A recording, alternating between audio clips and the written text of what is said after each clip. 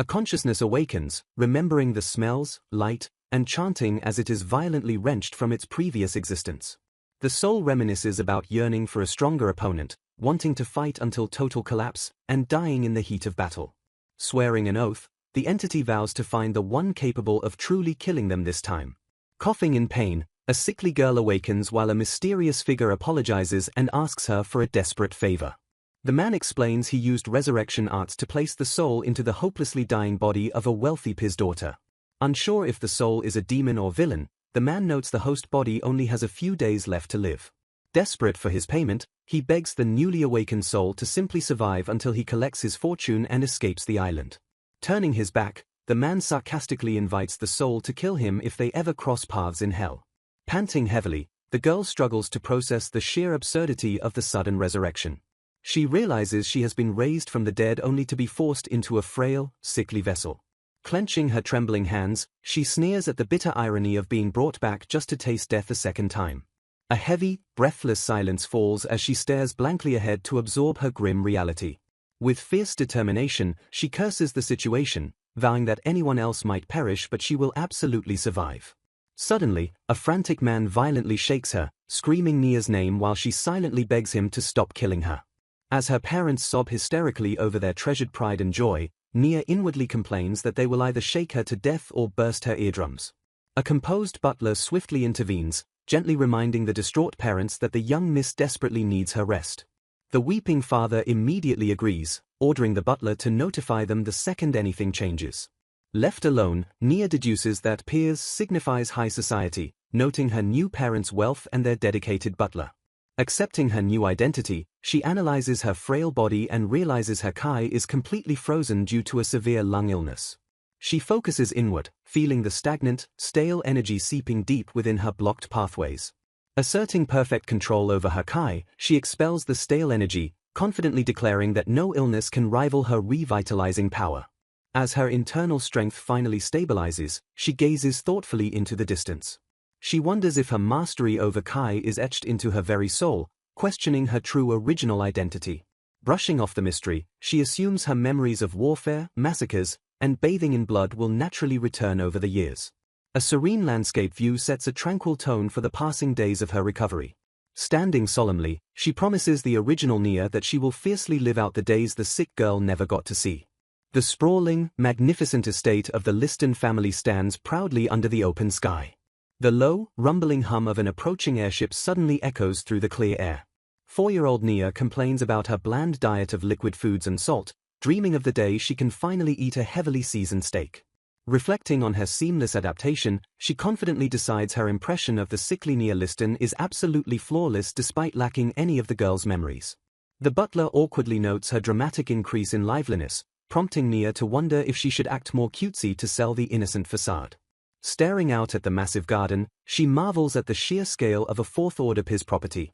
Surprised by her advanced vocabulary, the butler teases her for not acting like a 4-year-old, leading her to stubbornly defend her lack of knowledge regarding the order system. The butler explains the Altoaya Kingdom's 15-tier hierarchy, revealing that the Liston house is one of the rare elite families holding the prestigious Fourth Order. He further elaborates that peers have jurisdiction over Sky Islands, noting that her family owns this specific island and 17 surrounding territories. The rumbling hum of a large airship engine cuts through their informative conversation. As an airship descends, the butler announces that Master Neil has returned from his summer dormitory. Nia observes the ship's unusual wooden exterior, to which the butler clarifies that it hides cutting-edge technology simply because her brother prefers the vintage aesthetic. Relying on the butler's assurance that they are on good terms, Nia curiously wonders what her older brother Neil is actually like. Suddenly, Neil bursts onto the scene, happily shouting Nia's name as he rolls into view. Greeting her brother with wide eyes, Nia internally admires his handsome looks and predicts he will be a lady killer when he grows up. Neil lights up with relief and joy, amazed that she has recovered enough to finally go outside. While Nia outwardly thanks the staff for her recovery, she secretly credits her own Kai manipulation and notes Neil's genuine surprise. Playing the sweet sister, she urges him not to let her keep him and suggests he head inside to change and rest. Touched by her polite consideration, Neil beams with overwhelming affection. Unable to contain himself, he rushes forward and engulfs her in a tight, smothering embrace. He affectionately rubs his cheek against hers while Nia stoically endures the aggressive cuddling. Peering over his shoulder, she locks her cold gaze onto the two armed guards standing nearby. Assessing their stances, she arrogantly concludes she could take out 3 such men with her left hand without even standing up. Rhinox the butler questions her strange muttering, prompting her to defensively wonder if being too strong is a crime. Neil finally releases her, stepping back with a bright, satisfied smile. Kneeling down to her eye level, he asks if she gets bored staying confined to her bed all day. He suggests giving her the Magivision, though Rhinox hesitates because their parents haven't officially permitted it. Feigning innocent ignorance, Nia tilts her head and asks what they are talking about. Reaching into his jacket, Neil excitedly pulls out a sleek, rectangular black device. He gently places the mysterious object directly into Nia's waiting hands. The device instantly activates, projecting a glowing, holographic screen that leaves Nia staring in awe. Rhinox reminds them that her father banned the device to protect her from strong imagery, but Neil argues she used to love it. Inspecting the fragile crystal board, Nia inwardly scoffs that a light headbutt could easily shatter it into pieces. Neil eagerly demonstrates how to swipe through images and play music while Nia wonders where the beautiful landscapes are located. Thrilled at the chance to kill time and learn about the world, she silently praises mankind for inventing such wonders while she was dead. Assuming her improved health makes the device safe, Neil decides to leave it with her and check with their father later. Nia confidently promises to make his generosity up to him, using a haughty tone that leaves Neil mildly amused. A serene view of the Grand Liston estate establishes a quiet transition. In the darkened confines of her room, the Magivision screen glows brightly. Rhinox abruptly confiscates the device, strictly enforcing the rule against watching past curfew. A rapid montage shows Rhinox relentlessly interrupting her viewing sessions, cementing his status as an absolute control freak. Deprived of the bloody beast battles she actually wants to watch, she reluctantly asks the butler what he would prefer. Rhinox confesses his fondness for romance, leaving the ancient warrior bewildered as to why anyone likes such drawn-out sentimentality.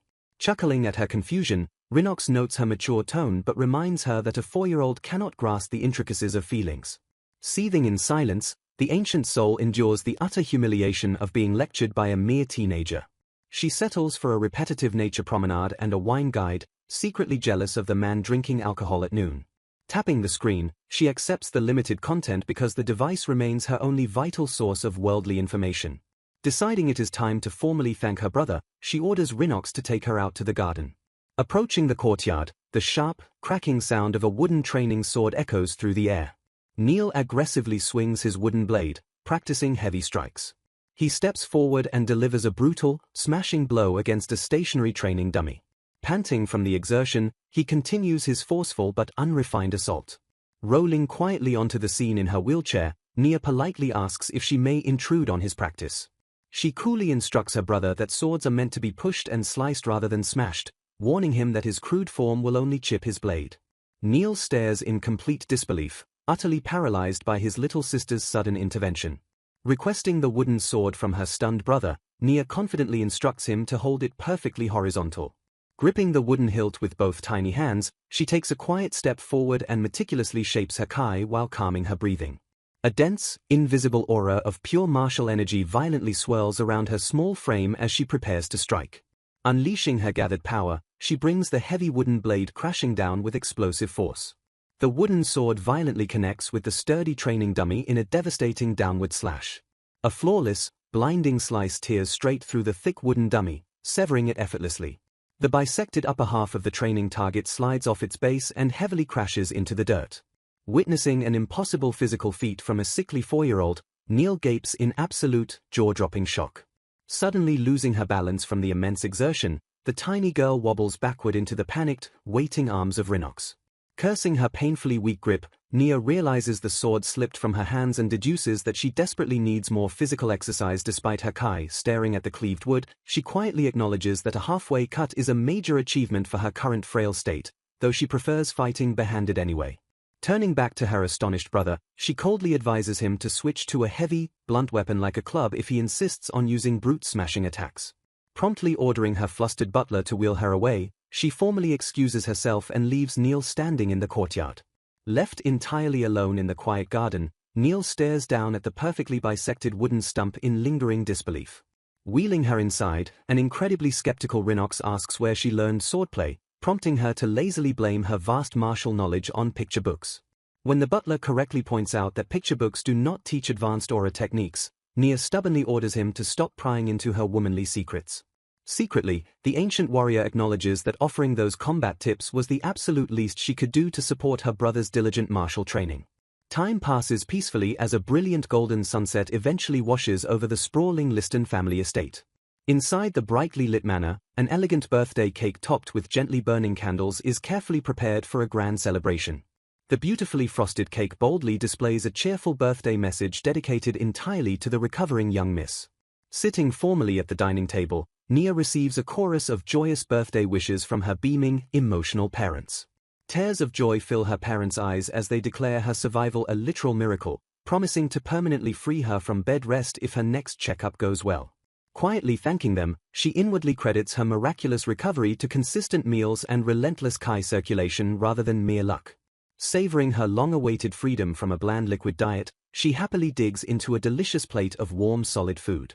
Fantasizing about eventually devouring bloody steaks, her culinary daydream is interrupted when her parents ask if she has considered their recent proposal.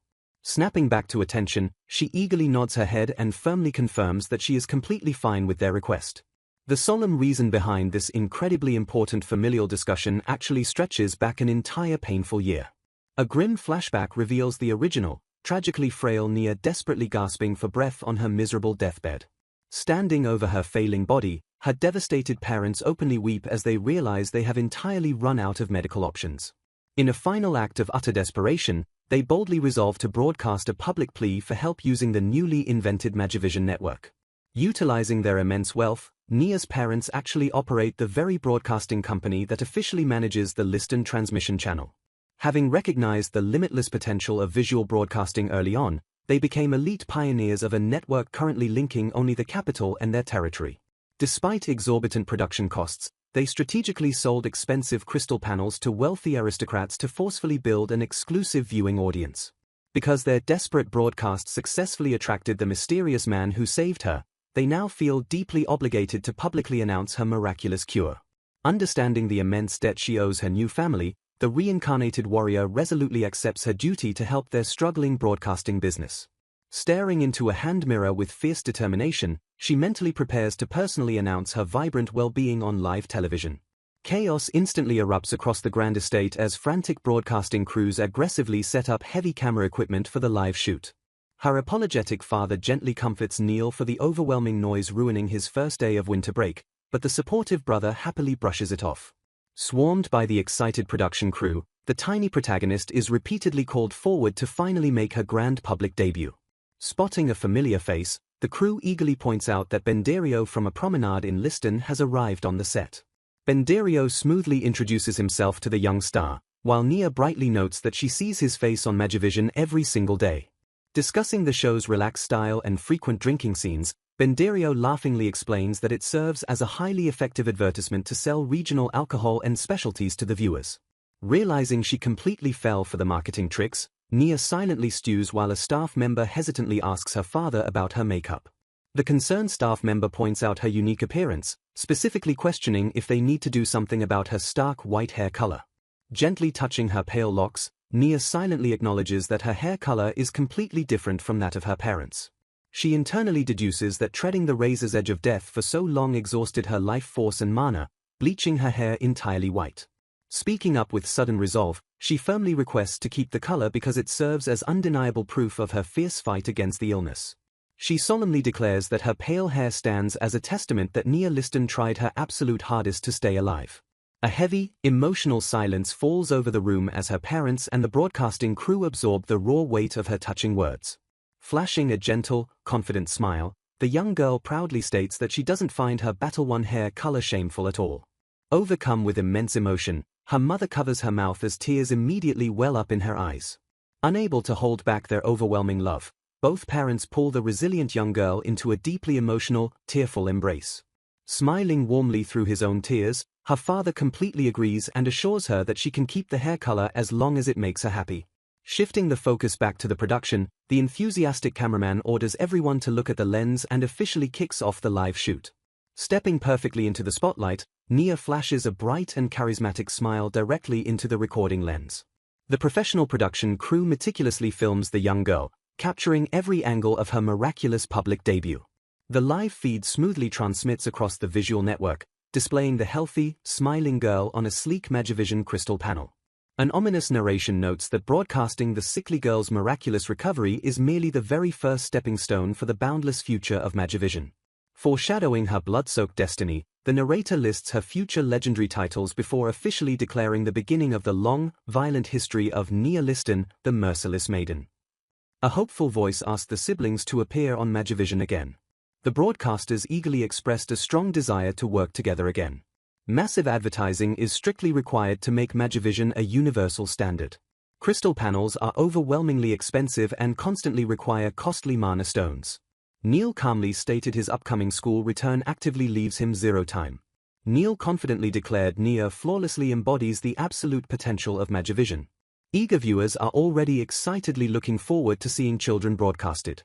Neil loudly proclaimed nobody else could possibly serve as a perfect billboard. An adult silently marveled at the young boy's truly flawless logic. Conceding sudden defeat, the adult admitted the boy's reasoning was completely bulletproof. Nia humbly stated she simply wanted to beautifully repay her parents. A contemplative silence quickly settled as the girl deeply considered paths. The adults gently urged Nia to safely prioritize herself without worry. Defending her devotion, Nia insisted safely helping her family was necessary. Trailing off, the warrior secretly stewed over the upcoming monumental challenge. Internally panicking, Nia realized she completely lacked clues to promote Magivision. Her battle-hardened instincts instantly defaulted to violently crushing strong opposing warriors. A tense silence painfully stretched as Nia tried restraining violent fantasies. Neil correctly deduced his strong sister was completely lost on promotion. Shifting focus, Nia lightly teased her brother about unread fan letters. Poking fun, Nia relentlessly mocked the young boy's awkward romantic popularity. Brushing letters aside, Neil solemnly revealed their family's precarious financial situation. Neil openly admitted their parents definitely recognized Magivision's massive potential profits. The young heir strongly suspected the House of Liston became entirely dependent. He strictly emphasized Liston's capital was meant exclusively for vital maintenance. Neil openly confessed his terrifying fear regarding illegally gambled civilian taxes. Alarmed by claims, Nia immediately demanded their exact current financial situation. Rubbing his chin thoughtfully, Neil estimated they could safely survive longer. Delivering cold truth, he bluntly warned failure meant the house's annihilation. Neil urged her not to worry about their parents' monumental debt. Desperate for quick fixes, Neil pathetically considered marrying into wealthy families. Twitching with sudden disgust, the young heir awkwardly comforted his status. Throwing his own savings, Neil frantically brainstormed wild angles to survive. Shattering his desperate spiral, Nia fiercely ordered her older brother to stop. Nia realized his tragic intelligence made him deeply fear exploiting fans. Stepping up, Nia firmly declared bearing such massive burdens was her duty. Smiling at violence, Nia gleefully imagined slaughtering giant beasts for quick cash. Vehemently rejecting her fantasy, Neil passionately shouted protecting her was his duty. A heavy, dark tension fiercely hung in the air during their standoff. Admiring his arrogance, Nia resolved to broadcast his absolute cuteness entirely worldwide. Acknowledging her limits, Nia realized broadcasting her face universally was the best way to help. A month later, a sleek airship soared steadily and majestically through the bright, open sky. Gazing out the window, Nia marveled intensely at the sheer number of drifting sky islands. Rhinox explained the world was once a massive continent before an archbeast violently shattered it. Continuing his history lesson, the butler noted this drastic shift forced wildly unique ecosystem evolution. Impressed, Nia learned some islands served as resource-rich dungeons for daring adventurers exploring dangerous labyrinths. Checking her well-being, Rhinox gently asked if she had completely adjusted to flying the airship. Wondering about defying gravity, Nia learned embedded mana stones seamlessly compensated for the turbulent wind. Expressing deep concern over her exhausting schedule, Rhinox urged the young girl to speak up. Recalling a chaotic shoot, Nia vividly remembered a desperate fan screaming for her handmade cookies. A crew member warmly approached and handed Nia detailed documentation for the sword restoration workshop. Skimming the heavy text, Nia quickly noted repairing blades seemed like an incredibly complex process. A sudden guilty wave washed over her as fragmented memories resurfaced of violently shattering weapons. Sweating profusely, the reincarnated warrior frantically denied her destructive past, blaming someone else entirely. Rhinox announced their arrival just as Nia awkwardly muttered her frantic, guilty denials entirely aloud. Stepping into the bright spotlight, Nia cheerfully welcomed her audience to another exciting television episode. Wasting no time, the enthusiastic host eagerly invited viewers inside the Master Sword Restorer's workplace. A knowledgeable guide patiently explained their meticulous multistage process for fixing severe structural weapon defects. The sharp, rhythmic clanging of heavy hammers against steel echoed loudly throughout the busy workshop. Observing a highly skilled worker, Nia silently and deeply craved a brutal taste of swordsmanship. The guide explained they additionally repaired less popular items like leather goods and artistic objects. Astutely analyzing their business model, Nia casually suggested their sign misled customers regarding metal exclusivity. Smiling warmly, the guide redirected focus by reminding Nia of their earlier participation television promise. The master craftsman proudly stepped forward, presenting a specialized short sword prepared exclusively for her. Nia's bright eyes instantly widened with pure, unadulterated excitement at the sight of the weapon. Feigning innocent nervousness, the craftsman completely crushed her hopes by assigning her wooden scabbard polishing. Disappointed but compliant, Nia meticulously scrubbed the scabbard while the master expertly worked the blade.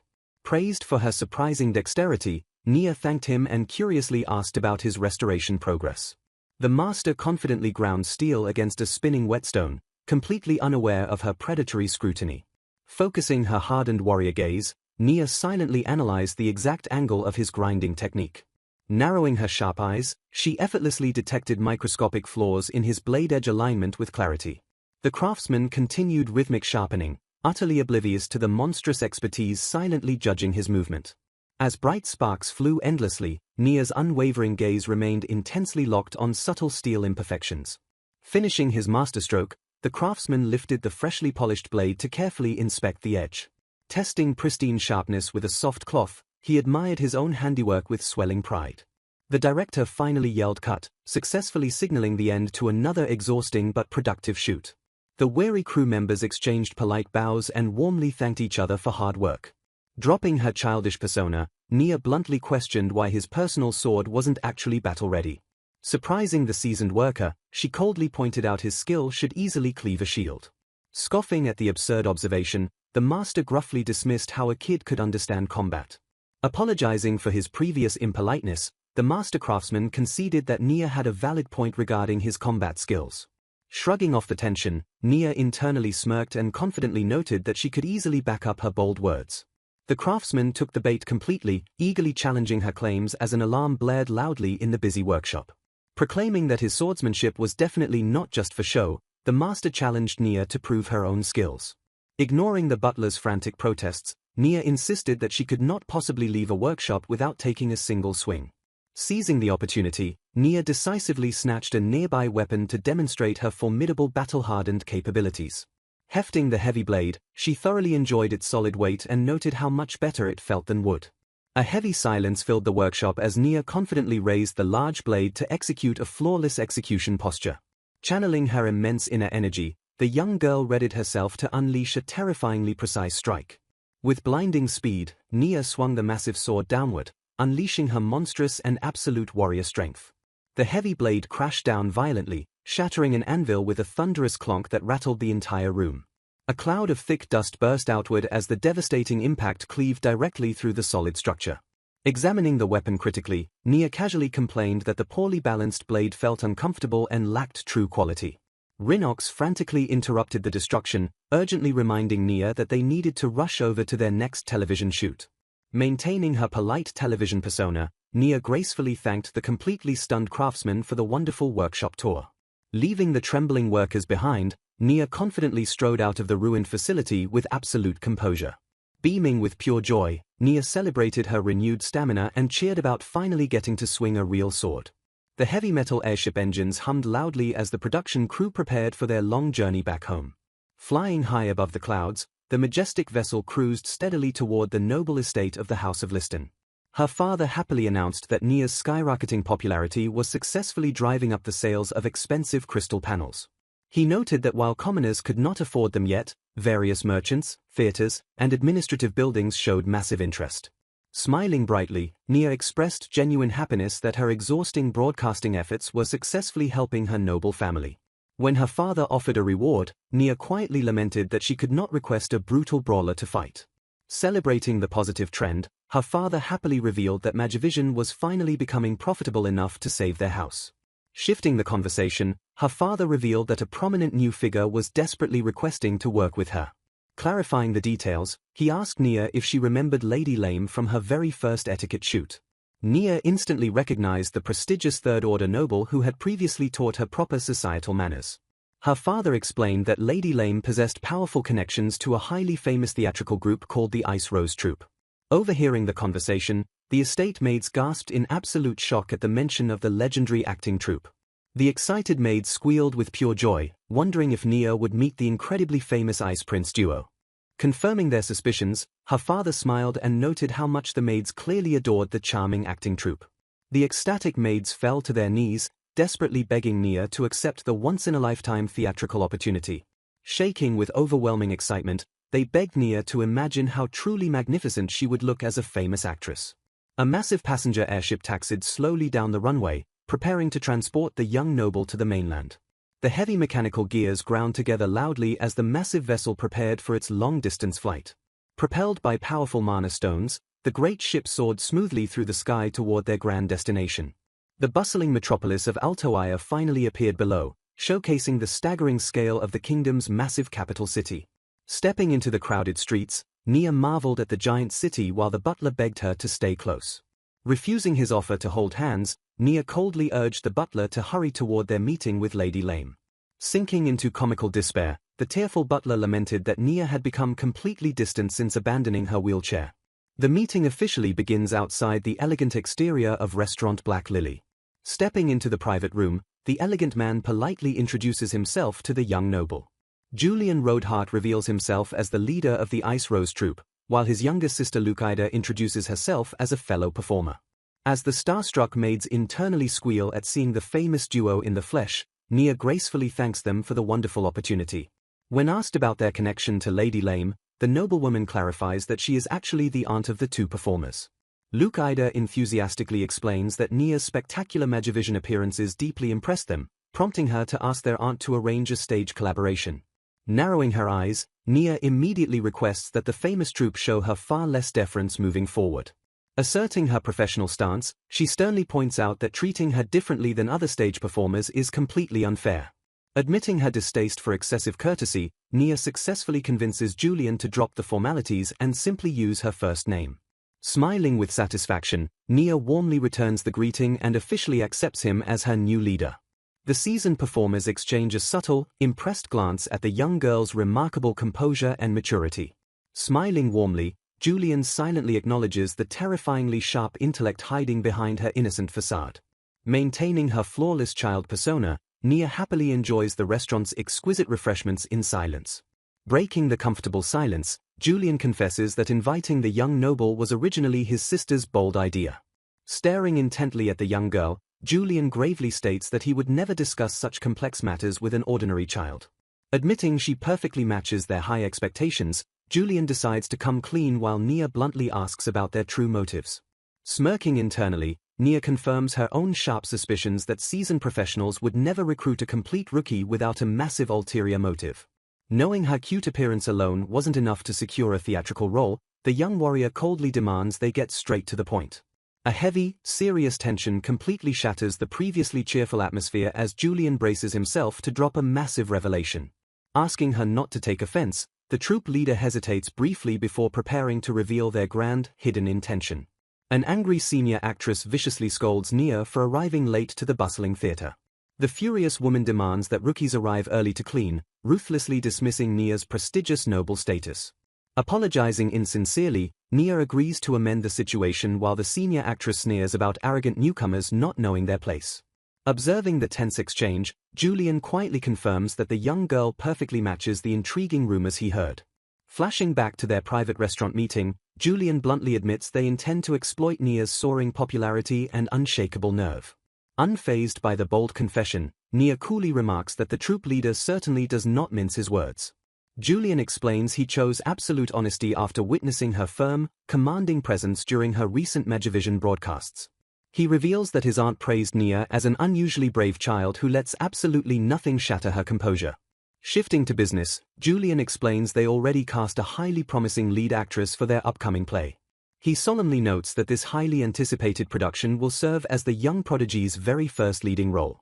Acknowledging her immense talent, he assures Nia that the girl possesses all the necessary skill and fierce motivation for the stage. Interrupting his praise, Nia sharply guesses that their talented new star is simply far too passionate about her acting.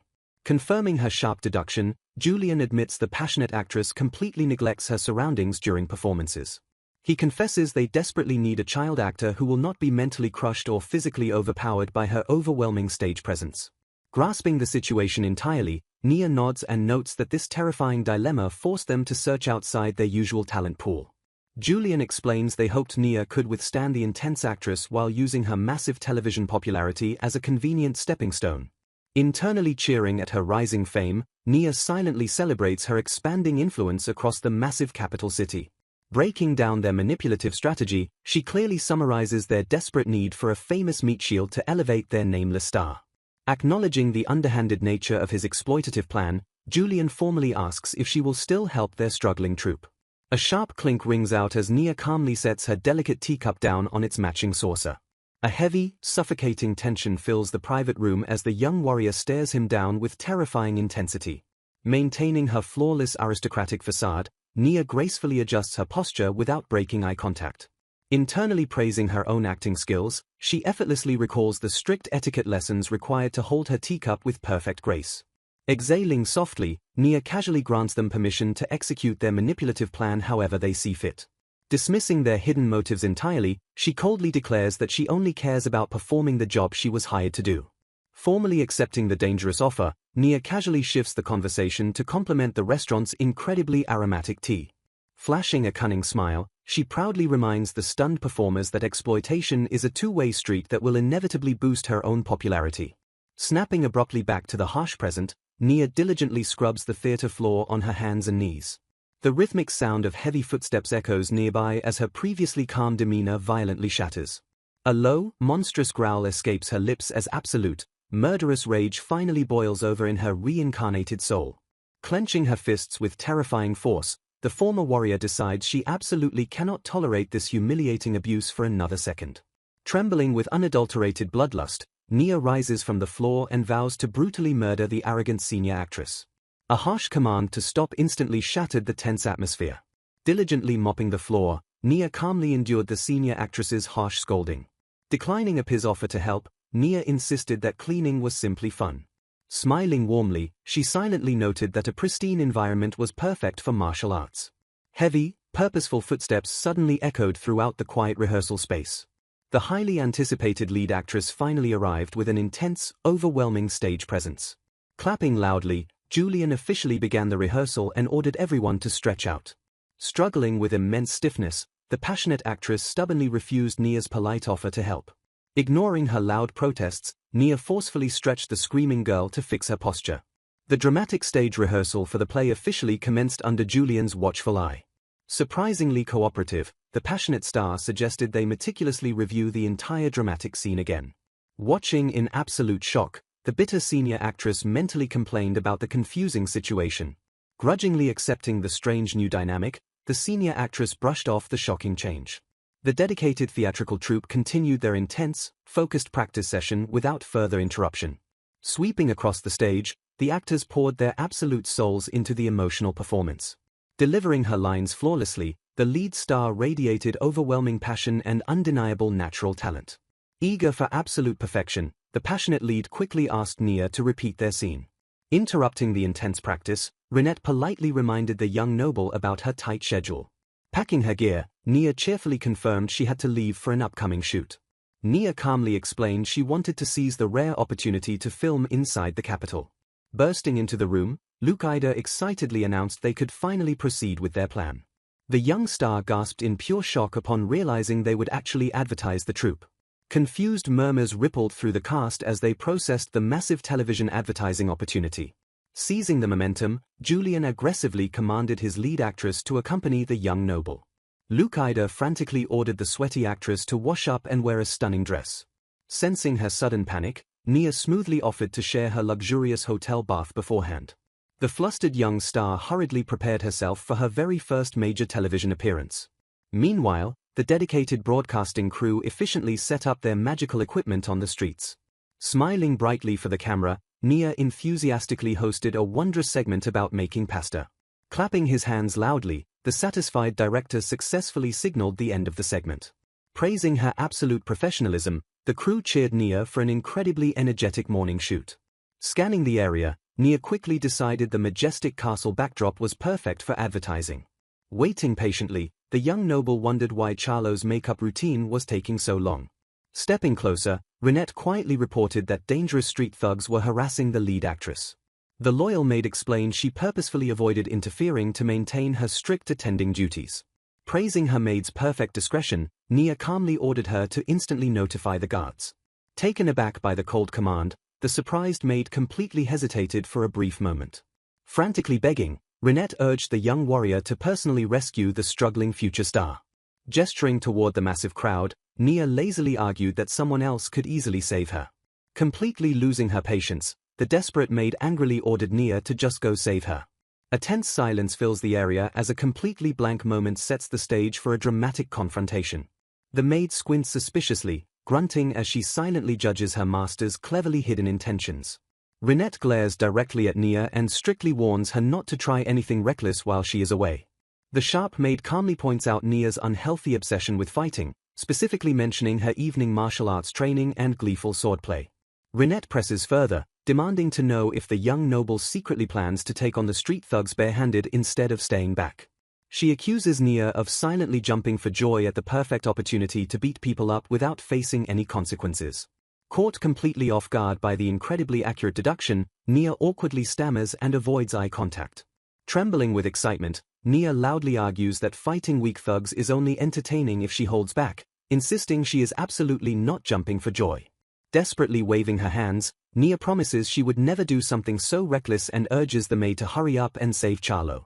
Renette stares her down with intense suspicion before finally relenting to the urgent, dangerous situation. The stern maid turns away in silence and prepares to sprint off to handle the street gang alone. Peeking nervously around the corner, Nia waits impatiently until her protective maid completely vanishes from sight. Seizing her golden opportunity, Nia quickly asks director Benderio for a short break while the crew prepares for the next television shoot. Without wasting a single second, the young warrior eagerly dashes off toward the dangerous alley at full speed. Sprinting through the streets, Nia revels in the absolute thrill of impending battle, feeling more excited than ever since awakening in her frail new body. Deep within a dark alleyway, Charlo struggles fiercely and demands to be released from the menacing thugs holding her captive.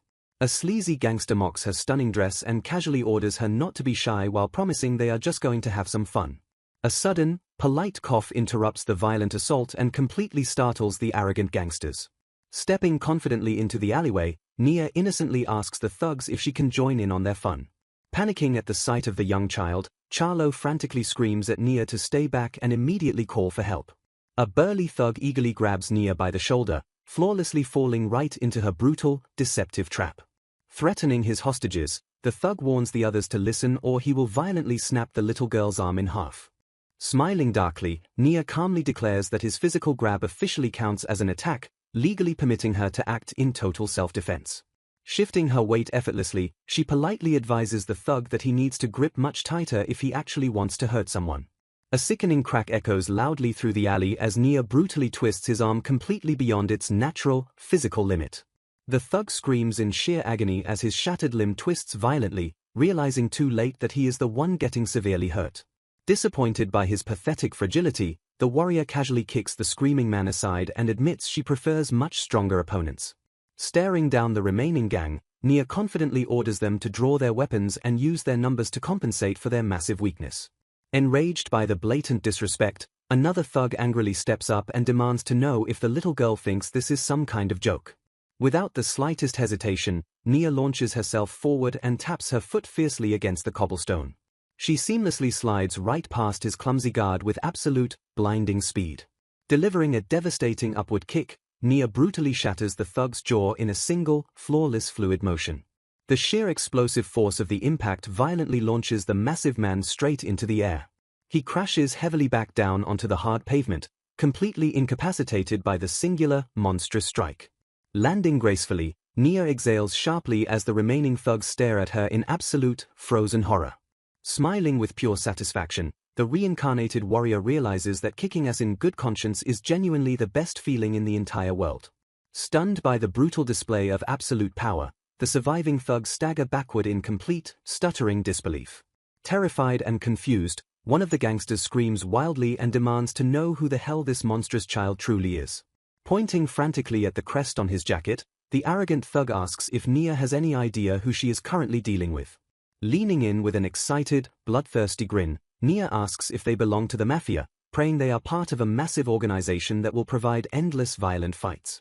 Leaning in with a chilling smile, Nia assured the terrified thug she wouldn't hurt him yet, asking if he had strong friends. Staring down the trembling man, she coldly demanded he gather as many strong fighters as possible for a massive brawl.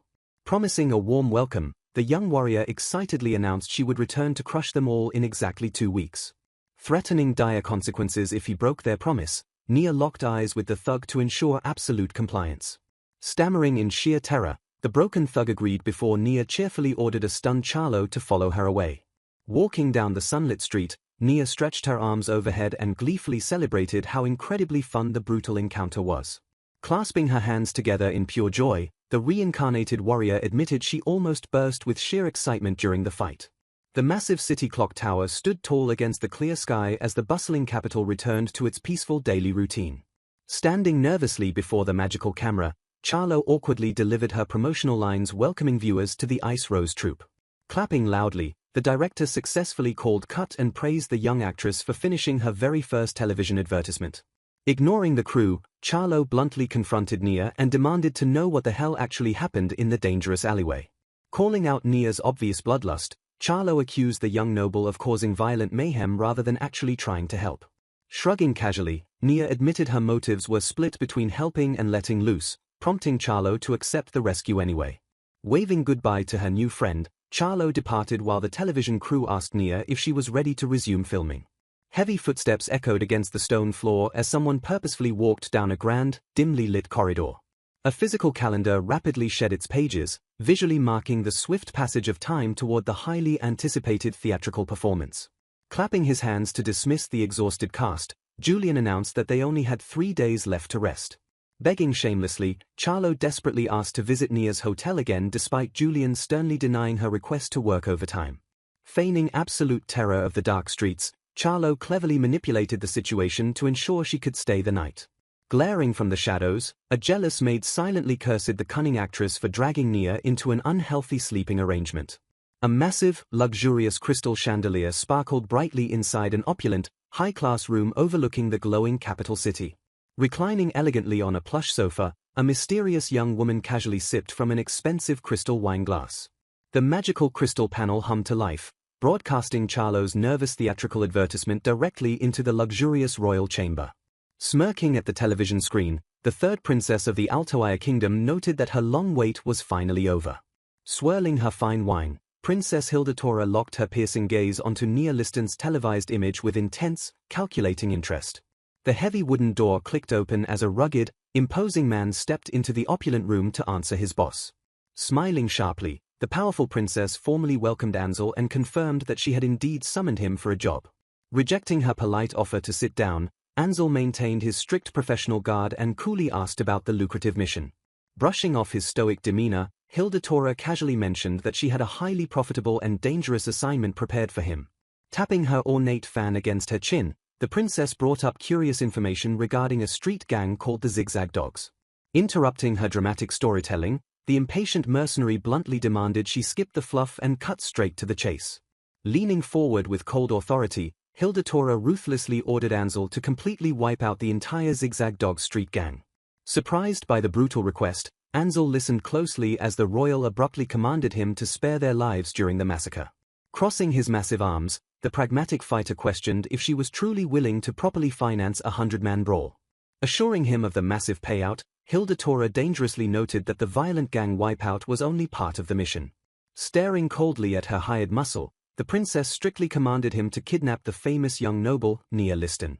Ansel easily recognized the wealthy target, noting that the famous Piz daughter was constantly plastered across the capital's news broadcasts. Frowning at the dangerous royal demand, the principled mercenary firmly and immediately declined the illegal kidnapping portion of the contract. Clarifying his strict boundaries, Ansel explained that while gangbusting fell under territorial protection, abducting children violated his professional code.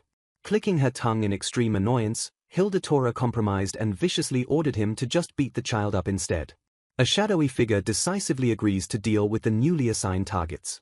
Standing menacingly in the dark, the figure prepares for the violent mission. Confirming the targets are a gang and Nia Liston, the assassin crushes a document. The crumpled paper hits the floor as the assassin prepares to move. Meanwhile, an excited woman chatters loudly about being deeply and hopelessly in love. She passionately declares her heart and soul belong forever to a departed lover.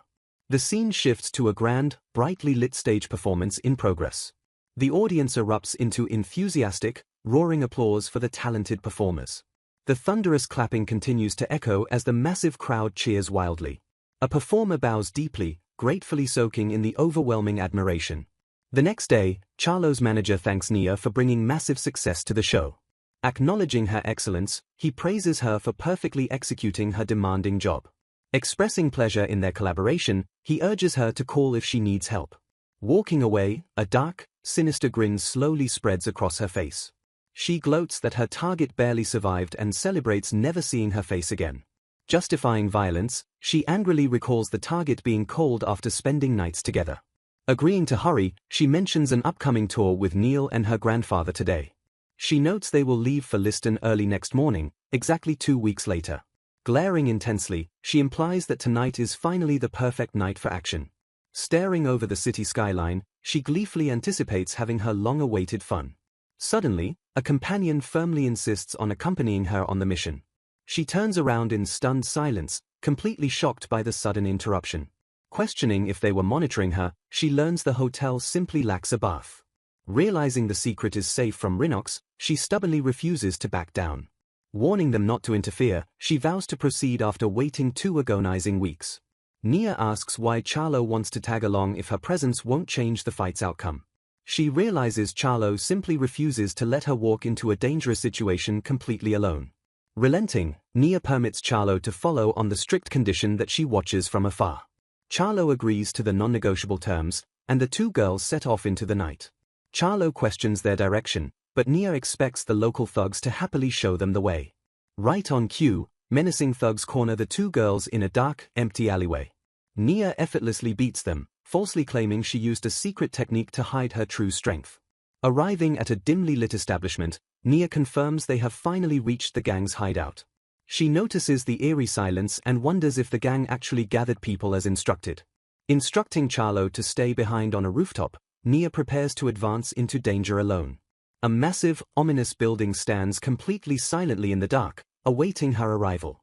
Entering the hideout, Nia is immediately greeted by a deeply shocking and gruesome sight. She stares in utter confusion at the brutally beaten bodies of gang members scattered everywhere. A mysterious man steps from the shadows, acknowledging that she actually kept her word. He kicks a fallen thug, declaring that weaklings who lose to children are dead weight. Observing his ruthless behavior, Nia calmly deduces that he must be a real mafia enforcer. The man admits an ordinary girl wouldn't have survived, validating his thug's pathetic failure. Kicking the thugs again, he spares their lives only because Nia arrived to distract him. He turns his menacing attention fully toward Nia, coldly asking how they should handle her. He scolds her for damaging their reputation and failing to grasp the gravity of her situation. Unfazed, Nia cleverly flips the script by asking if he intends to compensate her instead. The man sighs in sheer exasperation, angrily pointing out that she stole his exact line. Nia complains that she came to fight because her fists desperately crave the taste of blood. Cracking her knuckles, she decides to aggressively extract her promised compensation directly from him instead. Enraged by her blatant arrogance, the man furiously vows not to go easy on her. Nia gleefully returns his threat, promising to torture him until he begs for mercy. Staring him down with intense murderous intent, she coldly declares that he is already dead. A fierce, rapid-fire exchange of blows begins in the darkness. The relentless assault continues as heavy strikes echo through the silent hideout. A flurry of desperate, echoing punches rains down mercilessly on the young girl. Pausing his onslaught, the mafia enforcer confidently praises his own destructive handiwork. Thrilled by his opponent's supposed struggle, he gleefully praises the divine sight of a weakling giving their all without hesitation. He maniacally declares that watching her squirm is absolutely adorable. Suddenly stepping back, his smug expression shatters into sheer, bewildered confusion. Staring in shock, he demands to know why the battered little girl is smiling at him. Struggling to comprehend the impossible, he questions if his landed attacks were completely useless all along. His panic rising, he frantically asks how she wasn't instantly blown away by his very first punch. Unfazed by his barrage, Nia calmly suggests that he is simply too weak to blow away a little girl. Lecturing him on true power, she explains that the strong have a duty to effortlessly stop attacks to demonstrate the next level of strength before delivering a crushing defeat. Angered by her arrogant words, the man firmly grips his hidden weapon. Lunging forward with lethal intent, he violently roars that he is going to kill her now. Pausing her counterattack, Nia spots a strange object suddenly materializing in his grasp. As he swings a massive pipe at her, she wonders how he could have comfortably hidden such a large weapon. He strikes with incredible force, hoping to completely shatter her arrogant defiance. She fiercely stares down the incoming attack with absolute, unwavering composure. Catching the heavy blow effortlessly, she remarks that his weapon merely seems like an ordinary metal pipe. As he wildly hammers away in a blind rage, she casually theorizes if his summoning ability meant it was a magical weapon after all. Bleeding and wheezing pathetically, the battered enforcer desperately asks if he is truly that weak. Brushing off his existential crisis, she states there is no shame in losing since she is just overwhelmingly stronger. A terrifying, dark aura suddenly violently erupts from her small, fragile frame. Eager to expend some energy before bedtime, she taunts him to keep attacking so she can enjoy playing with him a bit longer. The shadowy pressure of her overwhelming Kai completely suffocates the terrified gangster. Meanwhile on the rooftop, Charlo violently shrieks in terror as a polite voice greets her from the shadows. Stepping into the light, the maid corrects Charlo's casual address and formally introduces herself. Revealing her duty as an attendant and guard, she calmly explains she must always remain faithfully by Nia's side.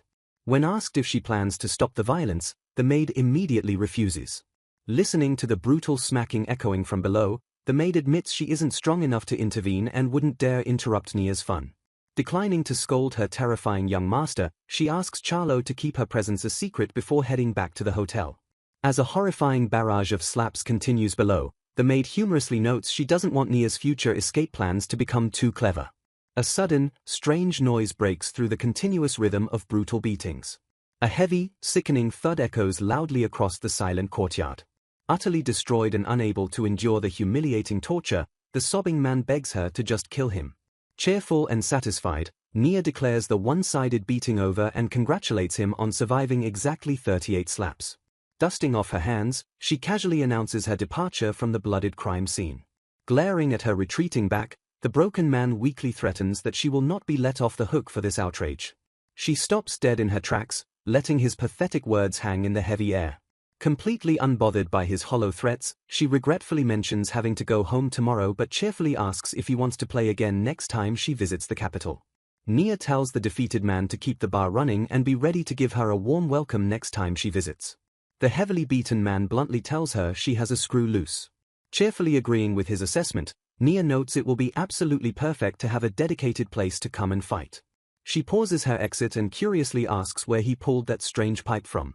The man explains that it is simply a contract weapon, a well-known concept though very few can actually use them.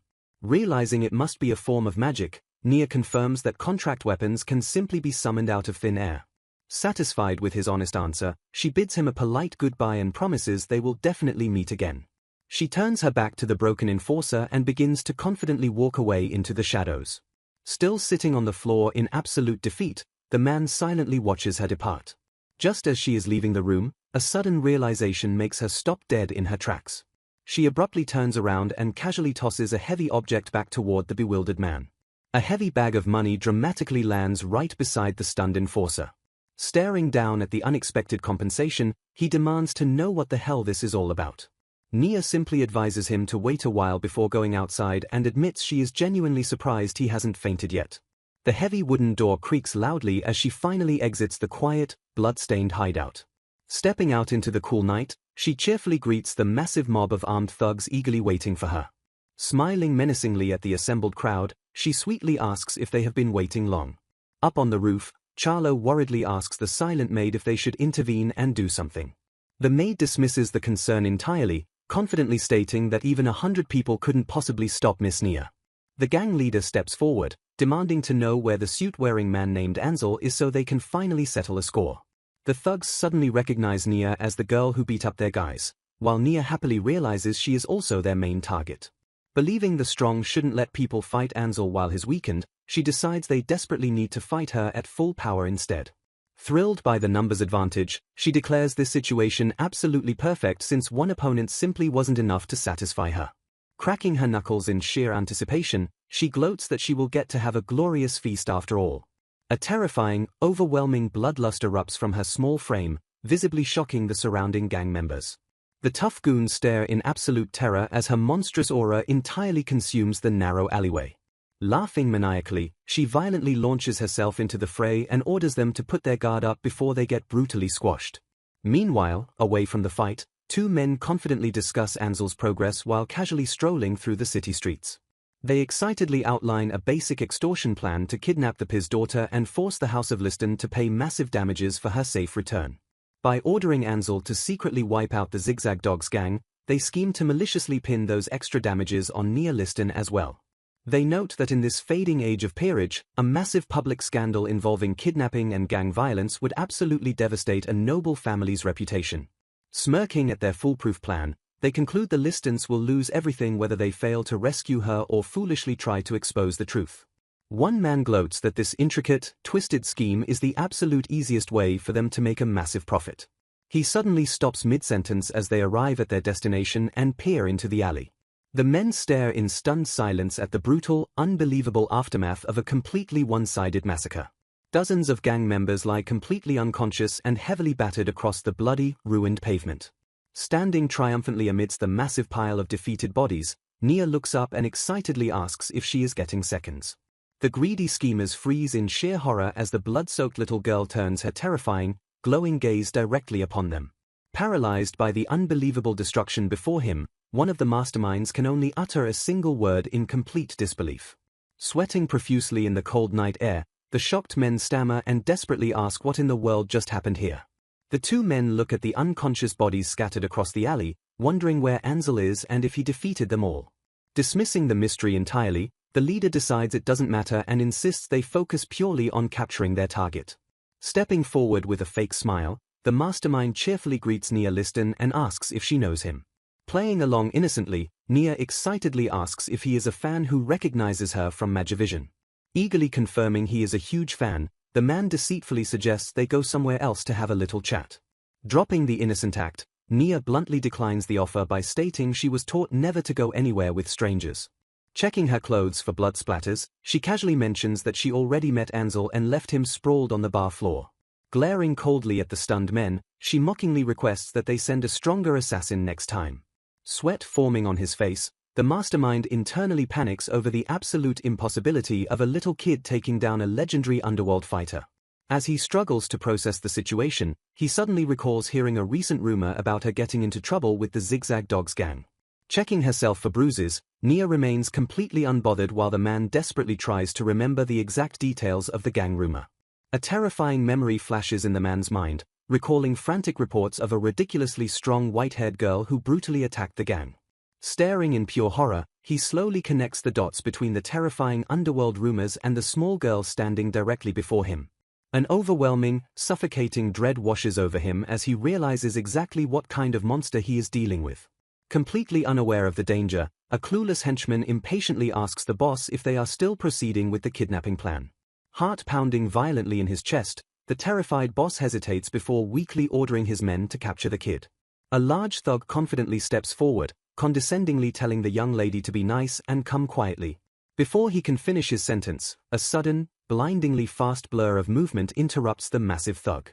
With a heavy, sickening thud, the huge henchman abruptly collapses face-first onto the cold pavement. Utterly confused by the sudden collapse, another henchman jokingly asks his fallen comrade if he had too much to drink.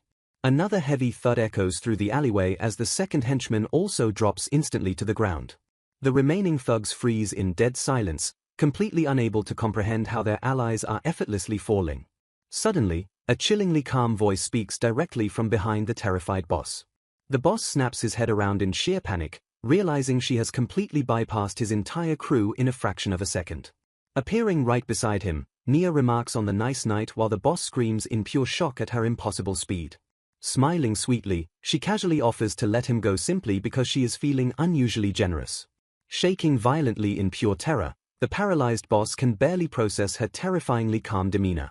A heavy, suffocating silence hangs in the air as he stares helplessly into her cold, dead eyes. Stomping her foot down with a heavy thud, Nia warns the trembling man not to even think about running before giving his answer. Stepping closer with an overwhelmingly intimidating aura, she absolutely commands his undivided attention. Leaning in, she firmly instructs him to make sure his people keep their mouths shut because she doesn't want anyone knowing she was there. Cocking her head to the side, she sweetly asks if he can manage that simple request or if there is going to be an issue. Completely broken and utterly terrified, the man frantically nods his head in absolute, unquestioning submission. Satisfied with his terrified obedience, Nia slowly backs away and vanishes into the dark shadows of the alley. The next day, two people casually stroll through town, discussing how the local gangs have suddenly become significantly less active. One mentions bizarre rumors about the gangs being terrified of kids with white hair, while the other simply brushes it off as a mystery. Listening from afar, Nia smirks to herself, thoroughly amused by the terrifying reputation she secretly left behind. Exhausted from her secret nocturnal activities, she dramatically flops face-first onto her soft, luxurious bed. Snuggling deep into the comfortable pillows, she happily accepts her maid's polite offer for a warm cup of tea. Resting peacefully in her quiet room, the dangerous warrior finally relaxes in her fragile new life.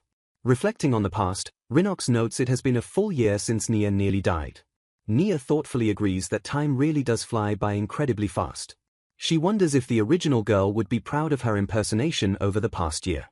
Suddenly stepping forward, Rinox politely interrupts to make a formal request.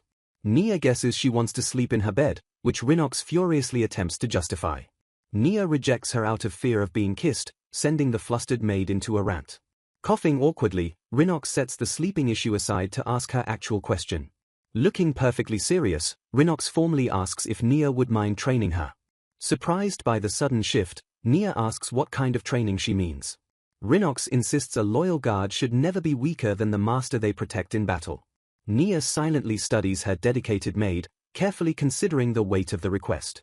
She realizes Rinox witnessed her evening practice and accurately identified their massive skill gap. Acknowledging that discerning strength requires true skill, Nia deduces Rinox is secretly quite capable. Rinox accepts the harsh methods, fearing she might lose the right to stand beside Nia. Impressed by her absolute resolve, Nia calmly agrees to the demanding proposal. Declaring Rinox her first disciple, she expects the maid to never bring shame to her name. Bowing respectfully, the newly appointed disciple fiercely vows to strive with everything she has. Smirking internally, Nia realizes she must be careful not to completely break her fragile new student. Time flashes by as Nia turns 6, keeping busy with plays, social gatherings, martial arts, and starring in her Magivision show while a new Fifth Order house joins the rising MV business. Reaching this milestone age means the young star must officially enroll in the prestigious Altoaya school.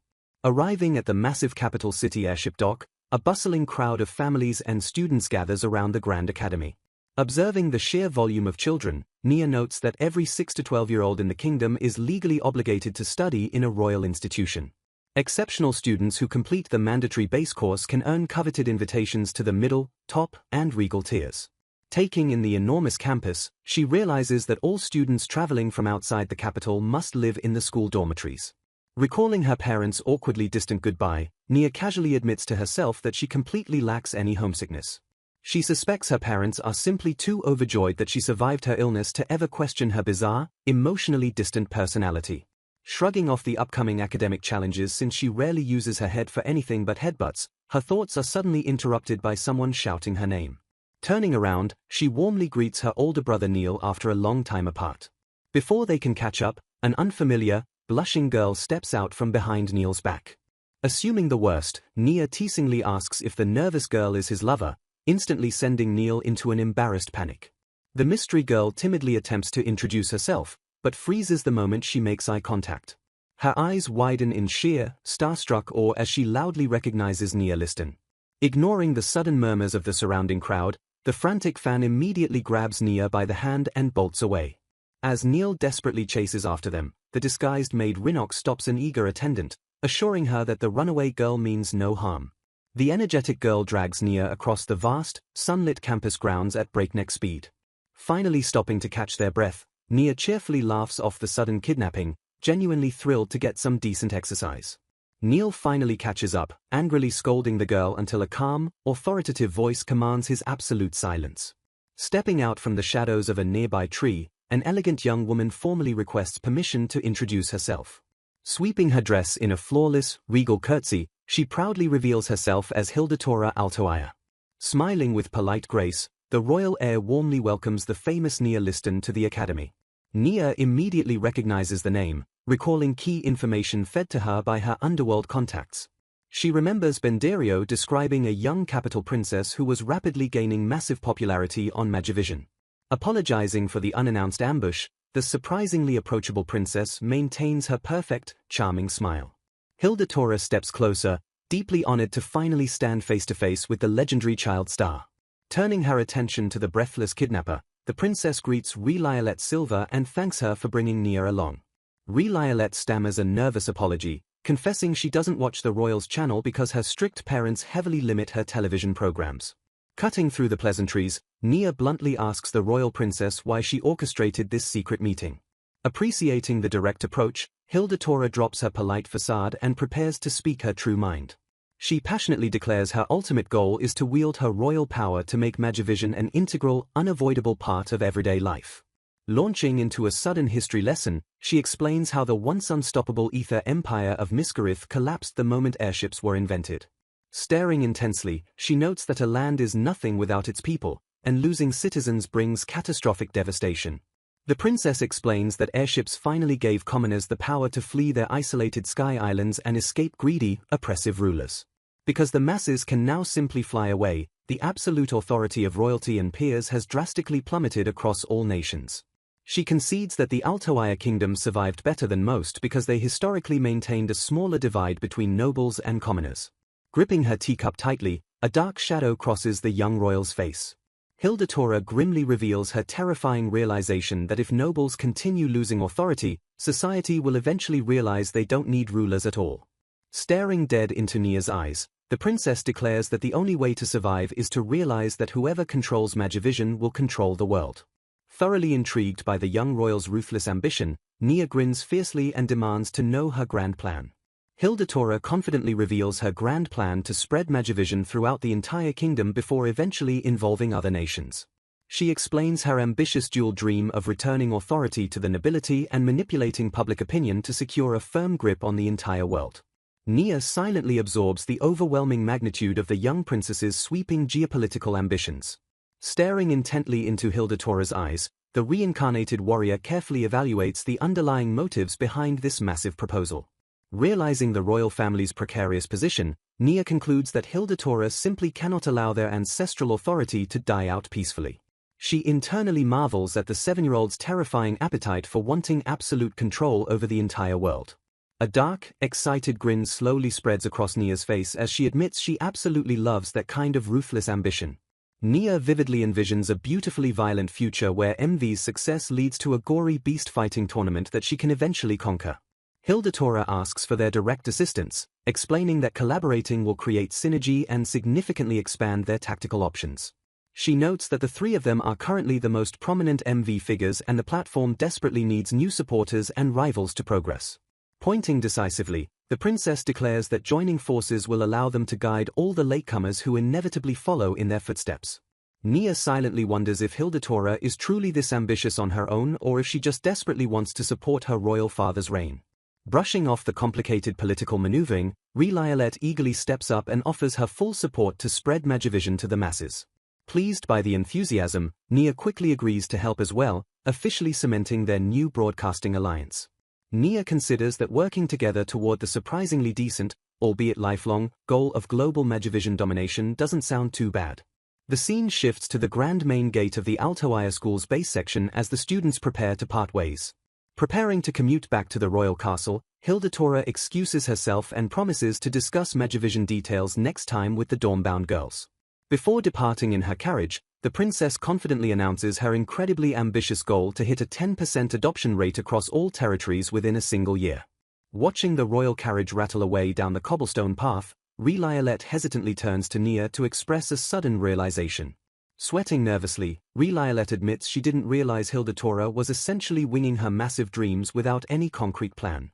Nia thoughtfully ponders the princess's aggressive timeline, questioning if the 7-year-old is acting on her own genius or being manipulated from the shadows. Reflecting on the currently slow adoption rates across the territories, Nia realizes that hitting 10% within a year will be incredibly difficult. Turning to Relialet, Nia firmly suggests they desperately need to develop a solid business strategy to actually pull this off. Confused by the sudden shift to corporate strategy, Relialet innocently asks what Nia means by that.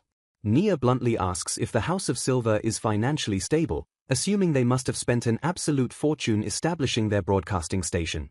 Relialet becomes extremely flustered while Rinox violently clicks her tongue in the background to subtly warn Nia about being rude. Pretending to clear her throat, Rinox successfully stops Nia, who internally scolds her maid for almost starting a fight with a sensitive child. Relialet's attendant politely intervenes to save face, confirming that the broadcasting costs were indeed a massive financial burden even for their noble family. Seeking confirmation, the nervous Relialet asks her maid Esila if their house is actually in a similarly precarious financial situation. Esila reveals they took a massive loan using islands as collateral while an older sister's company also heavily invested its own funds. Nia nods in perfect understanding, realizing the House of Silver is just as desperate for Magivision to succeed as they are. Suddenly puffing out her chest with renewed confidence, Relialet points an accusing finger directly at Nia's face. Despite agreeing to work together for the princess, Relialet fiercely declares that she absolutely refuses to lose to her new rival. Without waiting for a single response, the deeply embarrassed young girl instantly turns and sprints away at top speed. Esila bows deeply, profusely apologizing for her young lady's completely sudden and bizarre competitive outburst. The maid calmly explains that Relialet was highly impressed by Nia's MV appearances and feels fiercely competitive because they are exactly the same age. Pleading for patience, Esila promises to severely reprimand the girl herself if she ever crosses the line during their rivalry. Watching them leave, Nia sharply orders Rinox to stop suggesting they assassinate the annoying girl, humorously noting they might actually become good friends. The imposing exterior of the base course female dorms for peers stands quietly in the fading afternoon light. Finally alone in her private dorm room, Nia heavily drops her bags with a relieved sigh, successfully concluding her chaotic first day. Discussing their new living arrangements, Rinox notes that peer dorms feature an extra room to accommodate a single attendant, keeping them separated from commoners. Rinox excitedly declares this the beginning of their cohabitation, but Nia bluntly tells her to never call it that. Ignoring Rinox's creepy request to go to bed together, Nia sharply orders her to stop acting weird and help unpack the luggage. Marveling at the luxurious private bath, Rinox notes that commoner dorms completely lack such high-end amenities. Reminding her attendant they need to go buy supplies, Nia firmly shoots down Rinox's persistent attempt to get into bed together. Refusing to waste any time, Nia notes they just need to pick up her tailored uniform since all standard school supplies are available on site. Stepping out into the grand hallway, the two suddenly spot a familiar face waiting nearby. Smiling politely, Relialet approaches Nia and formally greets her. Nia confirms she is heading out to pick up her uniform and asks if Relialet is going to the shops as well. Relialet excitedly reveals she is staging a broadcast shoot to show off her very first uniform, calling it a once-in-a-lifetime opportunity. Realizing her own crew failed to plan an epic shoot, Nia quickly decides to piggyback off the other territory's clever idea. Nia boldly asks to join the shoot, explaining it will increase her outreach while perfectly presenting a friendly relationship between their rival families. Stepping forward suddenly, Nia seizes both of Relialet's hands in a terrifyingly tight grip. Staring intensely, Nia insists they aren't actually friends but forcing everyone to believe they are will easily increase Magivision's adoption rate.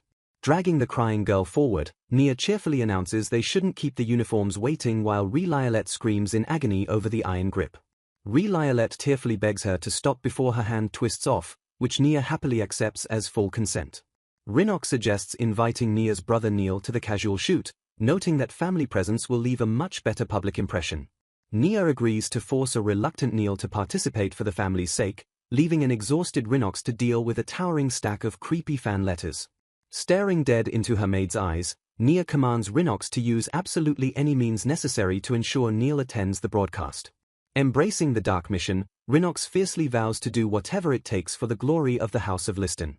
Standing proudly in front of the camera crew, the girls gracefully show off their pristine new school uniforms. Posing elegantly, Reliolette smiles brightly for the Magivision audience. With the shoot successfully wrapped, Reliolette graciously thanks Nia and apologizes for inserting herself into the broadcast. Asserting her authority, Reliolette abruptly commands Nia to accompany her to lunch with her sisters. Reliolette formally dismisses her loyal maid Esila, instructing her to go have her own lunch in the meantime.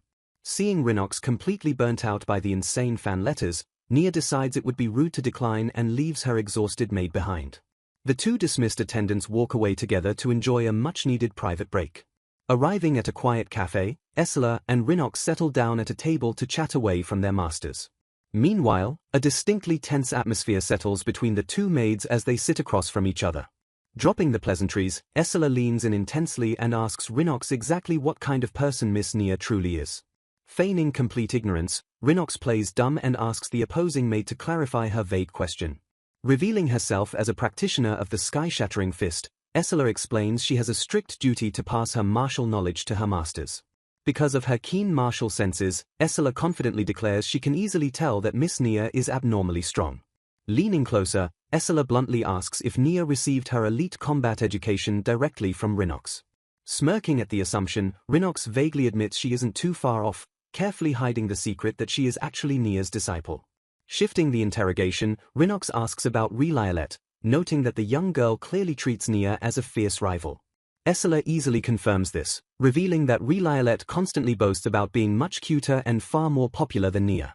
Esila quickly backpedals, urgently clarifying that those arrogant boasts are strictly Reliolette's words and not her own. Closing her eyes with a deeply serious expression, Esila prepares to deliver her final, honest thoughts. Opening her eyes with unwavering loyalty, Esila proudly states that she completely agrees with her young lady's bold claims. The two maids glare at each other as the tension violently snaps. Rhinox furiously declares Miss Nia is infinitely cuter than her red-haired creature. Esila calmly questions if the general public will actually share that biased opinion. They heatedly debate whether the public prefers a composed child or a wild doggy. A terrified waiter awkwardly delivers food while they fiercely debate Nia's actual age. The waiter nervously thanks them and hastily retreats from the overwhelmingly hostile atmosphere. The two maids angrily march side by side down the quiet city sidewalk. Rhinox aggressively demands to know why Esila is following her toward Nia's location.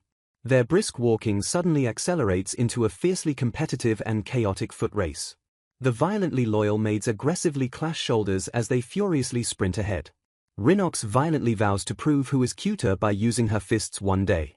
Later that morning, Nia successfully finishes preparing for her first day of classes. Fully dressed in her pristine uniform, Nia calmly asks if they are ready. Stepping out confidently, she excitedly declares it is time to begin her school life. The giant man confidently invites the girls to join his sky-shattering fist club. Annoyed by his arrogance, Nia furiously considers punching the towering martial artist right in the face. Rhinox swiftly intervenes, declaring that Nia is already learning her exclusive martial arts style. Nia mentally praises their pre-planned excuse, knowing no one would believe she is actually Rhinox's master. The martial arts club leader stares down at them in confused silence. Smiling deviously, Nia unexpectedly proposes that Rhinox should have a direct match with the giant man. She declares that if Rhinox loses, she will seriously consider training under his club style. The man eagerly accepts the challenge while a nervous Rhinox hesitates. Nia commands her disciple to demonstrate the results of her grueling year of Kai training. Promising a delicious reward for winning, Nia raises the stakes for her nervous student. If Rhinox loses, Nia threatens her with a hellish, day-long nightmare training plan. Misinterpreting Rhinox's terrified shivering as excitement, Nia aggressively orders her into the ring. The surrounding students murmur in confusion as the two fighters prepare to clash. A large crowd quickly gathers, eagerly anticipating the sudden martial arts showdown. The man arrogantly boasts that this public spectacle will easily attract many new club applicants. Annoyed by his blatant advertising stunt, Reliolette questions if this match is truly a good idea. Esila calmly observes Rhinox, confidently assessing that the maid is much stronger than the giant man. Nia realizes Asura can expertly sense Kai, deducing the rival maid is highly skilled. Evaluating the rival maid's strength, Nia notes Asura would be a perfect opponent for Rhinox. Relialet and Nia lock eyes, fiercely sizing up each other's formidable bodyguards. Confident in her own maid, Relialet boldly claims Asura would easily win a fight. Treating her student like a precious plant, Nia internally vows to crush anyone who mocks Rhinox. The massive club leader and the composed maid quietly take their combat stances. With a sudden shout, the brutal martial arts duel officially begins. A blindingly fast blur of motion erupts as Rhinox instantly launches her devastating attack. The giant man freezes completely, entirely unable to react to the maid's overwhelming speed. Asura calmly praises the flawless technique, declaring the fight instantly over. Relialet watches in total confusion as she realizes Rhinox delivered a lightning-fast low kick. Nia notes the man couldn't even tense his muscles before the brutal strike landed. Trembling in sheer agony, the massive club leader clutches his leg and groans in defeat. Having secured her victory, Nia cheerfully asks Rhinox what she wants to eat as her reward. Ignoring Rhinox's request for home cooking, Nia decides to visit a fancy restaurant and invites Relialet. The defeated martial artist violently quivers on the ground, completely forgotten by the departing girls. Later that afternoon, the group secretly gathers inside a quiet room after school. Princess Hildatora officially begins the first major discussion regarding their Magivision adoption plans. She admits lacking technical knowledge but highlights the importance of targeting wealthy areas. Startled by Nia's extreme politeness, the princess casually requests to just be called Hilda. Dropping the formalities, Nia directly asks Hilda which specific wealthy areas she plans to target. Hilda launches into a history lesson, explaining that Magivision started with crystal panels displaying video. She notes these devices were originally for wealthy communication before pivoting to mass broadcasting. Discussing the origins of their technology, Hilda explains that while prototypical crystal panels used natural formations, new research makes it possible to grow them with magic. She gravely notes that despite the breakthrough, the growing process remains extremely costly. Elaborating on the history, she reveals the government planned further research because the manufactured panels possess the potential to become commonplace. Unfortunately, the budget ran dry as they heavily struggled to find eager investors beyond the House of Liston. Summarizing their current standstill, Hilda notes the House of Silver is the very first recent addition to their stalled efforts. Realizing an average family cannot afford a single crystal panel, Relialet desperately asks if there is any way to lower the prohibitive costs. She eagerly asks how magic grows the crystals, prompting Hilda to admit that is their biggest issue. Refusing to let other nations steal their secrets, the government keeps the specific manufacturing details highly confidential even from royalty. A heavy, contemplative silence falls over the room as the young girls deeply ponder their impossible financial hurdle. Suddenly, Hilda perks up with a brand new thought. Mentioning her family's channel broadcasts adventure content, Hilda accidentally sparks Nia's intense, bloodthirsty excitement. Hilda explains that adventurers make massive profits by selling gathered beast parts, allowing lucky individuals to get rich quickly.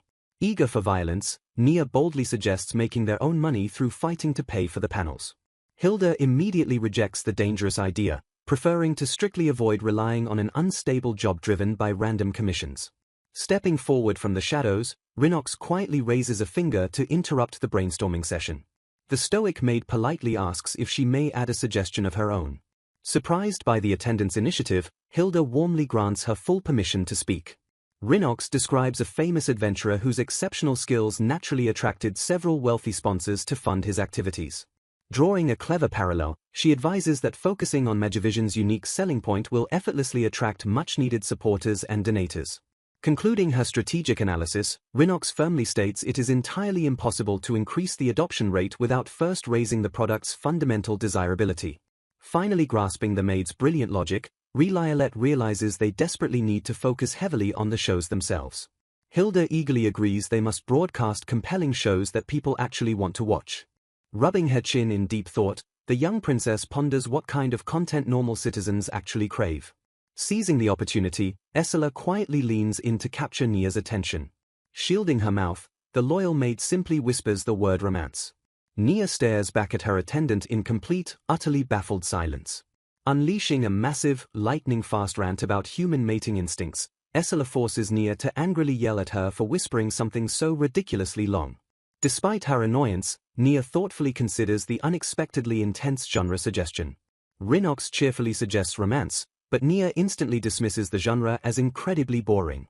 Violently complaining that adults crying over pathetic love stories makes her want to punch them, Nia completely ignores Rinox's defense of the popular genre. Dramatically lecturing them about the itchy, tearful vexations of love, Relialet makes Nia seriously question what an 8-year-old who has never been in love is actually talking about. Blushing furiously, Relialet violently shakes her fists and angrily demands the two smirking girls stop mocking her. Refocusing the chaotic group, Hilda seriously admits they are definitely onto something with the romance angle. Staring intensely at her shocked peers, Hilda boldly declares they are going to need something incredibly raunchy to achieve real results. A heavily blushing Relialet frantically stammers in pure shock while Nia curiously asks if the princess actually means nudity. Envisioning nude couples writhing in bed, Hilda accidentally causes Relialet to shriek in sheer terror. Panicking over government funds and societal depravity, Relialet loses her mind while Nia mercilessly mocks the so-called master of love. Coughing awkwardly, Hilda hastily decides to set the highly inappropriate idea aside and asks for alternative options. Calming down, Relialet astutely points out that professional broadcasters are already multiple steps ahead of their amateur brainstorming. She wisely suggests inviting an actual professional from the broadcasting company to guide their future strategic meetings. Hilda clenches her fists, admitting she has spent a long time thinking about how to make Magivision sell, but even adults cannot figure it out. Looking down despondently, she wonders if their grand ambitions are simply not meant to be. Nia calls out to the dejected princess, preparing to offer a fresh perspective. Pointing confidently, Nia suggests they completely change their strategic approach. She notes that while they are currently obsessing over what people want to watch, they are ignoring other aspects of the platform. Nia challenges Hilda to consider what sort of programs ordinary people would actually want to take part in. Caught off guard by the novel concept, Hilda quietly repeats the idea of audience participation. Nia prompts the princess to remember the chaotic events that unfolded during their recent uniform showcase. Recalling the memory, Hilda realizes a whole bunch of shy and eager children naturally joined them during the shoot. Nia explains that those children instinctively wanted to appear on Magivision too. A sudden shock of realization visibly strikes the young princess. Hilda bolts upright in her chair as the brilliant idea fully clicks in her mind. She excitedly declares that giving viewers programs they can actually participate in will guarantee mass interest. Slamming her hands on the table, Hilda joyfully announces to Nia and Relia that this revolutionary plan is going to work. Startled by the sudden outburst, Relia asks what just happened while Nia notes Hilda is simply happy to receive any viable idea. Nia calmly instructs her maid to ensure the ecstatic princess safely reaches her royal carriage. Turning her attention back to Relia, Nia casually asks if the Silver Territory hosts any illegal underground casinos. A roulette wheel spins in Nia's mind as she connects viewer participation directly to the thrill of fighting and betting.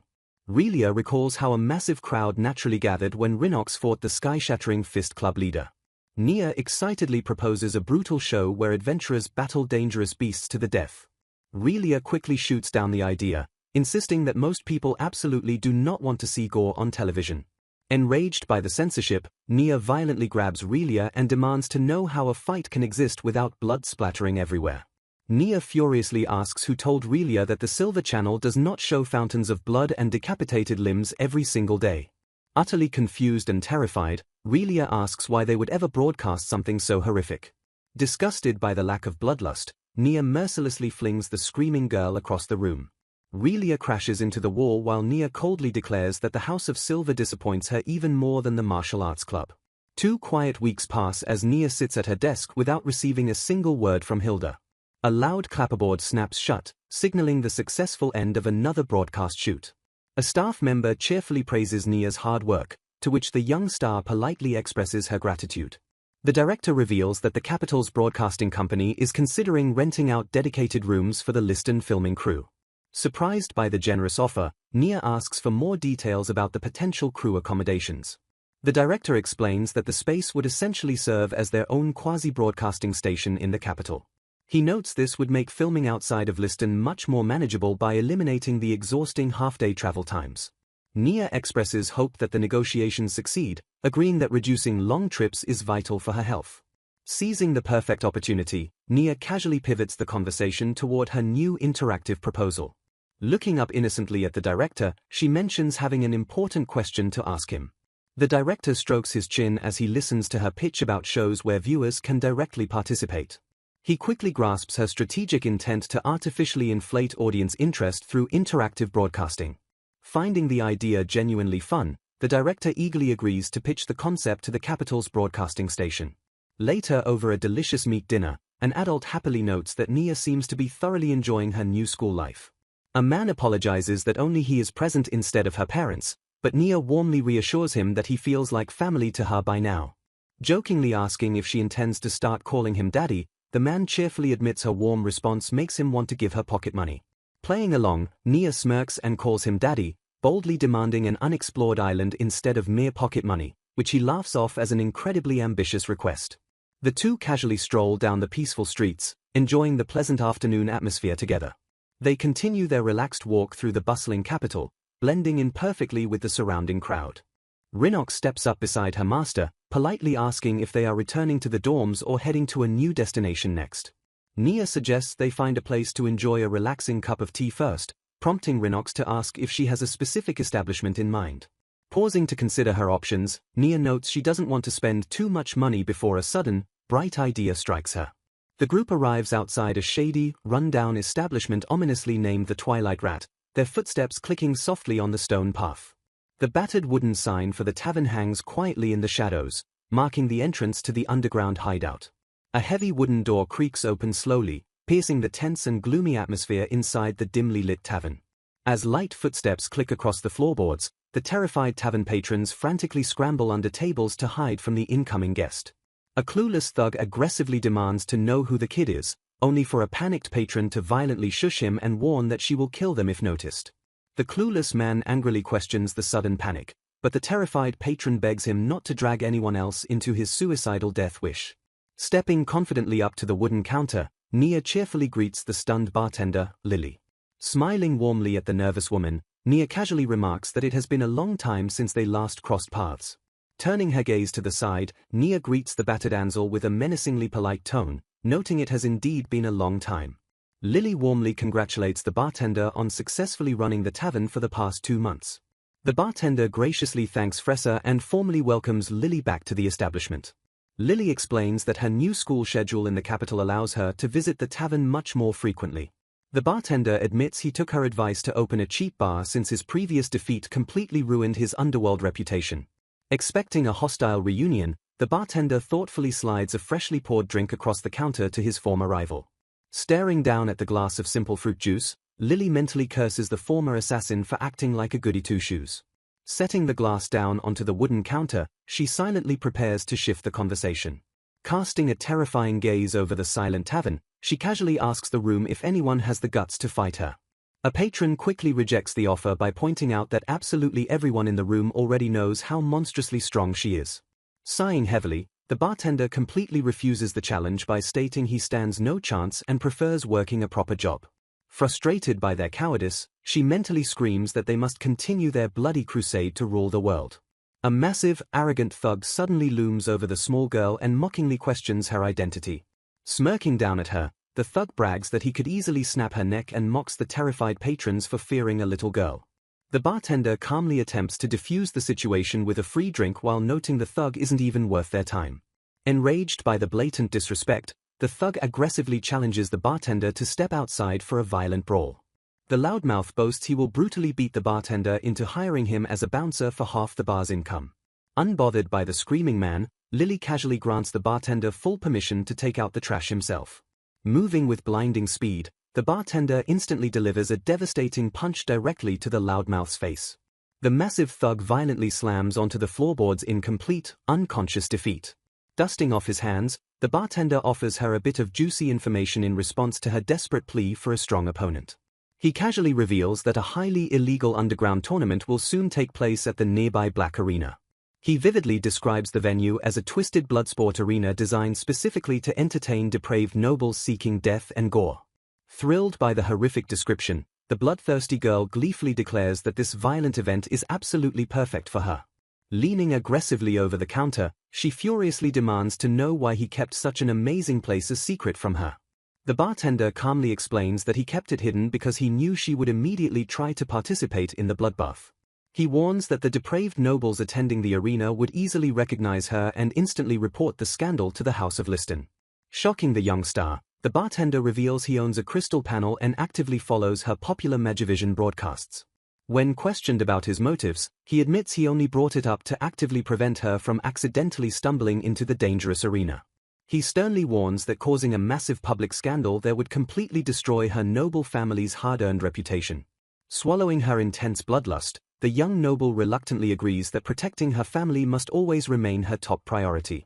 He suggests she might safely watch the tournament as a child, but she stubbornly insists on fighting in the arena. Shaking uncontrollably with the desperate urge to fight, she makes a completely unconvincing promise to strictly remain a spectator. A friendly woman suddenly pats the squirming girl on the head and asks if she is throwing a tantrum over the underground arena. Finding the childish tantrum incredibly cute, the woman casually asks if the young girl actually wants to participate in the tournament. Before the girl can answer, the woman cheerfully assures her that arranging a spectator seat would be incredibly easy. Realizing the bartender was holding out on her, the furious girl aggressively accuses him of deliberately waiting for her to beg. Waving off her angry accusations, the bartender casually claims he had a perfectly valid reason for delaying the generous offer. Staring at him silently, the young girl quickly pieces together his unspoken concerns regarding her safety. He explicitly points out that a child with striking white hair would instantly attract unwanted attention, requiring a flawless disguise. Conceding to his completely logical argument, she promptly agrees to go make the necessary preparations. Stopping before leaving, Nia calls out to Fressa with one final, bizarre request. She abruptly demands the bartender show her her underwear. Shocked but compliant, Fressa lifts her skirt to reveal her undergarments. Thanking her, Nia explains she ditched her attendant under the guise of looking at risque underwear, so she figured she should at least actually look at some. Disappointed, Nia notes the underwear was merely cute and practical, prompting Fressa to indignantly defend her bar's professional standards. Dismissing the complaints, Nia cheerfully bids her farewell and promises to return. Her light footsteps echo as she casually walks away from the underground bar. A heavy, suffocating silence falls over the tavern the exact moment the door shuts. Stepping out from the dark shadows, Rhinox fiercely demands to know if the bartender fed Nia any unnecessary information. Fressa calmly denies spilling secrets and firmly suggests the menacing maid leave if she isn't going to buy a drink. Ignoring the request, Rhinox vows to slaughter everyone if Nia gets hurt or her identity leaks, a threat Fressa casually brushes off. Fressa sighs that they use a discreet nickname to protect the girl, noting the maid's complete lack of conversational skills. Glaring coldly, Rhinox asserts she is only there to deliver a strict warning as Nia's devoted guard. Fressa sarcastically suggests the maid just accompany Nia inside next time since the girl tries so hard to ditch her. Rhinox responds to the taunt with a chilling, dead-eyed glare. Unfazed by the killing intent, the bartender reminds Rhinox that her master is waiting and politely tells her to get out. The fiercely loyal maid turns silently and exits the tense establishment. Exhaling deeply, Ansel and Fressa agree the terrifying maid gets stronger every visit and pray she never goes on a rampage. Later back at the dorms, an utterly stunned Rhinox questions if she misheard her master. Nia bluntly reiterates her absolute intention to visit the illegal black arena. Desperately pretending she misheard, Rhinox blames the room's acoustics and begs her to repeat the insane statement. Sighing in exasperation, Nia states for the third time that she is going to the underground fighting ring. Refusing to accept reality, Rhinox weakly asks to hear it one more time. Staring dead into her maid's eyes, Nia repeats her unwavering command. Dropping the act, Rhinox desperately asks if bursting into tears and groveling will change her master's mind. Rhinox threatens to tell Nia's father, but Nia cleverly counters that she will simply use her status as a child to call the maid a liar. Shifting tactics, Rhinox points out that stepping into the arena as a famous public figure will instantly expose her violent nature. Rhinox warns that such a massive scandal would completely destroy both their noble house and the entire Magivision industry.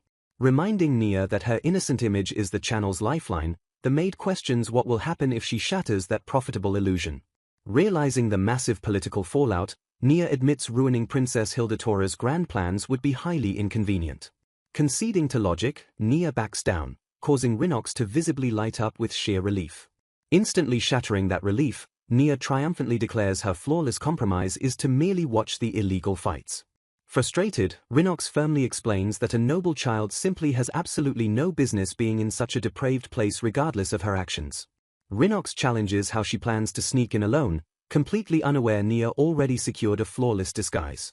A sudden, frantic knocking at the door violently interrupts their heated argument. Bursting into the room, Princess Hilda excitedly announces she has finally formulated a brilliant plan. Panting heavily, the frantic princess hastily chugs a cup of tea offered by a perfectly composed Nia.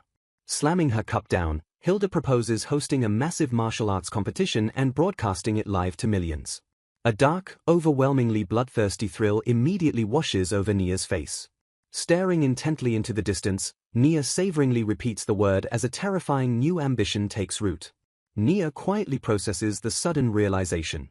Realizing a school martial arts competition means fighting weaklings, Nia completely ignores Rinox begging her to return to her senses. Disappointed by the lack of lethal combat, Nia sarcastically praises the great plan while Hilda questions her sincerity. Hilda explains that most parents desperately want to see how their children are doing at the academy. She notes that strict school rules and busy schedules prevent parents from visiting except during long breaks. Hilda proposes hosting a broadcasted student competition so busy parents can watch from crystal panels at local hotels and bars. Relia realizes the ability to watch distant events is Magivision's absolute strongest selling point. Nia cheerfully praises the ruthless tactic of exploiting parental love for profit, causing Hilda to yell at her phrasing. Hilda reveals the broadcasting company initially doubted her plan and questioned how an 8-year-old could invent such a scheme. She fiercely defended the fair exchange, arguing both the parents and the network mutually benefit. Relia bluntly states the only issue with the brilliant plan is Hilda's incredibly smug face. Shifting focus, Nia asks the princess exactly what she needs from them. Later that night, Rinox corners her master with a very serious tone. Ignoring Nia's complaints of exhaustion, Rinox forcefully brings the conversation back to the illegal black arena. Nia stubbornly insists she is going anyway while Rinox firmly denies giving her approval. Emitting a dark aura, Rinox stands up as Nia decides to remind her stubborn disciple who the master truly is. Glaring fiercely, Nia commands her disciple never to go against the word of her master. Rinox snaps back, declaring her duty as an attendant overrides their master-student dynamic to protect the Liston family from shame. Completely defeated by Rinox's flawless logic, Nia sweats nervously in silence. Rinox aggressively questions if Nia already has a concrete plan or an accomplice assisting her. Deflecting the interrogation, Nia claims she still needs to successfully negotiate with a certain person first. Nia proposes going to the arena if her secret negotiations succeed, but Rinox instantly denies the request. Even when Nia promises to abandon the idea completely if negotiations fail, Rinox firmly orders her to give up immediately. A tense, heavy silence fills the dorm room as the two lock eyes. Furious at the unfair treatment, Nia aggressively growls that Rinox isn't even listening to her. Snarling right back, Rinox roars that she doesn't need to listen because nothing will ever make the reckless plan acceptable. The two violently scream at each other well into the early morning hours.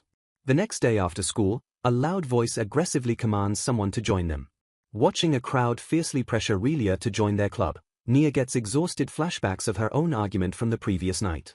A boy wielding a wooden sword arrogantly insults the sky-shattering fist while aggressively demanding they join the sword-fighting club. Approaching the chaotic scene, Nia asks Relia if she knows these annoying boys, which Relia completely denies. Relia explains she originally beat 2 recruiters in a fight, but they keep returning with more members every single time. The arrogant boys surround them, boasting that bare hands cannot beat weapons while demanding Nia join them as well. Throwing her arm out defensively, Relia bravely steps in front of Nia to shield her from the armed boys. While Relia frantically warns the boys that Nia is incredibly dangerous, Nia secretly finds the girl's protective gesture overwhelmingly adorable. Sweating but determined, Relia glares fiercely at the encroaching swordsman. Relia aggressively orders the boys to leave immediately before the terrifying Nia locks eyes with them. Desperate to prevent a massacre, Relia begs the confused boys to run away while she is still actively holding Nia back. Nia is utterly confused about why Relia is protecting them, completely forgetting her own terrifying, bloodthirsty rants from earlier. Stepping forward with an intense glare, Nia calmly questions the honor of 6 armed boys deliberately surrounding 2 defenseless girls. Reminding the boy of his arrogant claim that bare hands cannot beat weapons, Nia aggressively demands he take his combat stance. She coldly adds that it doesn't matter if he refuses to get ready. Moving with blinding speed, Nia effortlessly snatches the wooden sword right out of the boy's stunned hands. Holding his stolen weapon, she casually asks what his next move is now that he has lost the crutch he relied on so heavily. The humiliated bullies stand frozen in stunned, terrified silence. Having made her point, Nia carelessly tosses the sword aside and tells Relia it is time to leave. A commanding voice suddenly barks out, ordering the girls to wait. A confident teenager steps forward, introducing himself as Sanoil Bad, the middle course student in charge of training the 6 boys. After observing her incredible kick, Sanoil formally challenges Nia to a fight while a panicked Relia mutters that this is bad. Relia frantically warns Nia that she cannot win, revealing Sanoil topped the middle course swordsmanship division in last year's tournament. Unimpressed by the weak division, Nia commends his bravery for challenging her but declines because she simply doesn't have the time. She explains she is on her way to the sky-shattering fist training hall and cannot risk letting her strict attendant catch her lingering around. Ignoring Relia's frantic protests, Nia calmly permits the upperclassman to draw his sword as long as he is fully prepared to lose. Sanoil aggressively raises his wooden sword, locking his eyes on the small girl in a focused combat stance. He violently charges forward, unleashing a powerful and sweeping strike aimed directly at his tiny opponent. Instead of dodging the brutal attack, Nia effortlessly steps up and balances her tiny foot perfectly on top of the swinging wooden blade. Pushing off the trapped weapon with a light hop, she launches herself gracefully into the air toward the shocked swordsman. Before Sanoil can even process the impossible movement, Nia gently presses her small hand directly against his vulnerable throat. She cleanly disarms him in mid-air, effortlessly ripping the heavy wooden sword out of his desperate grip with a single fluid motion. Tossing the stolen weapon away, she lands gracefully and politely asks if this humiliating defeat has satisfied his desire to fight. Bidding him a nice day, she orders a bewildered Relia to lead the way while Sanoil furiously demands to know what she just did. Arriving at the martial arts club, the giant assistant instructor spots Nia and immediately shouts her name in sheer panic. The giant man frantically asks if her terrifying attendant is present for a rematch, but Nia casually reveals Rinox is taking some time off. Slumping in profound disappointment over missing the maid, the giant ignores his observing students while Nia politely asks him for a quick favor. Raising 2 small fingers, Nia quietly prepares to outline the specific details of her brand new request. The giant man stares down at Nia, demanding to know exactly where she heard about the illegal arena. Surprised that she knows about the black arena, he questions if the underground fighting ring has tried to recruit her before. Nia playfully brushes him off by claiming she heard it from a certain bar, but he firmly insists it isn't a place a child should know about. Reminding her that she is only 6 years old, she counters that she shares his intense desire to meet strong opponents. She excitedly mentions the upcoming tournament, tempting him with the high probability that many incredibly strong fighters will gather there. Hooked by the promise of strong opponents, the giant man groans and admits he cannot deny the appeal of the event. Seizing her opening, Nia bluntly demands that he take her to the arena by pretending she is his daughter. The man reels back in complete shock at the absurd request while Nia calmly explains her plan to masquerade as a child observing real battles. She mentally notes that this infiltration strategy perfectly aligns with Ansel's earlier proposition to pretend to be a guest's relative. Furious at the ridiculous suggestion, the man aggressively refuses to go along with such a humiliating scheme. Unfazed by his rejection, Nia leans in and offers to teach him how to reach the next level of strength if he helps her. She stares intently into his eyes, effortlessly exploiting his desperate hunger for true power. The man freezes in place, completely paralyzed by the overwhelming temptation of her offer. Sweating profusely, he releases a heavy, defeated groan as his willpower crumbles. Meanwhile, in a dark alley, a menacing swordsman questions an organizer about whether killing is permitted in their arena. The organizer nervously asks him to avoid murder because deaths are an organizational nightmare, greatly annoying the lethal warrior. Scoffing at how meek the underworld has become, the swordsman presses the organizer to admit that avoiding murder still means it is technically allowed. Gripping his sword, he coldly declares that his only reason for fighting is to consume the strong and increase his own power. He proposes a brutal compromise, promising to kill only those stronger than the organizer's bodyguard while letting the weaklings live. Intimidated by the swordsman's terrifying aura, the organizer quickly agrees to the bloody terms. The organizer abruptly ends the meeting and walks away with his bodyguard, leaving the furious swordsman shouting after them. The swordsman angrily yells that they cannot just walk away from his scheduled meeting. Walking away, the organizer assures his bodyguard Nastin that they will simply dispose of the swordsman if he causes any problems. Nastin glances back, questioning his boss's confidence about them being stronger than the man called Dragonclaw. The organizer confidently places his trust in Nastin, but the bodyguard hesitates as he recalls the swordsman's weapon. Nastin urgently warns his boss that there is something deeply wrong with Dragonclaw's blade. The bodyguard explains that he felt a sinister, unnatural energy radiating from the abnormal sword. Staring into the gloom, Nastin grimly notes that nothing good ever comes from wielding cursed weapons. A cold, ominous wind howls through the empty alleyway as the dangerous tournament approaches. An announcer declares that a martial arts tournament for base and middle core students of Altoaya School will happen in 2 weeks. They announce that applications will be accepted over the next 7 days, starting today. The announcer reveals the tournament will be broadcast live across all Megavision panels in Altoaya. Interested students are directed to apply at the on-campus booths to quickly secure their spot. Discussing the broadcast, the director commends the bold idea of advertising a school event to the entire capital. He notes that while their main target is the parents, the extra attention will definitely help Megavision sell. Acknowledging the massive workload, the team prepares for a very busy few weeks ahead. 1 week later, Relia excitedly reports that the public reaction has been absolutely amazing.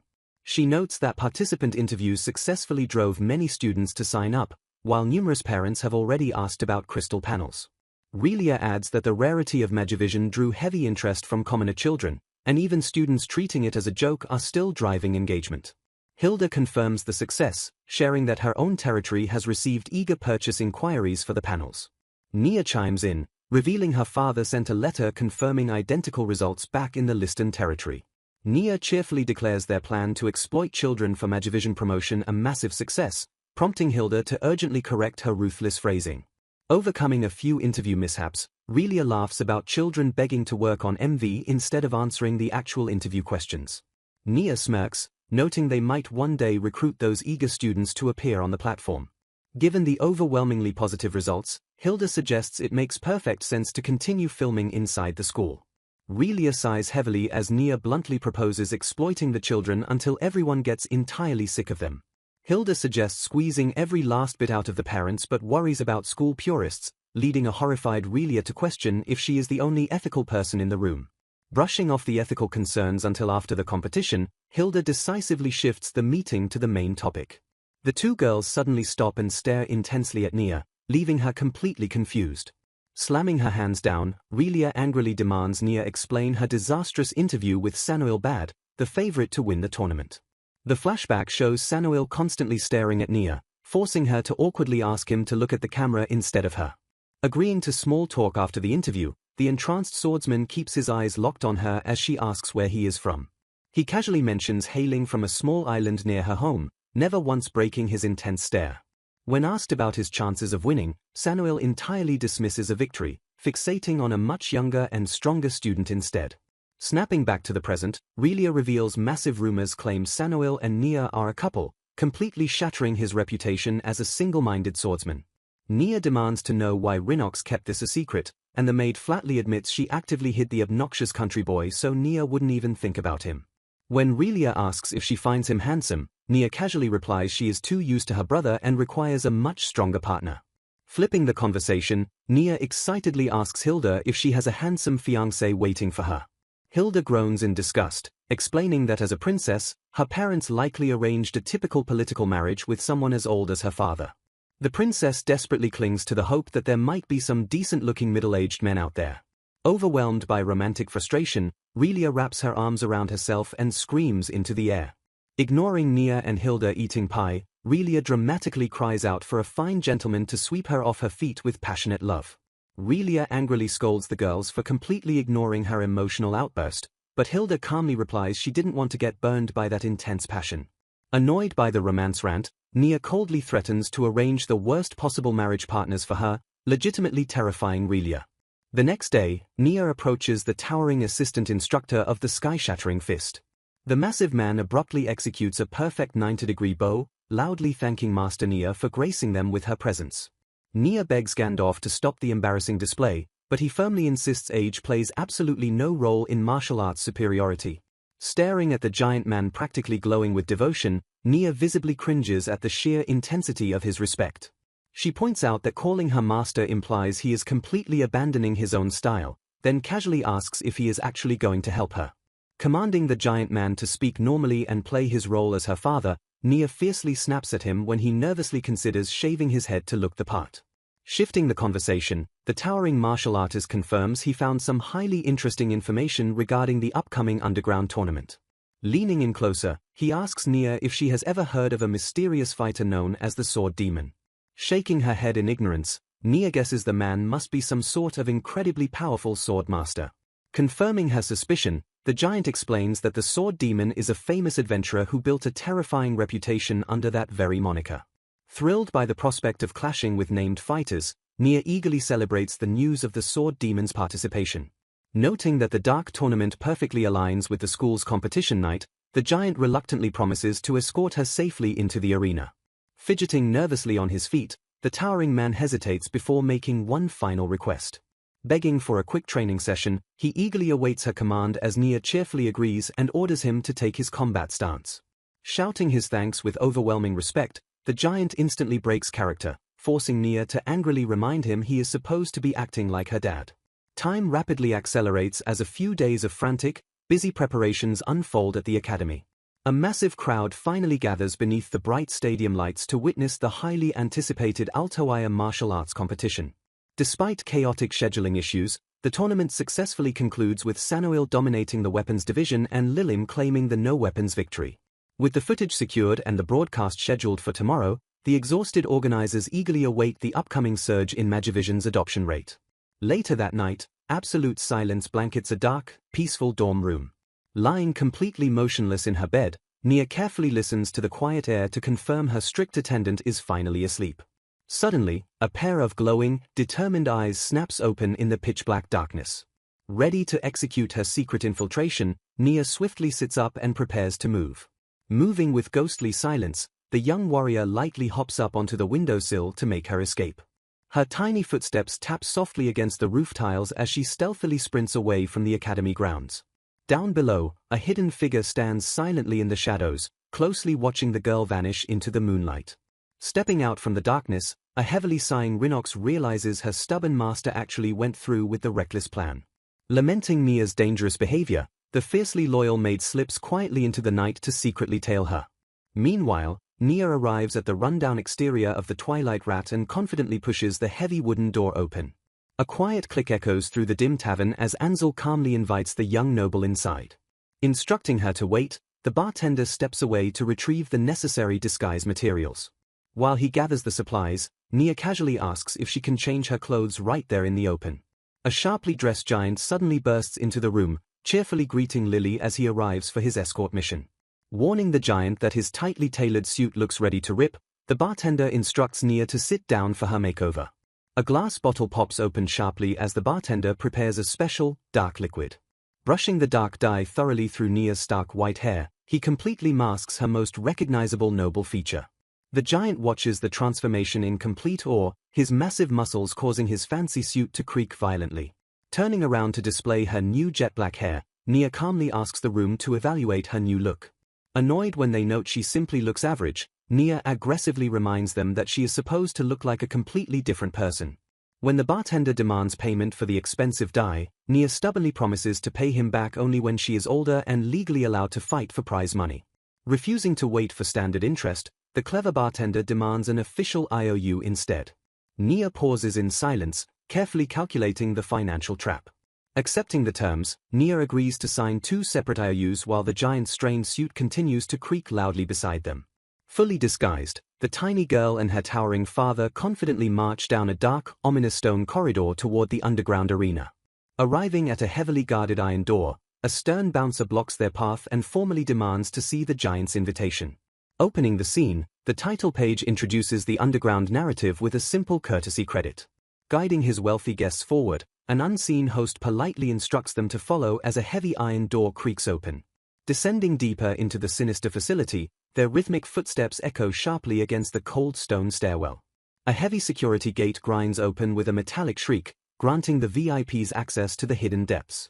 Stepping out onto a luxurious balcony, the guests silently observe the sprawling underground arena laid out before them. A restless, violent energy fills the massive Colosseum as the dense crowd murmurs in bloodthirsty anticipation. Suddenly, blinding spotlights and intense pyrotechnics erupt across the arena floor to signal the event's explosive start. Taking in the grand spectacle, a spectator marvels at the breathtaking scale and atmosphere of the underground fight club. Inhaling the foul scent of violence, an excited guest nostalgically revels in the raw blood, sweat, and primal lust permeating the arena. A booming announcer welcomes the roaring crowd, promising a brutal night where flesh will be torn and lives lost in mortal combat. As the audience erupts into a frenzied cheer, the announcer urges everyone to enjoy the visceral bloodsport to the absolute fullest.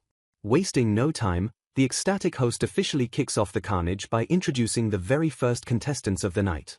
Massive steel gates grind upward with a deafening screech to release the blood-hungry fighters into the combat pit. Stepping into the brutal spotlight, Red Fist Drejan flexes his lethally dyed hands as the frenzied crowd screams for a kill. Opposing him is Ubi, the blindingly fast master of the Adra kicking style, who draws thunderous cheers from the bloodthirsty mob. Turning his attention to the business at hand, the private attendant politely asks if the VIP guests will be placing any wagers tonight. With practiced precision, the staff member drops a heavy stack of high-value gambling chips onto the luxurious viewing table. Embracing the vice, one guest confidently bets everything on the tattooed fighter, while their anxious companion nervously hesitates to gamble. Teased for betting against their friend, the terrified companion admits they simply cannot afford to lose their meager food money. Shattering the hesitation, a wealthy patron confidently pushes a massive pile of chips forward to completely back Red Fist. The sheer volume of the high-stakes bet leaves the nervous companion staring at the small fortune in absolute, stunned silence. Sensing the overwhelming tension radiating from the table, a concerned voice softly calls out to Nia as the gravity of the wager sets in. Sweating profusely under the pressure of holding the highest-value chips, the terrified father mentally begs himself to keep it together. When asked if he wants to stop betting, the trembling man admits he has never seen such wealth and cannot handle the mounting anxiety. Declaring he has had enough, the anxious man cuts the betting short, even as the attendant reminds them the lucrative main event is starting. Suddenly, a sharp, authoritative voice cuts through the tension, demanding the attendant's immediate attention.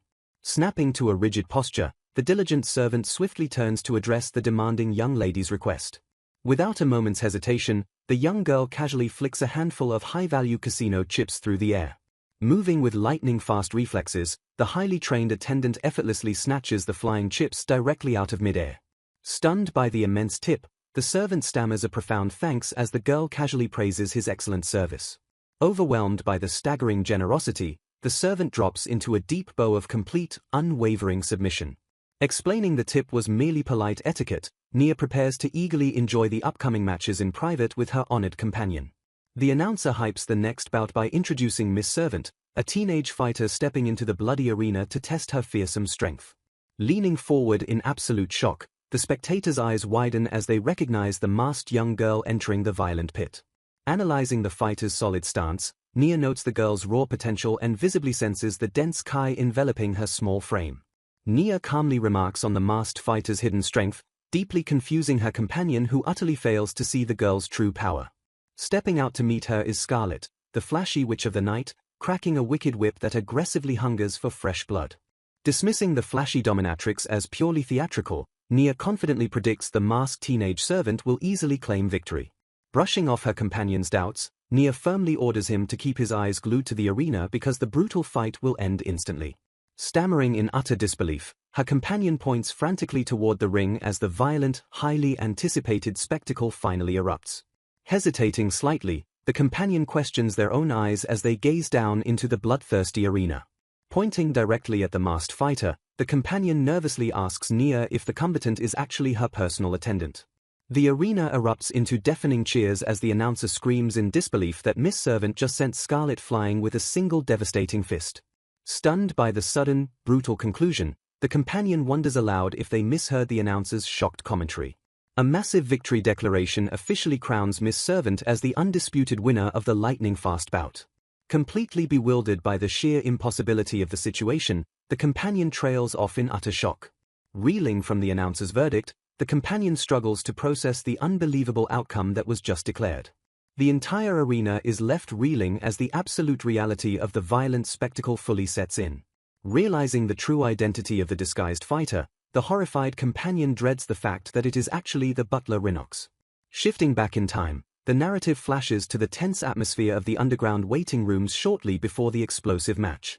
Stepping through the shadowy corridors, Rhinox admits he prepared for this exact scenario while desperately hoping he wouldn't actually have to fight. Adjusting his gear, the disguised butler laments that his silent resistance completely failed to make Miss Nia reconsider crossing such a dangerous line. Suddenly, an arrogant fellow fighter approaches the disguised Rhinox, loudly demanding to know the newcomer's name. Without a second's hesitation, Rhinox viciously strikes the aggressor and coldly orders the stunned fighter to get out of his face. The brutal impact sends the instigator collapsing heavily against the floor in a pathetic, crumpled heap. Observing the swift display of violence, a sinister new challenger smirks and takes keen interest in the disguised butler's impressive strength. Stepping out of the shadows, the bloodthirsty combatant eagerly declares that they have finally found someone truly worth killing. A silent transition sets the stage for the dramatic continuation of the underground tournament. The companion assumes the disguised attendant is here as a bodyguard, while Nia realizes her butler definitely spotted her in the VIP section. Tilting her head in genuine confusion, Nia wonders why her attendant would try to protect her when she is clearly the stronger fighter. Reflecting on her butler's stubborn nature, Nia realizes it makes perfect sense why he would infiltrate the underground tournament. Recalling Rhinox's stern vow to keep her away from such shameful places, she deduces he entered solely to act as her bodyguard. Still baffled by the logistics, Nia wonders how a mere butler managed to get scouted for a deadly underground fight club. Admitting she never expected Rhinox to go this far, Nia sighs heavily, wishing she could be down there joining the violent fun. Dismissing the regular fighters as no threat to her butler, Nia remains concerned only about the dangerous combatant known as the Sword Demon. The booming voice of the arena announcer suddenly interrupts her thoughts to introduce a highly anticipated special guest for the main event. The crowd erupts as the announcer welcomes Asuma Hinoki, the Sword Demon, a legendary adventurer renowned for slicing golems in half. Surprised by the swordsman's relatively youthful appearance, Nia leans forward just as the imposing fighter fiercely draws his weapon. Instantly recognizing the sinister aura radiating from the blade, Nia grimaces in open disgust at the sight of a cursed sword. She mentally notes that cursed swords possess a violent will of their own, often hijacking their bearer's mind to fulfill a singular lust for killing. Scorning the very existence of such evil weapons, the martial artist firmly believes battles should never be reduced to mindless, reservationless slaughter.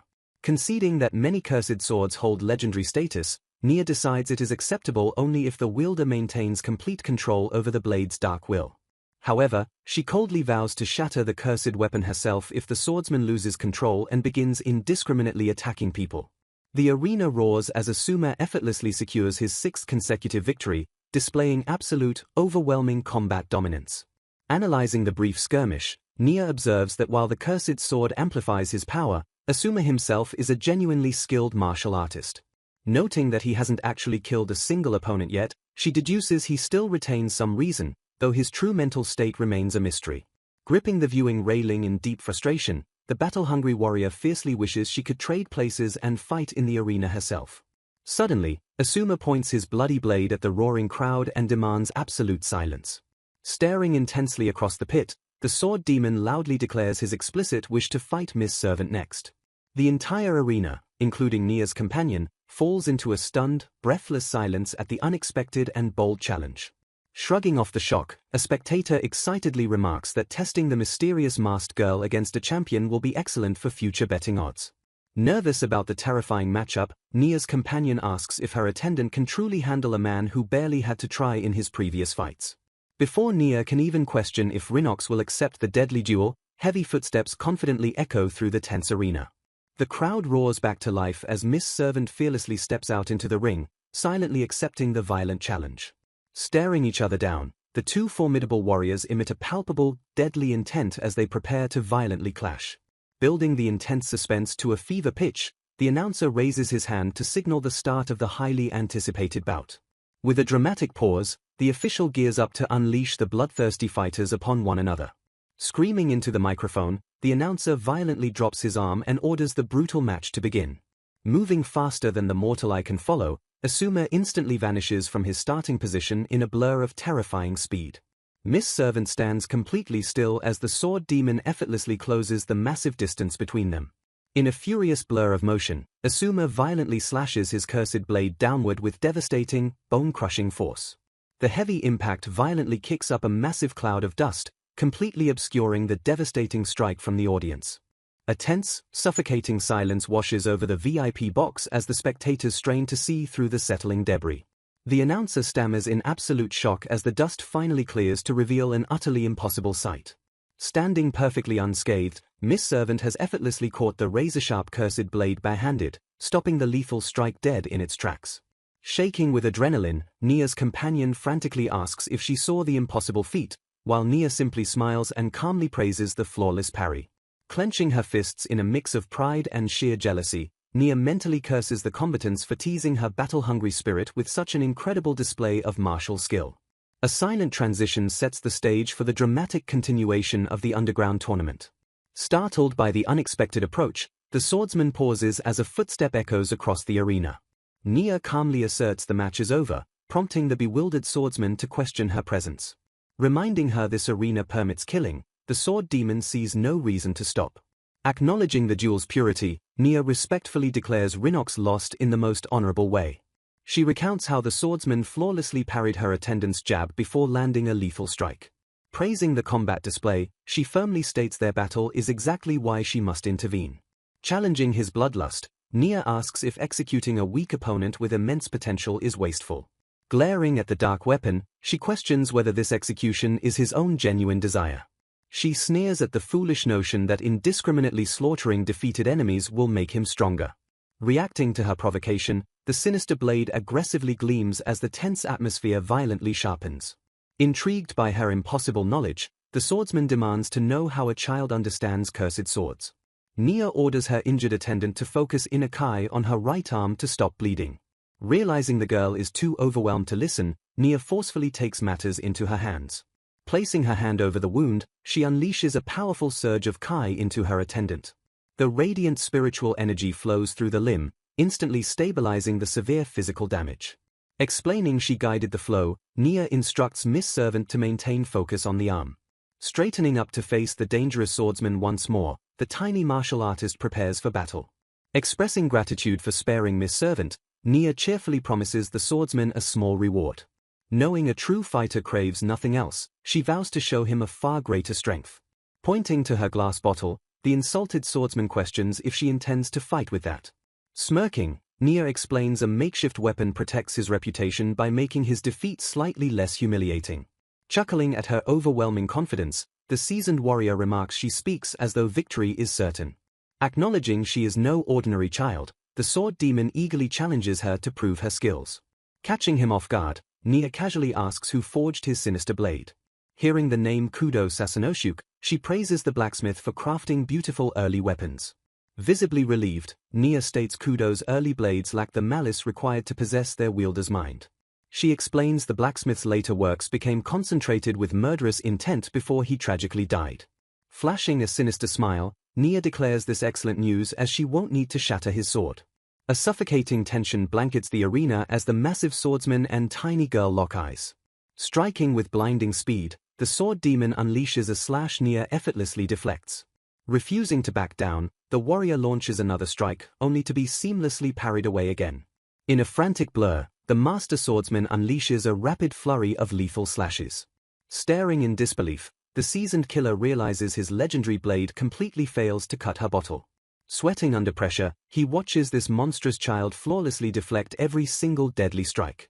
Deciding she has seen enough, Nia calls an end while the terrified swordsman stammers in shock.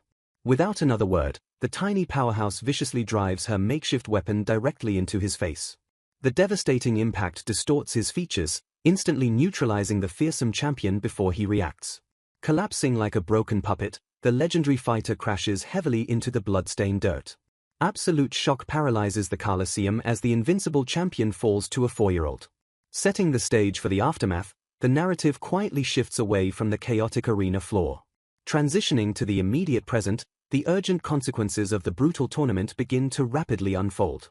Frantic rattling echoes down the pristine corridor as medical staff rush to transport the critically injured attendant. Shouting urgent commands, the medical team scrambles to sterilize the gruesome wound and desperately control the attendant's heavy bleeding. A panicked doctor tries to intercept the approaching child, sternly warning the little girl that she absolutely shouldn't be in the trauma ward. Ignoring the doctor's protests, Nia casually presents the severed arm and bluntly asks if they can reattach it since it remains perfectly fresh. Sensing a strange and potent energy, the stunned healer asks for Nia's assistance, noting he could desperately use the immense power she already poured into the severed limb. Acknowledging the healer's sharp eye, Nia confirms she used her own Kai to flawlessly preserve the arm and lock the vital blood safely inside. Warning that magical healing is incredibly resource-intensive, the pragmatic doctor pauses the emergency to bluntly ask if the tiny girl can even afford the steep price. Dismissing his financial concerns without a second thought, Nia orders him to proceed, declaring that a true master must always fiercely protect their loyal servant. Accepting her absolute resolve, the astonished healer agrees to perform the costly procedure without any further hesitation. Channeling profound mystical energy, the doctor unleashes a radiant healing spell directly over the gruesome, bloody wound. A brilliant flash of pure light engulfs the medical bay as the potent restorative magic takes full and immediate effect. Intense magical power pours continuously into the severed joint, forcefully binding torn flesh and shattered bone back together. Gasping in sudden astonishment, the recovering attendant realizes her severed arm is already perfectly healed and fully reattached. Deeply impressed by the incredibly rapid recovery, Nia calmly praises the doctor's remarkably excellent fusion technique. The bewildered doctor stares in utter disbelief, prompting Nia to casually explain she merely used her Kai to massively boost the attendant's natural cellular regeneration. As a loud ruckus suddenly erupts outside the sealed room, the pragmatic doctor dismisses his medical curiosity and immediately pivots back to the topic of his lucrative payment. The heavy clinic doors burst violently open as a frantic man screams hysterically that his beloved daughter is trapped inside the medical ward. Recognizing the panicked voice, Nia sheepishly realizes she completely forgot about her terrified father during the chaotic aftermath. Pacing down a quiet, moonlit corridor later that evening, Nia's anxious companion nervously asks if she is absolutely sure about her recent, costly decisions. When scolded for blowing her entire fortune on Rhinox's medical treatment, Nia casually shrugs it off, admitting she had absolutely no other use for the massive pile of cash anyway. Basking in the glorious aftermath, the grateful attendant wildly praises her master's incredible fight, claiming she would have been sliced to ribbons in the exact same position.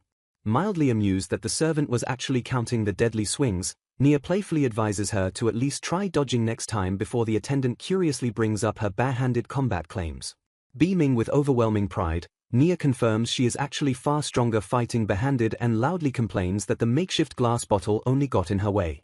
Suddenly stopping dead in her tracks, a heavy, ominous silence violently descends upon the tiny martial artist. Alerting her completely confused companion, Nia narrows her sharp eyes and quietly declares that they are no longer alone in the dark. Sensing the rapidly creeping hostility, she quickly identifies the unseen stalkers as dangerous enforcers sent directly from the unforgiving Black Arena. Unfazed by the impending ambush, the ancient warrior sighs heavily, casually admitting that severe retaliation was entirely expected after her massive disruption. Taking immediate, authoritative control, Nia orders Gandalf to flee straight back to the bar, though he visibly hesitates out of deep concern for her safety. Firmly stating she will personally settle things right here, Nia sharply cuts off his protests by reminding him they absolutely cannot drag innocent Ansel into their violent mess. Anticipating the ruthless enemy might try to take hostages, she strictly orders Gandalf to prioritize guarding the recovering Rhinox at all costs. Bowing deeply to her absolute authority, the reluctant companion silently obeys her stern command and swiftly retreats into the concealing shadows. Small, confidently paced footsteps echo loudly through the deserted alleyway as the tiny warrior steps boldly forward to face her hidden ambushes. A tense, suffocating silence grips the narrow alleyway as a group of imposing, heavily armed thugs slowly emerges from the inky darkness. Standing completely unfazed before the menacing gang, Nia smirks wickedly and mockingly asks to what she owes the absolute pleasure of their sudden company.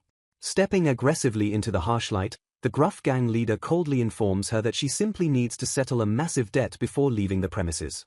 Explaining the violent situation, the enforcer snarls that she completely ruined their highly lucrative betting plans by unexpectedly destroying the heavily favored Asuma Hinoki. Understanding their twisted criminal logic, Nia listens silently as the furious thugs demand she violently compensate them for their staggering financial losses. Feigning a brief, mocking moment of guilt, Nia calmly admits her fault, freely acknowledging she rudely crashed a brutal fight she had absolutely no business joining. The gang leader sneers that a simple apology won't cover their massive financial losses. Pointing out her youth, Nia explains she only came to observe matches for training. When the thugs question why they should let her leave, Nia boldly challenges them. She confidently warns them that some people are simply too dangerous to mess with. Cracking the ground beneath her, Nia releases a terrifying wave of immense physical pressure. Staring them down, she coldly asks if they truly want to test her limits. Unfazed, the gang leader insists they cannot simply swallow such a catastrophic financial loss. He explains that allowing a child to ruin their underworld reputation is utterly unacceptable. Proposing a deal, Nia promises to completely comply if they land a single hit. Annoyed by their hesitation, the tiny warrior sighs and simplifies her brutal underground ultimatum. Mocking their sudden cowardice, she bluntly asks if they will actually fight or flee.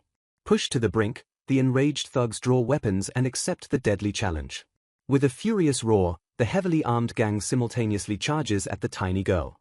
Razor-sharp weapons violently slice through the air as they initiate their coordinated lethal assault. Effortlessly dodging the deadly strikes, Nia agilely hops between the heavily armed underground criminals. A massive blade narrowly misses her face as she fluidly evades the brutal crossfire. Spotting an old-fashioned concealed weapon, Nia casually deflects the lethal thrust with minimal effort. Chuckling darkly, Nia admits their coordinated assault is slightly exceeding her incredibly low expectations. Suddenly, a crackling surge of mysterious energy violently erupts from one of the attackers. Caught slightly off guard, Nia dashes back as an attacker aggressively grapples violently forward. A hidden combatant uses the blinding distraction to launch a devastating and cowardly sneak attack. A vicious blade suddenly slashes out from the chaotic flurry of synchronized enemy movements. The unexpected strike connects, drawing a gasp of pain from Nia as she lightly lands. Recovering instantly, the tiny warrior glares at her bleeding scratch and quickly analyzes them. Realizing the treacherous trick, she notes the attacker was secretly dual-wielding hidden lethal blades. Unleashing a terrifying aura, Nia violently declares her absolute hatred for the hidden weapon. She recognizes the second blade as the vile type of cursed sword she completely despises. Looming over the dual-wielding enforcer, Nia coldly asks if the possessed thug is even conscious anymore. Confirming her suspicions of the weapon's dark influence, she arrogantly declares this exact lack of control is why she absolutely despises cursed swords. A terrifying, overwhelming aura violently erupts from the tiny girl, instantly suffocating the entire alleyway in sheer dread. Consumed by the vile blade, the mindless enforcer lunges forward with a desperate, heavy thrust. Moving with blinding speed, Nia effortlessly deflects the brutal assault while slipping straight past his guard. The possessed thug fiercely retaliates, wildly swinging his corrupted blade in a frenzied bid to slice her apart. Gracefully evading the chaotic flurry of steel, the tiny warrior ducks beneath the lethal arcs with flawless precision. Seizing a wide opening in his erratic stance, she viciously prepares to counterattack with absolute martial dominance. A furious flurry of brutal impacts echoes through the shadows as she systematically dismantles the imposing warrior's guard. Staring blankly at the pathetic display of combat prowess, she coldly dismisses the possessed thug's desperate efforts as completely boring. Sighing in disappointment, she notes the swordsman is entirely unremarkable and mocks him by claiming the regular mafia grunts put up a much better fight. Disgusted by a warrior who allows his weapon to control him, she calmly sentences the failure to a brutally precise barrage of exactly 100 rapid strikes. A sharp, agonizing snap shatters the heavy silence as her devastating onslaught violently breaks the cursed weapon's structural integrity. Stripped of his dark power and beaten to a pulp, the shattered enforcer violently collapses into the dirt as a pathetic heap. Glaring down at the broken blade, she scoffs in deep contempt at how the supposedly terrifying weapon snapped like a fragile twig. Mocking the unconscious thug's foolish ambitions, she questions what he ever hoped to actually achieve by relying on such a third-rate cursed sword. Turning her terrifying gaze back to the paralyzed mafia enforcers, the tiny warrior eagerly asks if they are finally ready to continue their brawl. Before the carnage can resume, the terrified gang leader frantically throws up his hands and loudly begs for the violence to end. Desperately negotiating for their lives, the leader promises they will entirely forget tonight's events and completely erase her from their radar if she just lets them live. When a foolish underling tries to protest the cowardly retreat, the panicked boss violently shuts him down by demanding if he is completely blind to her monstrous strength. Sweating profusely under her suffocating aura, the leader grimly warns his men of the absolute slaughter that awaits them if the fight continues. Stating the terrifying reality with absolute certainty, he bluntly declares that every single one of them will be brutally massacred. Praising the leader's wise decision to surrender, Nia accepts the truce and prepares to leave while issuing a final directive for the defeated swordsman. Promising to hunt the sword demon down herself if he ever becomes a genuine threat, she commands the enforcers to pass along the chilling warning.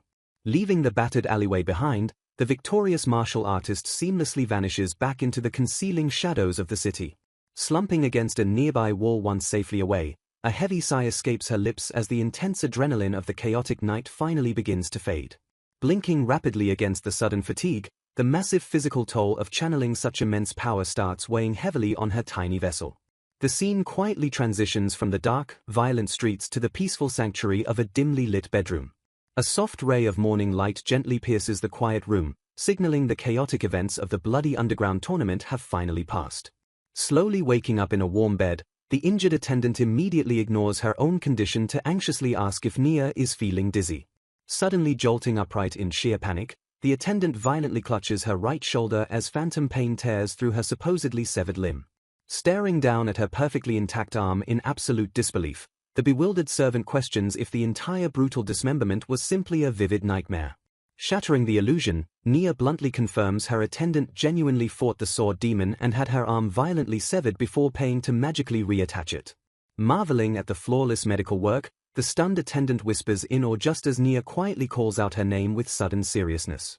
Dropping her usual arrogant demeanor, the tiny master surprisingly bows her head and offers a genuine, heartfelt apology to her loyal servant. Overwhelmed by the gesture, the attendant admits she never expected her tiny master to go as far as fighting in a death match just to protect her. Expressing profound regret for her own reckless actions, the attendant realizes she should have found a much safer way to communicate and convince her master. Burdened by heavy guilt, Nia mentally chastises herself for dragging her servant into completely unnecessary danger solely because of her own bloody curiosity. Lamenting that her desperate attempt to intervene only caused far more trouble, the attendant sadly agrees that her master's assessment is entirely true. Instantly returning to her demanding self, Nia playfully scolds the attendant for losing but begrudgingly admits she actually fought exceptionally well for a disciple.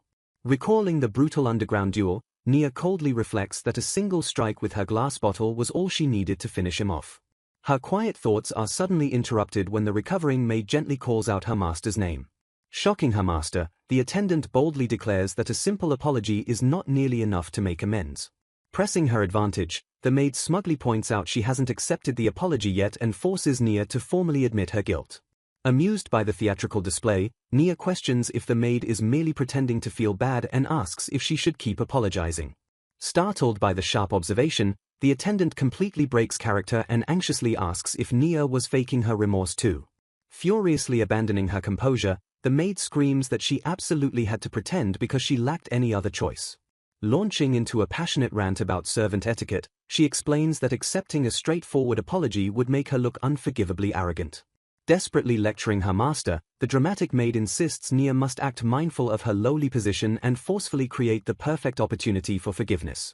Violently slapping the mattress, the tearful servant screams about the sheer terror of facing a lethal sword by-handed just to protect her master.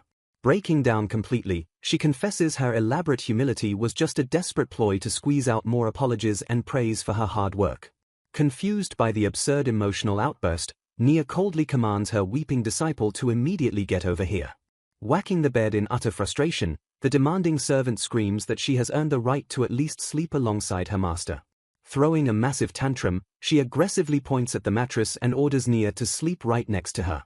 Despite Nia pointing out her boundless energy, the frantic maid repeatedly screams that she is completely unwell and just wants to share the bed. Concluding the maid will be perfectly fine if she has enough energy to complain, Nia bluntly orders her to get up since they are not in their dorm. Snapping out of her hysterical fit, the bewildered servant looks around and completely forgets her previous complaints. Glancing around the unfamiliar room, Nia awkwardly points out the early morning hour and states they need to head back to their actual beds. Blushing furiously, the sheepish maid timidly asks if they can continue their sleeping argument once they return home. A sudden rustling noise interrupts their bickering as Ansel steps into the dimly lit room. Apologizing for occupying the bed for so long, Nia politely explains to Ansel that she rarely stays out drinking this late. Formally introducing her unnamed maid to the tavern owner, Nia hints that the loyal servant might visit the establishment on her behalf in the future. Acknowledging the discreet introduction, Ansel offers a silent nod of mutual understanding. Thanking Ansel and Fressa for their generous hospitality, Nia warmly bids them a good night as she prepares to leave the Twilight Rat. Exchanging cheerful farewells, the duo steps out into the crisp morning air while the tavern door softly chimes behind them. A massive, exhausting yawn stretches across a sleepy student's face as the new day officially begins. Questioned about her visible fatigue, Nia wearily admits she stayed up nearly all night and is completely out of it. Declining an invitation to watch the tournament broadcast out of fear she will fall asleep, Nia promises to catch a rerun later.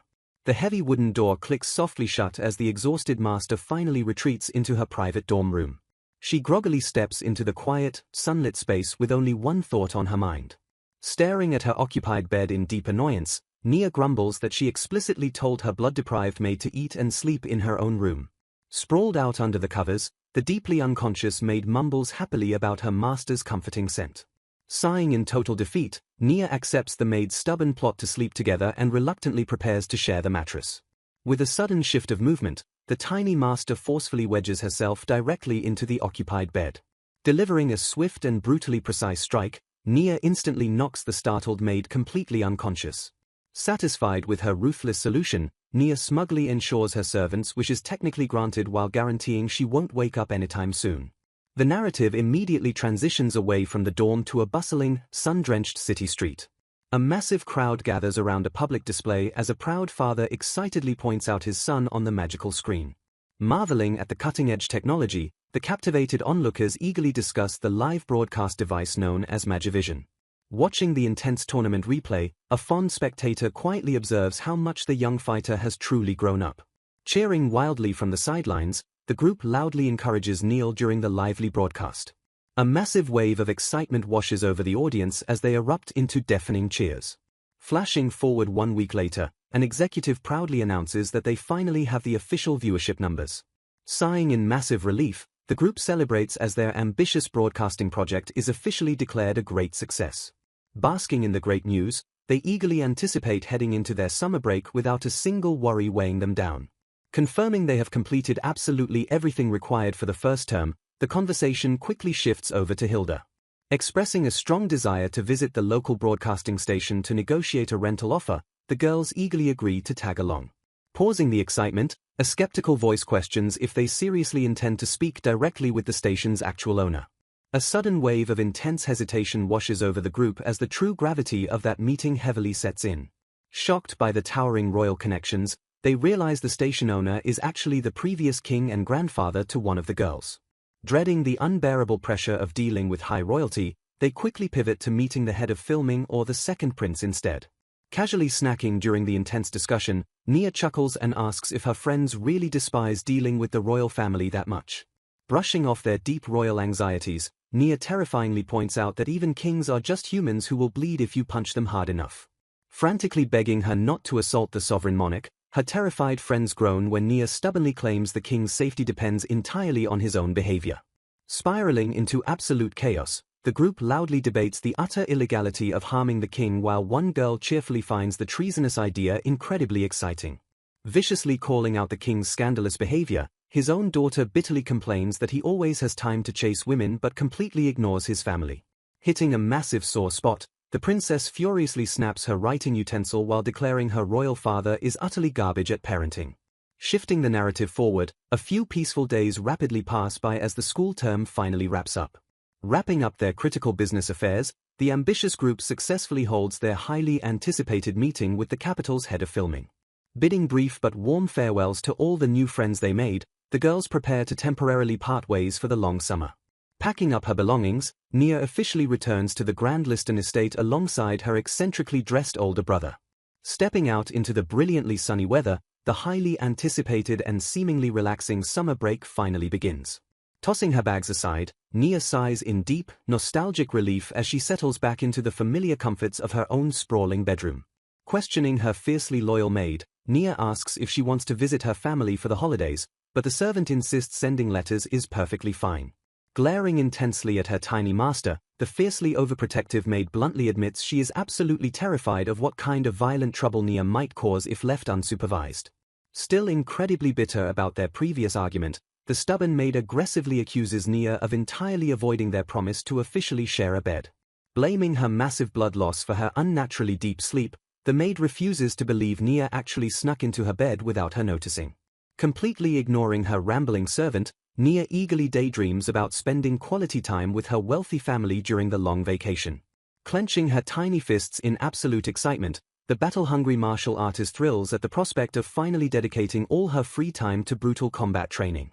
Planning wonderful new ways to relieve her accumulated school stress, Nia sinisterly plots to violently train her older brother and his personal maid. Her glorious vacation dreams shatter instantly as she stares in absolute horror at a grueling schedule demanding 32 filming shoots in just 2 weeks. Trying to rationalize the hellish workload, her attendant calmly explains that a massive backlog of broadcasting work simply accumulated while she was busy studying. As the door clicks open to announce Bendirio's arrival, Nia angrily curses the insanely compressed schedule, even while guiltily admitting she technically asked for it. Striding confidently into the luxurious room, the sharply dressed Bendirio arrives with a massive stack of demanding paperwork. Dropping a towering stack of fresh proposals onto the table, the relentless producer casually demands Nia pick at least 3 more grueling projects. Glaring at the terrifying mountain of extra work, Nia clears her throat and tightly addresses her dearest producer with thinly veiled hostility. Completely snapping under the immense pressure, the tiny girl violently threatens the producer by inviting him outside for a deeply private chat with her bare fists. Laughing uproariously at her terrifying physical threats, the completely unfazed producer mockingly declines her wonderful suggestion in favor of staying right where he is. Plunged straight into a relentless filming hell, the exhausted crew suffers through endless chaotic shoots while silently swearing violent vengeance against their cruel producer. Miraculously surviving the brutal 2-week production gauntlet, the utterly exhausted cast and crew finally raise their glasses in a massive, desperately earned celebration. The chaotic hum of chatter and electronic buzzing fills the busy atmosphere of the broadcasting station. A quiet anticipation settles over the exhausted crew as the final recording preparations fall into place. Bustling activity gives way to a tense countdown as the massive production finally approaches its long-awaited conclusion. Erupting into tears of sheer relief, the exhausted makeup crew wails that the grueling nightmare is officially over. Sobbing staff members openly weep in pure joy, celebrating their survival and praising the heavens that they can finally return to their families. Smirking at the dramatic aftermath, Bendirio asks if Nia is enjoying the party while noting that 37 shoots in 2 weeks nearly broke everyone. Glaring murderously at the smarmy producer with a raised fist, Nia forces the nervous man to quickly retreat from the celebration. Despite the collective hatred for the ruthless producer, a quiet realization settles over Nia regarding his true underlying motives. Reflecting on their recent success, she understands the school competition broadcast successfully opened countless new doors for the Magivision technology. Validating Hilda's brilliant commercial strategy, curious parents have already started purchasing their own crystal panels to watch the students. Acknowledging that Bendirio only packed the schedule to strike while the iron was hot, Nia begrudgingly accepts the hellish workload she technically requested. Breaking her bitter train of thought, a loyal attendant gracefully steps forward to present the tiny master with her requested food. Checking on her physical condition, the servant gently reminds Nia about her impending trip to the Silver Territory scheduled for the very next day. Dismissing his concerns, Nia confidently states the upcoming filming trip with her friends will not be nearly as grueling as the past 2 weeks. Bowing politely, the attendant agrees with her optimistic assessment and suggests they simply focus on fully enjoying tonight's well-earned party. Transitioning to a bright new horizon, the sun brilliantly illuminates the majestic and sprawling estate of the House of Silver. Panting heavily under the glaring sun, an exhausted Nia introduces a brand new segment of her broadcast as she prepares to explore the local marketplace. Struggling intensely to catch her breath, a completely exhausted companion weakly calls out Nia's name from off-screen. Complete panic suddenly erupts across the area as a frantic voice screams that the terrifying Nia is fast approaching their location. Gazing into the sky, Neil excitedly points out a colossal berg ray to his sister. He marvels at the terrifying mega beast, betting that a single graze of its massive tail could easily level their entire island. Staring intently at the giant creature, Nia silently wonders if it is the exact same ray she knew from her previous blood-soaked life. A crew member's voice suddenly interrupts her thoughts, announcing their imminent arrival at the majestic Silver Territory. A sprawling, luxurious estate comes into clear view as their transport gracefully descends from the clouds.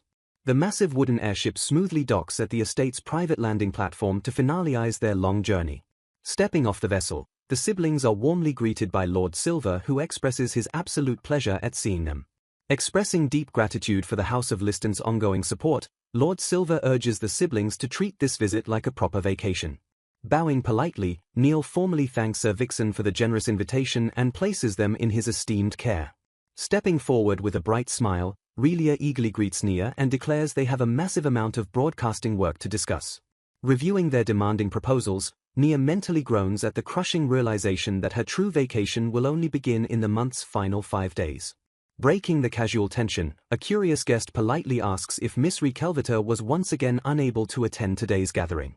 Catching the unfamiliar name, Nia silently questions the identity of this mysterious absent figure. Quickly running through the noble family tree in her head, Nia deduces that Recap must be the elusive second daughter they never actually met. Caught completely off guard, Lord Silver awkwardly stammers while struggling to explain his second daughter's conspicuous absence. A heavy, uncomfortable silence falls over the group as Relia averts her gaze with a deeply pained expression.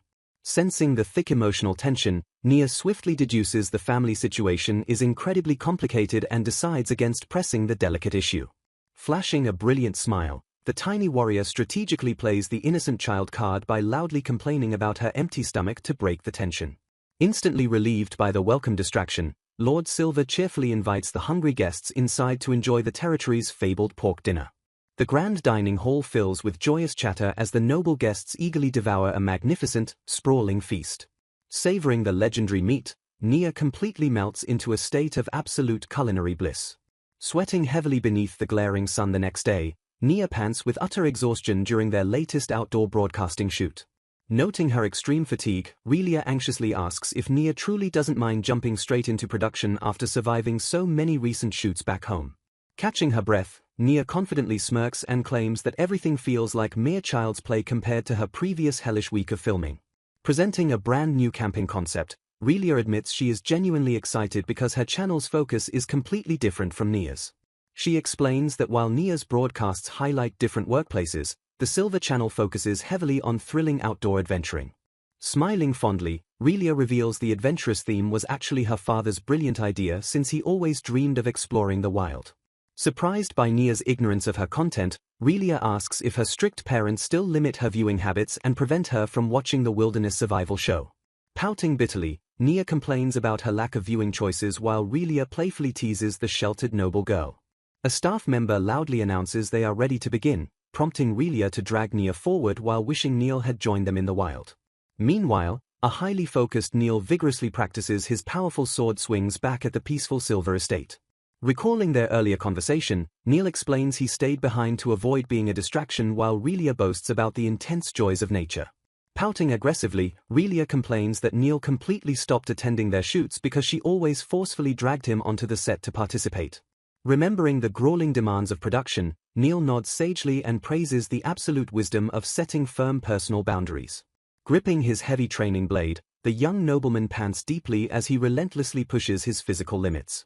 When Rhinox gently offers him a necessary break, the determined boy fiercely refuses and insists he can keep swinging. Far away from the estate, Nia mentally laments her packed schedule, heavily regretting that she completely lacks the free time to properly train Rhinox. Questioning if she foolishly accepted too much work, her sharp martial senses are suddenly triggered by an ominous rustling in the nearby bushes. Stopping dead in her tracks, the tiny warrior whips her head around to glare intensely at the shifting green foliage. Narrowing her deadly eyes at the hidden stalker, Nia coldly reflects that she has been catching fleeting glimpses of this mysterious girl all week long. Spotting an unknown girl wearing a formal dress hiding behind a pillar, Nia narrows her eyes in suspicion. Analyzing the mysterious figure, the tiny warrior deduces there is only one logical explanation for her true identity. Hesitating to approach, Nia worries about accidentally offending the girl since her parents aren't around to clean up any political messes. Peeking nervously from behind the thick stone pillar, the mysterious girl watches them while panting heavily. Overwhelmed by the miraculous presence of both Nia and Neil, the girl clutches her racing heart as her palms sweat profusely. Spiraling into deep self-deprecation, the second daughter Recap Silver mentally berates herself as a sun-hating creep completely unworthy of Nia's pure gaze. Trembling with intense anxiety, Recap agonizes over her failure to properly greet their honored guest as a proud member of the Silver family. Despite forcing herself to bathe, apply makeup, and wear a formal dress, the terrified girl simply cannot muster the courage to take the final step forward. Frozen in absolute terror, she stares helplessly down the grand hallway while struggling to calm her erratic breathing. Clutching her chest, Recap nostalgically recalls the life-changing moment she first saw Nia on screen while locked away in her lonely room. Admiring the tiny warrior's incredible growth, the shut-in rejoices over how healthy and vibrant Nia has become since her frail beginnings. Consumed by a sudden wave of obsessive passion, Recap pants heavily and intensely vows to draw the beautiful girl in the nude. Reeling in her perverted fantasies, the exhausted girl sighs in total defeat and accepts that watching from afar is the best she can do. Just as Recap accepts her miserable failure, Nia suddenly pops up directly beside her and offers a cheerful greeting. Startled out of her mind, the terrified shut-in physically recoils in absolute shock at the sudden intrusion. Paralyzed by the unexpected confrontation, Recap stares wide-eyed as her mind completely shuts down. Completely unfazed by the girl's panic, the tiny warrior simply tilts her head and flashes a brilliantly innocent smile. Overwhelmed by the sheer radiance of the young noble, Recap's soul visibly attempts to escape her trembling body. Unable to handle the intense social interaction, the terrified shut-in dramatically collapses straight onto the polished stone floor. Staring down at the collapsed heap, Nia watches with mild amusement as the older girl completely short-circuits. Hearing the loud commotion, Neil confidently steps around the pillar to investigate the bizarre situation.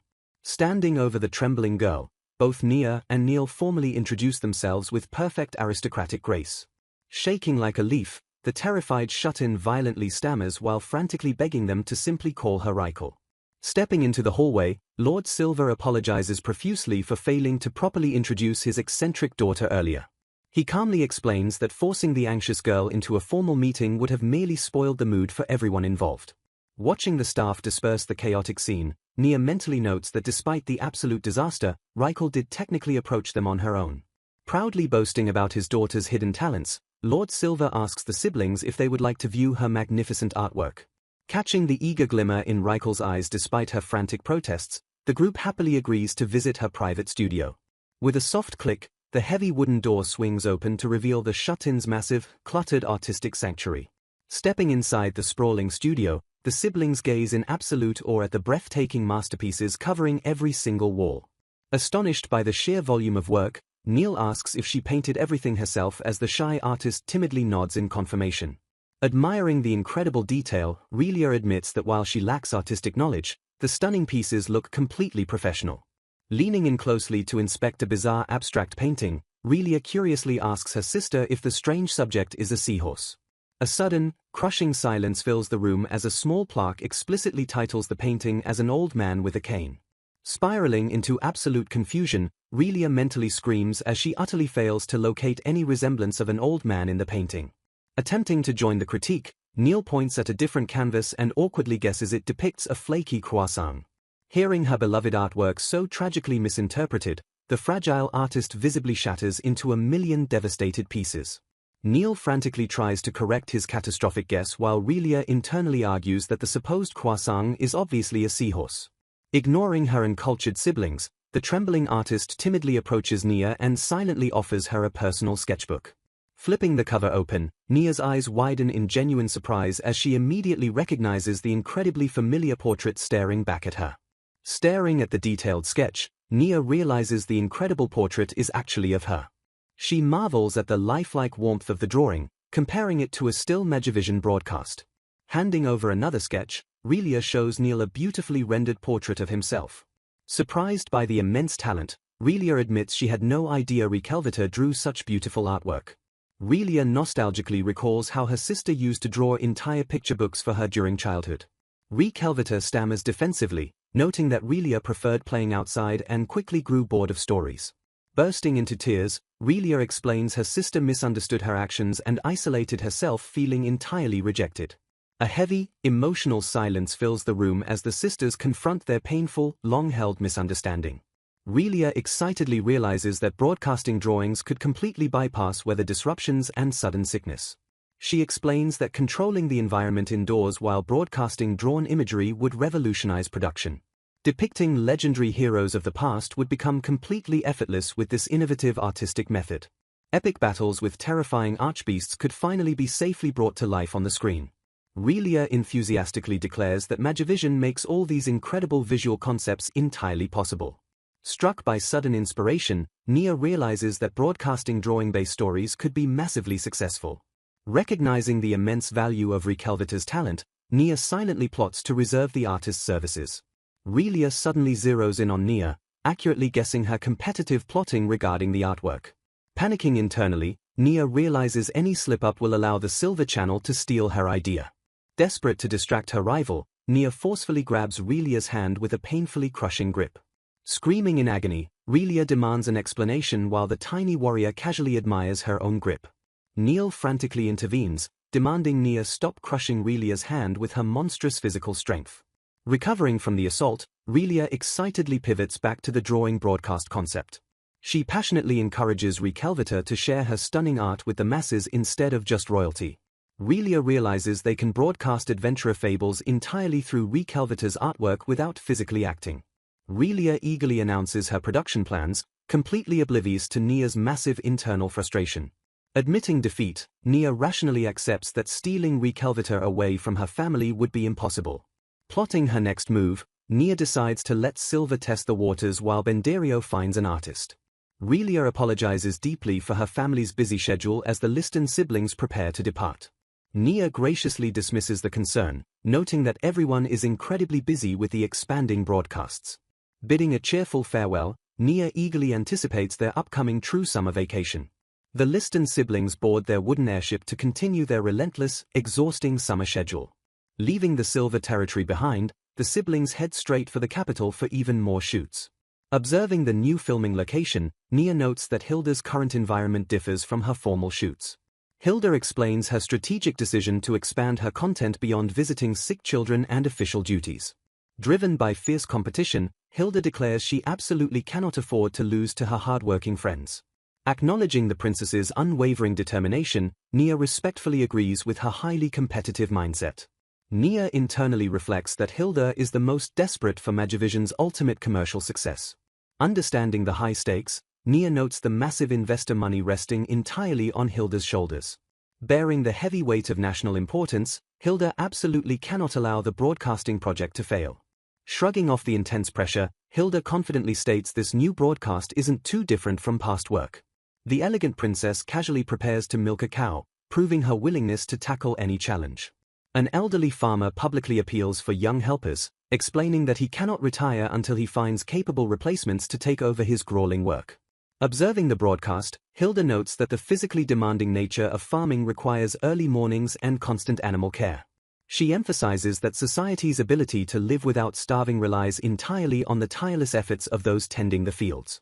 Despite the crucial importance of agriculture, she acknowledges that many young people might dismiss the grueling labor as simply not worth the massive exertion. Countering this mindset, Hilda firmly declares that farming is a highly noble profession that deeply deserves to be celebrated by the masses. Watching the broadcast, Nia realizes that heavily promoting agricultural work is just another clever way the princess actively supports her citizens. Nia quietly praises her friend's impressive oratorical skills, noting that Hilda successfully managed to make exhausting farm labor sound genuinely compelling. The chaotic capital broadcasts aggressively march forward as Nia dramatically participates in a bizarre foot race against a local dog. Transitioning to another segment, the tiny warrior leads an energetic tour of the bustling capital alongside the famous Ice Rose troupe. On the very final day before their highly anticipated vacation, Hilda approaches Nia with a deeply apologetic expression to announce a sudden change of plans. Holding up a hand in absolute dread, Nia desperately begs Hilda to stop speaking because she completely refuses to hear any bad news. Devastated by the impending announcement, the exhausted warrior furiously asks if her long-awaited break has been cruelly cancelled. Hilda quickly clarifies that the trip is still happening, while Nia mentally laments rushing through her hellish homework for absolutely nothing. Reassuring her panicked friend, Hilda firmly promises that they will still spend all 5 vacation days together exactly as they originally planned. A profound sense of relief visibly washes over Nia's face as the terrifying threat of a cancelled vacation completely vanishes. Hesitating slightly, Hilda nervously drops the massive caveat that her father unexpectedly departed for their private island that very morning. Piecing the puzzle together, Nia stares in absolute shock and asks if the Sovereign King is currently vacationing at their exact destination. Rationalizing the frustrating development, Nia begrudgingly admits they cannot truly fault the king for visiting his own family's private island. Shrugging off the heavy royal presence, the confident martial artist boldly declares that she is perfectly fine with the unexpected addition. Hilda anxiously asks if watching the king loiter in a hammock won't ruin the mood, prompting Nia to mentally admit he will definitely be an annoying obstacle. Nia casually threatens to punch the monarch unconscious if he bothers them, though she concedes that the overworked king genuinely deserves a relaxing break. Shifting her concern away from herself, Nia accurately points out that the highly anxious Relia is definitely going to hate this complicated royal arrangement. A sudden visual of Relia's impending shock flashes through their minds, confirming their deepest fears about her fragile emotional state. Hilda solemnly nods her head in silent agreement, fully anticipating the catastrophic meltdown their friend is about to experience.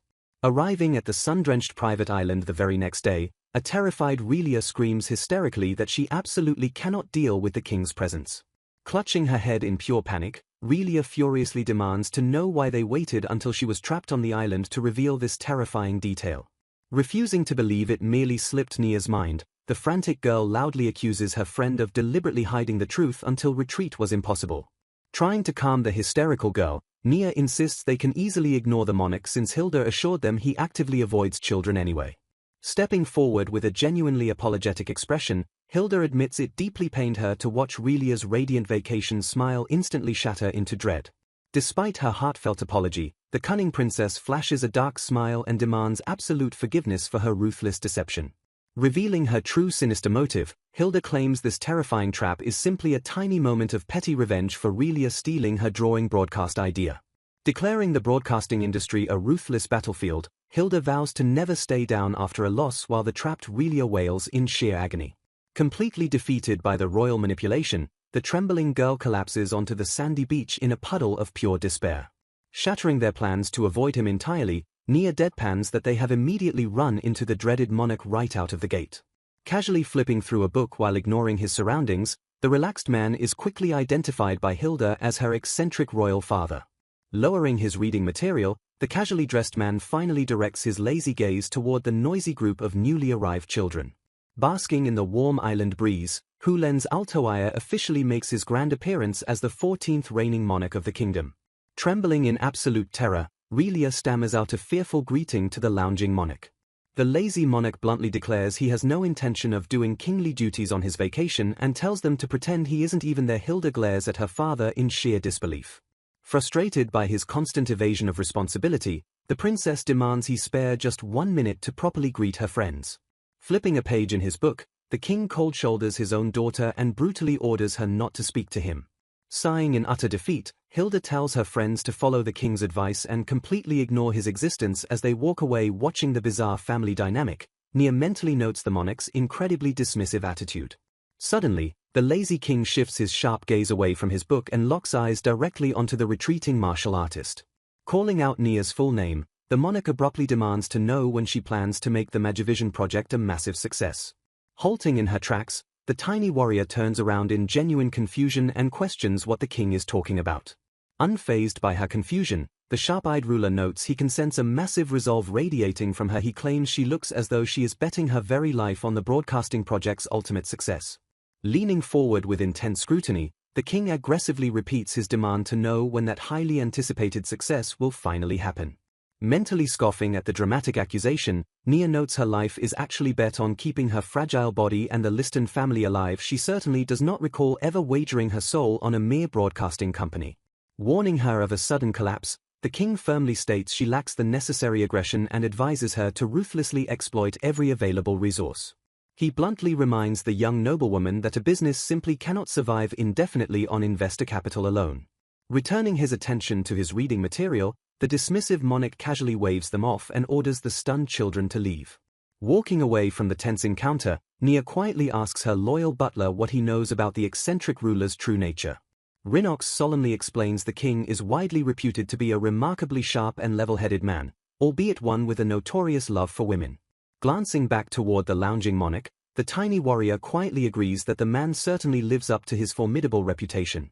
Analyzing their brief interaction, she acknowledges his clear grasp on politics and logical foresight, though she remains unconvinced about his scandalous romantic rumors.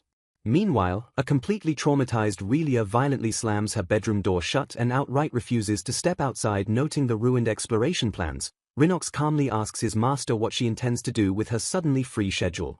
Ignoring the butler's question, Nia vividly recalls the king's sharp criticism regarding her severe lack of business aggression.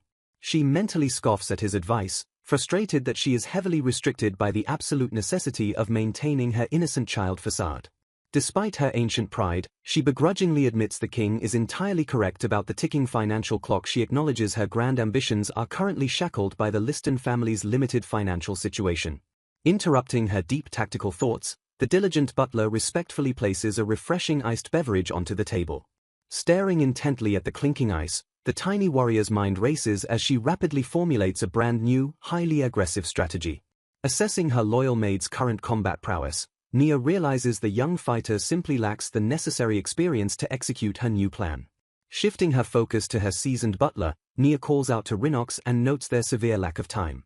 Flashing a sinister smile, she boldly suggests that Rhinox should step up and officially become the strongest woman in the entire kingdom.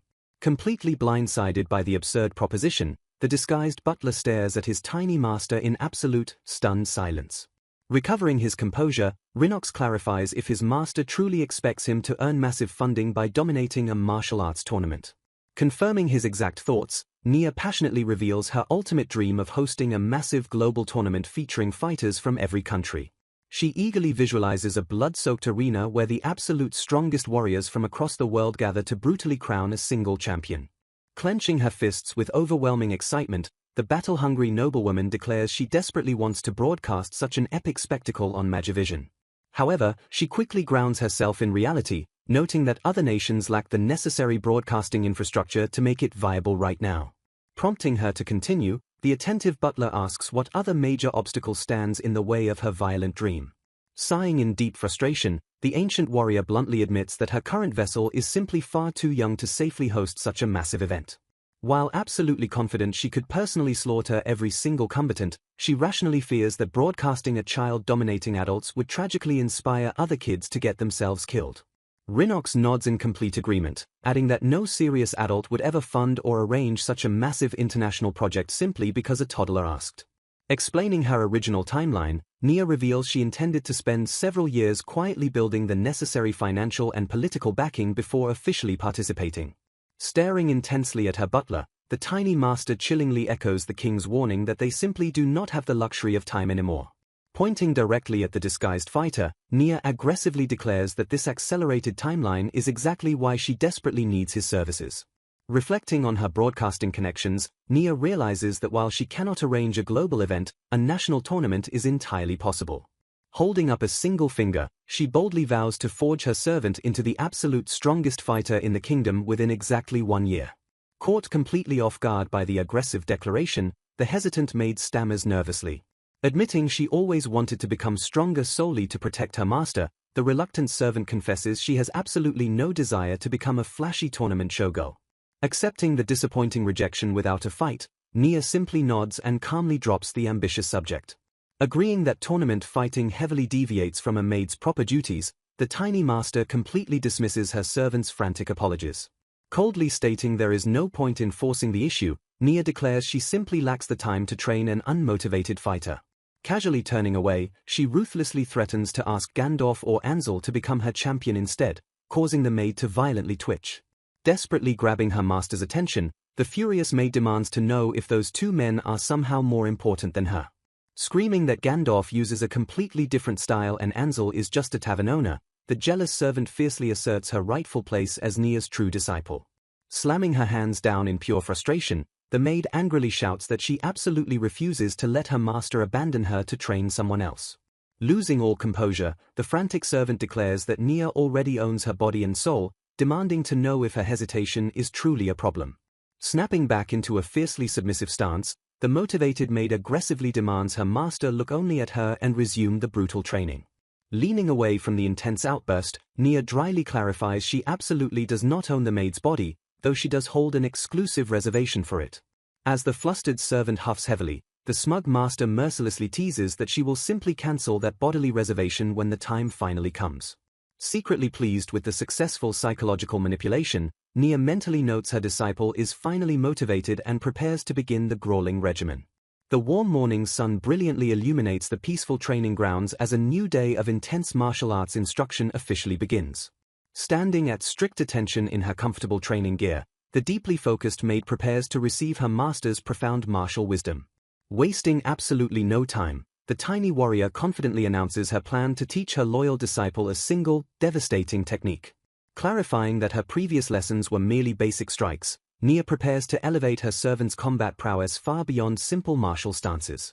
Radiating a sudden, deadly intent, the ancient warrior chillingly warns that her true techniques are designed exclusively for absolute slaughter. Strictly forbidding accidental murder, Nia orders her disciple to use lethal force only when absolutely necessary and to accept the grim consequences. Staring intensely into her servant's eyes, the strict master firmly declares that an irresponsible fighter is the absolute worst kind of warrior. Accepting her own heavy burden as a mentor, Nia acknowledges she shares total responsibility for unleashing such deadly skills upon the world. Promising total victory, the master vows this singular lethal technique will effortlessly conquer the upcoming tournament if strictly practiced for an entire year. Interrupting the intense martial lesson, the nervous maid timidly asks for a moment to clarify a burning question before they officially begin. Assuming her disciple is anxious about learning the deadly move, Nia is completely caught off guard when the maid shifts the topic entirely. Fidgeting anxiously under her master's sharp gaze, the hesitant servant struggles to vocalize a deeply guarded, unspoken secret. Raising a curious eyebrow, the tiny warrior silently waits for her stuttering disciple to finally spit out the hidden question. Dropping a massive bombshell, the loyal servant bluntly asks if Nia has finally decided to stop hiding her true identity as a reincarnated heroic soul. A suffocating silence violently crashes over the training courtyard as the deeply hidden truth is suddenly dragged into the blinding light. Refusing to back down, the perceptive maid maintains intense eye contact, proving she has completely figured out her master's ancient secret. Feigning genuine ignorance, the startled warrior cautiously questions what on earth her servant means by the term heroic soul. The knowledgeable maid calmly explains the modern phenomenon known as a heroic soul bond, where an ancient spirit suddenly hijacks a deceased body. Referencing the Holy Church's official doctrines, she describes how the powerful souls of ancient heroes occasionally possess the recently dead to resurrect them. Detailing the supernatural process, she notes the ancient soul seamlessly replaces the original host immediately after their tragic death without leaving a single trace. Connecting the historical dots, the sharp maid confidently deduces this exact phenomenon occurred the night a dying 4-year-old Nia miraculously recovered. Exposing the medical miracle, she notes the supposedly terminal illness vanished exactly when the new heroic soul utilized powerful Kai to forcefully heal the failing vessel. Softening her aggressive interrogation, the servant sympathetically adds that reincarnated heroes almost never retain their original, past life memories. Concluding her thorough explanation, the maid states that resurrected legends usually only possess a vague, fragmented idea of their previous glorious lives. Listening intently, the maid deduces that her master's incredible prowess perfectly aligns with the legendary traits of a great warrior from the past. Pondering the sharp deduction, Nia closes her eyes and silently weighs the undeniable truth of the maid's heavy words. With a calm smirk, the tiny warrior openly concedes that the heroic soul description fits her current supernatural situation perfectly. Admitting her complete ignorance of the official terminology, Nia casually asks how long her loyal servant has been hiding this profound realization. The hesitant maid confesses she simply refused to assume the original Liston daughter was truly dead, prompting Nia to express mild surprise at her long silence. Lowering her gaze in deep sorrow, the loyal servant admits her deep attachment to the original child made the grim reality completely unbearable to accept. Accepting the servant's heartfelt reasoning, Nia shifts the heavy conversation by questioning whether her sharp parents have also noticed the supernatural swap. The perceptive maid theorizes that the highly intelligent parents likely suspect the truth but desperately avoid confirming it to protect themselves from absolute grief. A somber silence hangs over the narrative as the unspoken sorrow of the grieving noble parents silently echoes through the grand estate. Resigning herself to the tragic reality, Nia laments the finality of the situation since bringing the original soul back to life is utterly impossible. Pivoting immediately to tactical matters, the reincarnated warrior asks if she must continuously hide her true supernatural nature from the outside world. Nodding gravely, the maid issues a chilling warning that the formidable Holy Church would immediately hunt her down if the dangerous secret ever leaked. Recounting dark historical lore, the servant explains how a ruthless saintess once fabricated massive crimes to forcefully kidnap and weaponize suspected heroic souls. Highlighting the terrifying reach of the religious order, the maid notes that even powerful royalty completely failed to escape the Church's absolute grasp in the past. However, the maid offers a glimmer of hope by noting the modern church has lost much of its former political authority and might lack the sheer power for a forceful abduction. Unfazed by the looming threat of religious zealots, the tiny powerhouse flashes an intensely arrogant smirk while preparing her bold response. Laughing with overwhelming, terrifying confidence, the overpowered girl violently declares that the entire church combined could never take her alive anyway. Accepting her master's monstrous physical strength, the practical maid still begs Nia to maintain her innocent facade just to actively avoid unnecessary political headaches. Reflecting on her entirely forgotten past, the ancient warrior decides that adopting the official title of a heroic soul perfectly satisfies her lingering identity crisis. Fiercely clenching her tiny fist, she ruthlessly discards her past to focus entirely on dominating the present as the reborn Nia Liston. Channeling her potent energy, the strict master formally announces the intense demonstration of a devastating beginner technique known as the thunderclap. She explains the lethal move relies entirely on a single, blindingly quick strike identical to the one she used to utterly crush her previous opponents. Warning her disciple not to blink, Nia admits her fragile child body can only withstand the immense physical strain of this explosive technique exactly once per day. Dropping seamlessly into a flawless martial stance, the tiny warrior silently prepares to unleash a terrifying amount of concentrated physical destruction. Instructing her student to flood their entire body with inner kai, Nia violently clenches her muscles in absolute, terrifying martial focus. Stepping forward with bone-crushing force, she violently thrusts her fist into the air to unleash a deafening, explosive shockwave. The sheer kinetic terror of the strike violently parts the massive lake, sending a colossal geyser of displaced water rocketing straight into the sky. Despite her disciple stammering in absolute awe, the hypercritical master glares at the massive destruction and coldly mutters that the strike was pathetically weak.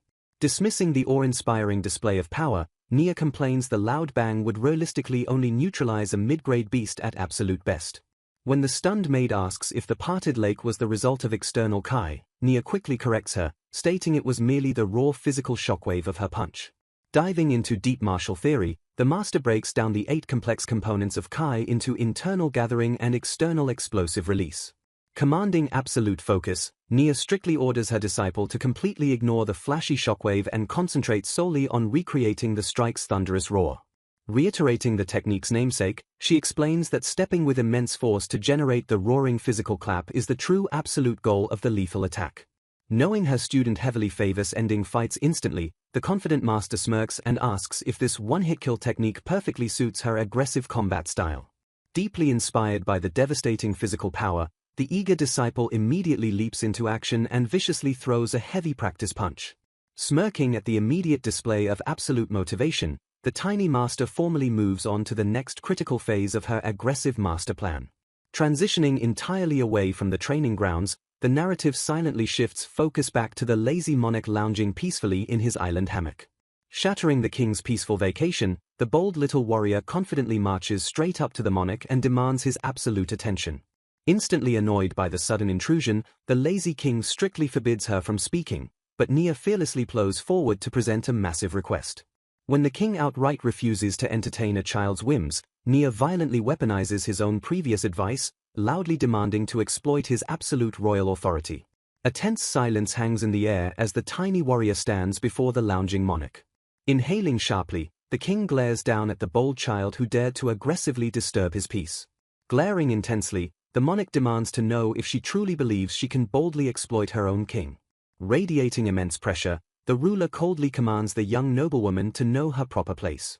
Feeling the crackle of his intimidating aura, Nia mentally acknowledges that the king possesses the terrifying backbone of a seasoned politician.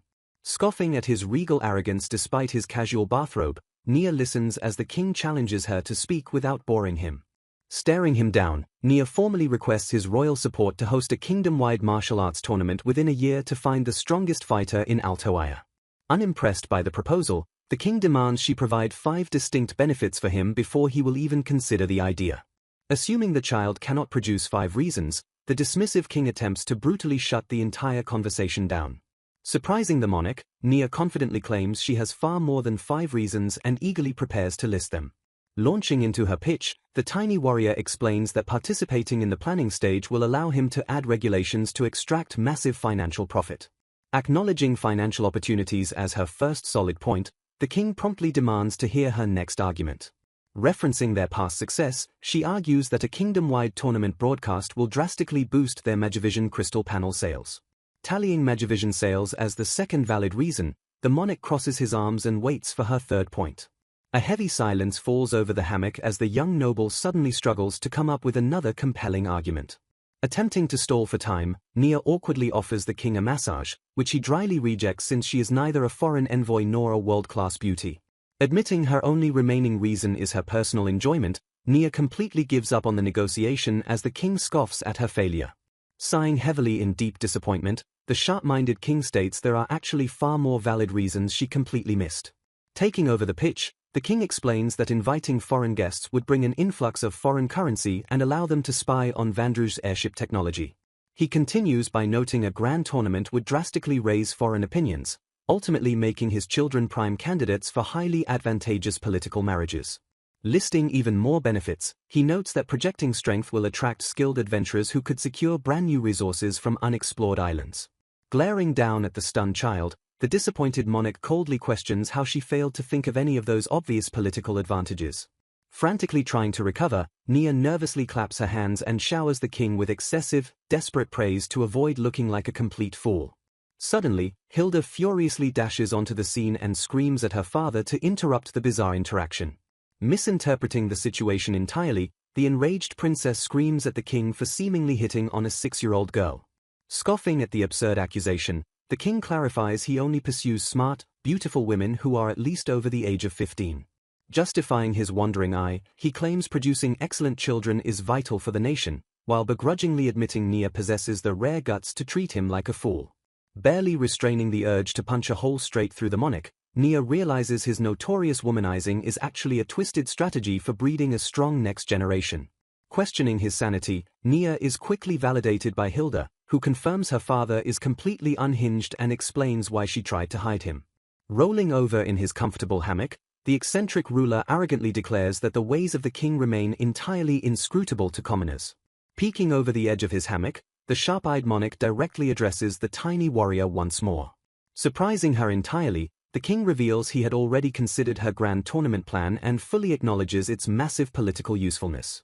Declaring the ambitious project should be executed immediately, he casually notes there is one massive problem standing in their way. A heavy, suspenseful silence blankets the tropical island as the young noblewoman waits for the other shoe to drop. Utterly shattering her expectations, the reigning king bluntly confesses they completely lack the money to fund the tournament. The king calculates the massive scope of the tournament, estimating a bare minimum requirement of 100 million crams. Hilda gasps in sheer shock at the astronomical figure while Nia mentally notes the hefty weight of that sum. Revising his initial estimate, the monarch boldly declares he realistically wants at least 1 billion crams due to the project's immense value. He further complicates the timeline by insisting they host the grand event in 2 years rather than 1. The meticulous ruler explains that sending international invitations and recruiting fighters will easily consume the entirety of those 2 years. Despite the extended timeline, he firmly reiterates that their royal coffers remain dramatically short on the necessary funding. He admits he could personally front 50 million and tax the citizens for more, but funding a mere amusement project would enrage the lower classes. Concluding his royal assessment, the king states the plan is technically possible but carries far too much political risk for him to blindly accept. Zeroing in on the singular obstacle, Nia eagerly asks if the king will fully commit to the project if she personally solves the money problem. The monarch agrees without hesitation, asserting that he must maintain absolute control over any event involving foreign nations. Flashing a wicked smile of triumph, the tiny warrior declares the arrangement absolutely perfect. Thrilled to dump the complex political logistics onto the king, Nia mentally celebrates since her brain is strictly meant for crushing skulls. Breaking the ensuing silence, the sharp-eyed king abruptly calls out to his stunned daughter. He officially appoints Hilda as their royal liaison, strictly ordering her to bring Nia directly to him whenever the child requests an audience. Recovering from her daze, Hilda frantically asks exactly how much money Nia is expected to gather for this insane undertaking. The pieces finally click together in the princess's mind as the sheer, terrifying scale of Nia's financial burden sets in. Later in her private quarters, Nia casually asks Hilda how much 1 billion crams actually is since her butler handles all the mundane shopping. Exasperated by her friend's total ignorance, Hilda explains that 1 billion crams could easily purchase a small island or 10 mid-sized ships. Frantic with worry, The princess questions Nia's sanity, stressing that an ordinary person could never earn 1,000,000,000 crams even if they worked their entire life. Completely unfazed by the impossible odds, Nia confidently claims it will work out somehow, ignoring Hilda's rising panic. Hilda utterly loses her composure, screaming that sheer willpower won't magically materialize 500 million crams a year. He explains that only massive corporations or patent holders generate that kind of wealth, while Nia casually notes he just used her private shower. Agreeing that a regular job is useless, Nia narrows her lethal options down to high-stakes beast hunting or uncharted island exploration. Staring intently at her servant, the tiny master directly asks if he knows of any monstrous beasts carrying 1,000,000,000 cram bounty. Rhinox denies knowing any 1,000,000,000 cram targets but notes that high-grade beasts can fetch tens of millions, instantly sparking Nia's violent interest. Despite Rhinox warning that high bounties come with immense danger, Nia insists they have no other choice now that their timeline has expanded. Shifting tactics, Nia coldly reminds Rhinox of his earlier passionate vow that she completely owns his body and soul. Vigorously agreeing with absolute loyalty, the frantic maid snaps to attention and prepares to prove her unwavering devotion.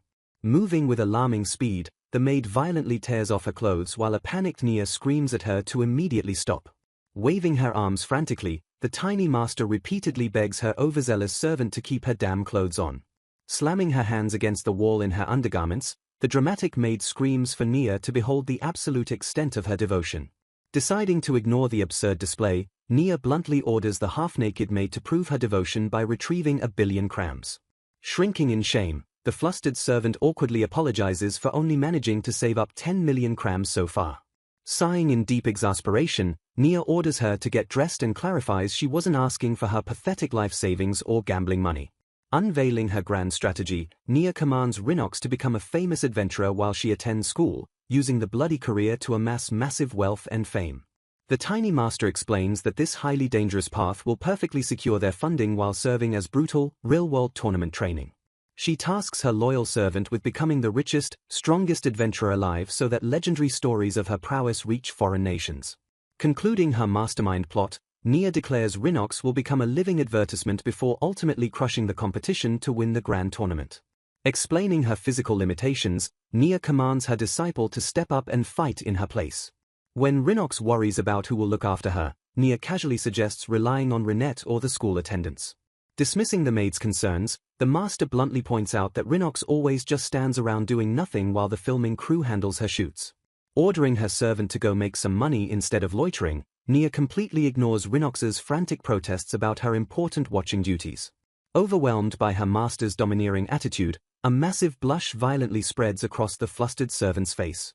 Trembling with sheer emotion, the devoted maid struggles to form a coherent sentence under Nia's intense gaze. Blushing furiously, Rhinox confesses her absolute love for Nia's selfish and forceful nature, prompting the master to question why she would loudly announce something so embarrassing. With their grand financial plan officially set, the duo immediately pivots to dedicating the entire next day to brutal martial arts training. Fast-forwarding to the third day of vacation, a completely broken Rhinox gasps for air and groans in absolute physical agony. Acknowledging her hellish training regimen completely shattered the maid, Nia gently orders the gasping servant to stay in bed and recover. Firmly tucking the exhausted maid under the covers, Nia rejects Rhinox's delirious request to sleep together and orders her to rest. Succumbing entirely to her massive physical exhaustion, the battered servant instantly falls into a deep, heavy slumber. Confirming her overprotective bodyguard is completely out cold, a wicked, extremely sinister smile stretches across the tiny master's face. Chuckling darkly to herself, Nia celebrates the glorious realization that there is absolutely nobody left to supervise her actions. Throwing her arms wide open, the battle-hungry warrior rejoices in her total, unadulterated freedom. Basking in the absolute bliss of being unsupervised, she excitedly realizes she can finally do whatever her violent heart desires. A dangerous spark ignites in her eyes as she suddenly remembers the private island houses a hidden monster dungeon. Feigning innocent curiosity, the tiny powerhouse excitedly plots to go completely off the grid and locate the dangerous labyrinth. Just as she contemplates diving headfirst into the deadly dungeon, a familiar voice violently shatters her secretive plotting. Snapping her head around, Nia spots a fully recovered Relia approaching her from down the hallway. Greeting her recovered friend, Nia is immediately called out by Relia for sporting a terrifying expression that clearly screamed blood and guts. Sweating nervously, Nia mentally wonders if she is simply too obvious before quickly denying the gruesome accusation. Refusing to drop her innocent facade, Nia internally admits she only wanted to slaughter a few dungeon beasts without spilling any of her own blood. Completely shifting the topic, Relia excitedly invites her friend to go swimming in a beautiful local lake right after breakfast. Trapping Nia in a corner, the energetic princess forcefully reminds her of their strict promise to hang out together during the vacation. Her glorious dreams of violently conquering the monster dungeon physically waver and shatter as social obligations aggressively take over. Remembering their chaotic planning phase, Nia recalls they simply agreed to spontaneously do whatever fun activities they came up with on the spot. Pouting slightly in defeat, the battle-hungry warrior closes her eyes and accepts her incredibly mundane fate. Sighing softly, she begrudgingly decides she might as well play the part of a normal child and go swimming with her friends. Reflecting deeply, Nia realizes that sacrificing absolutely everything for pure martial prowess in her previous life ultimately left her feeling surprisingly hollow. Staring at her tiny hands, she firmly resolves not to repeat those same lonely mistakes in her brand new life as Nia Liston. Gazing warmly at her energetic friend, the ancient warrior vows to genuinely cherish the new, precious connections she has forged. Watching Relia beam with innocent excitement, Nia embraces the simple joy of normal childhood friendship. Chuckling at her own heavy philosophy, she mocks herself for drafting a grand life plan before she even turns 10 years old. Pushing her violent dungeon ambitions aside for another day, Nia smiles brightly and officially agrees to join the swimming trip. The cheerful mood is instantly ruined as the girls trudge through the forest, sighing in deep frustration over their cancelled swimming plans. Apologizing for her incredibly selfish father, Hilda promises they can still swim later after they finish gathering mushrooms for the king's barbecue. Trying to defend the lazy monarch, Hilda explains that hosting a barbecue is his awkward, terrible way of trying to be a welcoming host. Kneeling in the lush undergrowth, Relia happily announces that she finally spotted a cluster of wild mushrooms. Slapping her hand away, Nia coldly warns her that the mushrooms are lethally poisonous, dryly comparing their toxic nature to the royal family. Tossing a berry to Relia, Nia initially claims it is a red mantis egg before laughing and revealing it is just a regular fruit. Terrified by the cruel prank, Relia angrily asks if she can punch her friend just once while Nia chuckles mischievously. Spotting a squirrel in the dense foliage, Relia excitedly points out the adorable woodland creature. Nia instantly suggests catching and cooking the animal, prompting a horrified Relia to beg her to stop right there. Casually picking up a massive spider, Nia informs her terrified companion that the stone widow is completely non-venomous. Relia screams at Nia to stop treating creepy-crawlies as survival food since the king already provided plenty of meat and vegetables. Furiously suppressing the urge to throw a punch, Relia flatly rejects Nia's mischievous offer to taste-test the spider. The two girls sprint wildly through the dense forest, leaving a trail of chaotic energy behind them. Bursting through the tree line, a frantic Relia dramatically begs the heavens to smite the white-haired spawn of evil chasing her. The king loudly interrupts their chaotic chase, commanding the children to gather around the campsite. Enthusiastically pointing to a massive setup, the monarch declares it is finally time to grill their meat. Hilda profusely apologizes for making the king wait, while a clearly intoxicated monarch slurs that someone must fall in love with him as punishment. The drunken king aggressively commands silence so he can focus on grilling, leaving Hilda sighing in exasperation while another guest praises the delicious food. Slipping quietly away from the noisy barbecue, Nia retreats toward the peaceful shoreline. She kicks off her shoes and discards her outer clothing in preparation for a refreshing swim. Standing at the water's edge, the tiny warrior gazes out across the calm, expansive lake. She smoothly unfastens her collar with a sharp metallic clink. Zipping down her remaining garments, she sheds her physical restrictions to fully embrace the cool water. Plunging eagerly into the lake, she glides smoothly beneath the pristine surface. Surfacing with a joyful splash, Nia marvels at the crystal-clear and pleasantly cold water. Recalling Hilda's fishing spot, she decides to hunt for a massive fish to bring back to the royal grill. Taking a deep breath, the determined martial artist submerges herself into the aquatic depths. Pushing downward, she concentrates her energy to form a solid platform of blunt kai directly beneath her feet. Kicking off the invisible construct with explosive force, she violently propels herself through the water. She rockets forward like a torpedo, leaving a dense trail of bubbles in her high-speed wake. Spotting her target, she lunges forward and effortlessly snatches a struggling fish barehanded. Breaking the surface with her prize, she smugly praises her own impressive physical capabilities despite inhabiting a child's body. Pausing to consider her mastery of Kai, she realizes she could potentially use the exact same technique to dance through the open air. A sudden, ominous presence violently disrupts her thoughts, drawing her sharp gaze back into the depths. A colossal, shadowy figure flits menacingly through the dark water directly beneath her. A monstrous fish lunges upward with its massive jaws opened wide to completely devour her. Unfazed by the terrifying beast, Nia casually remarks that it looks like a bizarre cross between a crocodile and a fish. Identifying the creature as a patient ambush predator, she watches calmly as the giant monster closes the distance.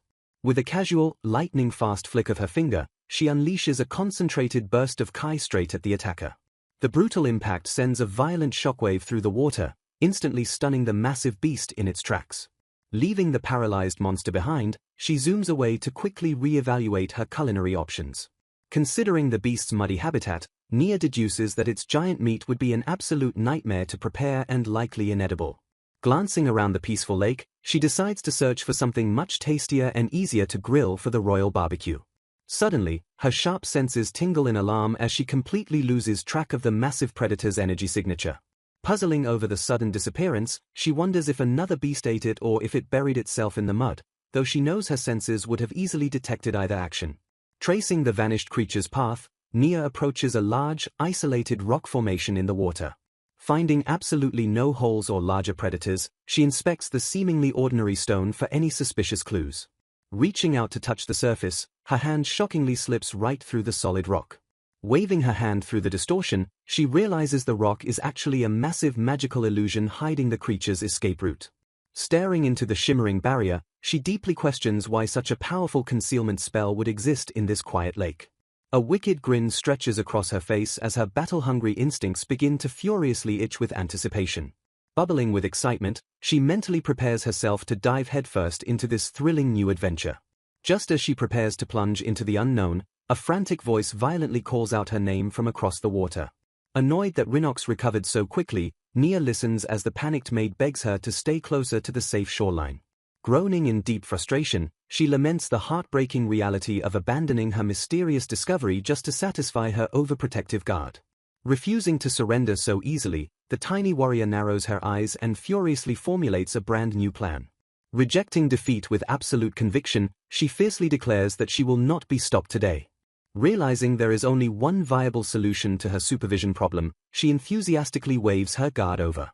Recalling their promise to swim together, she excitedly invites Rhinox to come see the curious anomaly she discovered. Eager to join her master, the devoted maid enthusiastically leaps into the sparkling lake. Splashing excitedly through the water, Rhinox swiftly swims out to meet Nia by the mysterious rock.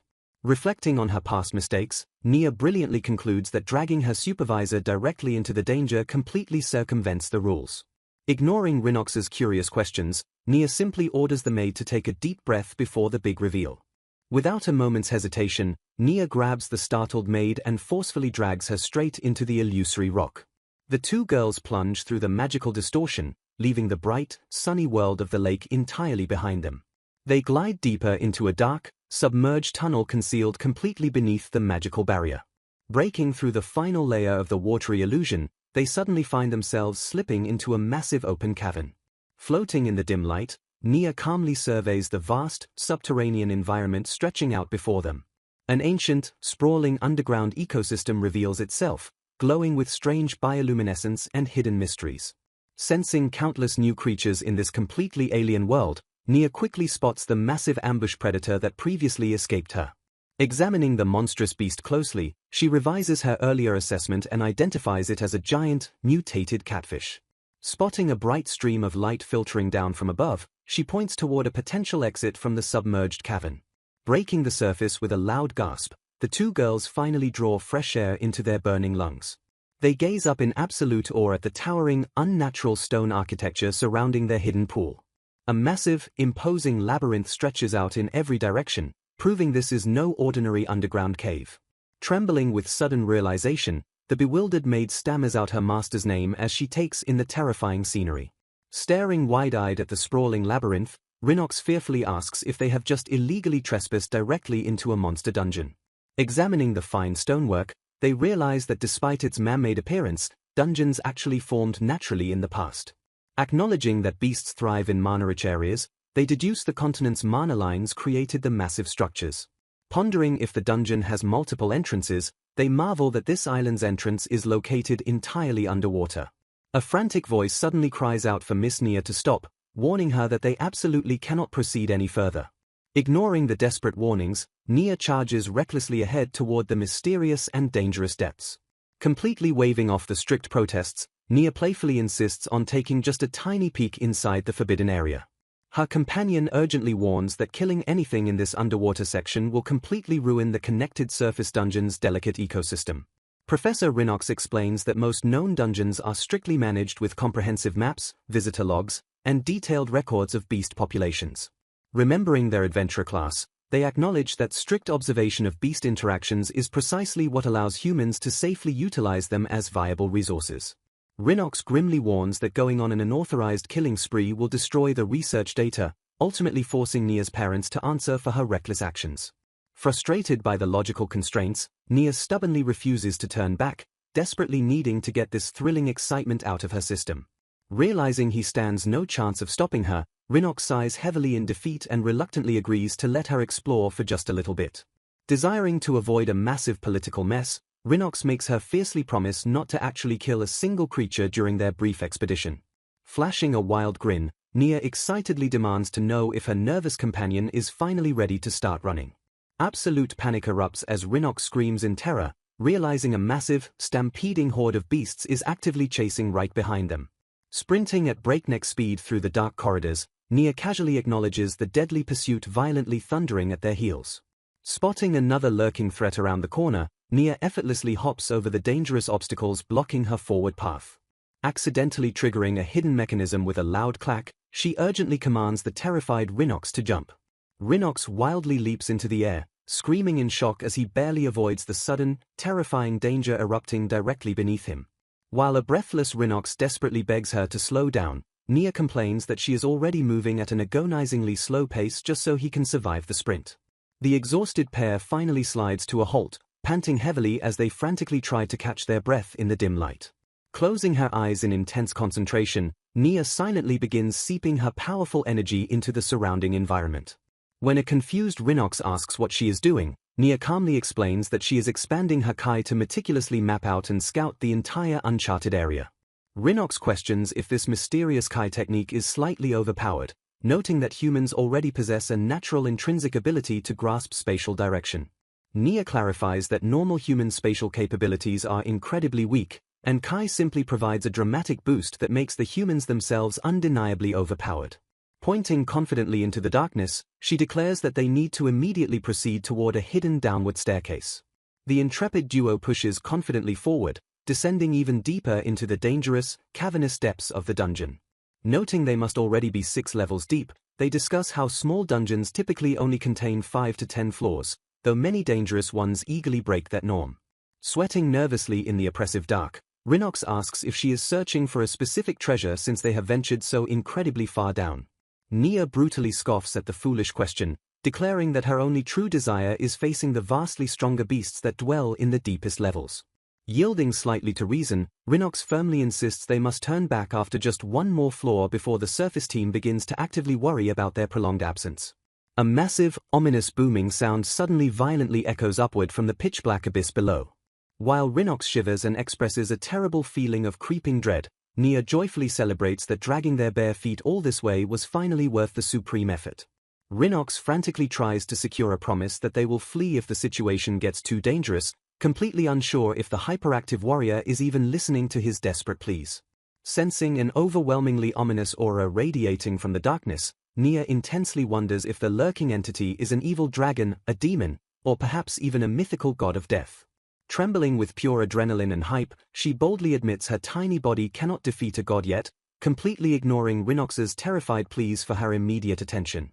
Rinox violently points ahead in sheer, unadulterated terror, stuttering wildly as he demands to know what kind of monstrous horror has finally manifested before them. A massive, gelatinous entity ripples out of the shadows, towering menacingly over the 2 tiny, awestruck intruders. The colossal, formless creature lets out a strange, low hum as it slowly shifts its immense and fluid weight toward the duo. Instantly losing all of her previous battle excitement, Nia flatly remarks in supreme disappointment that the grand horror is actually just a giant slime that managed to consume an excessive amount of life force.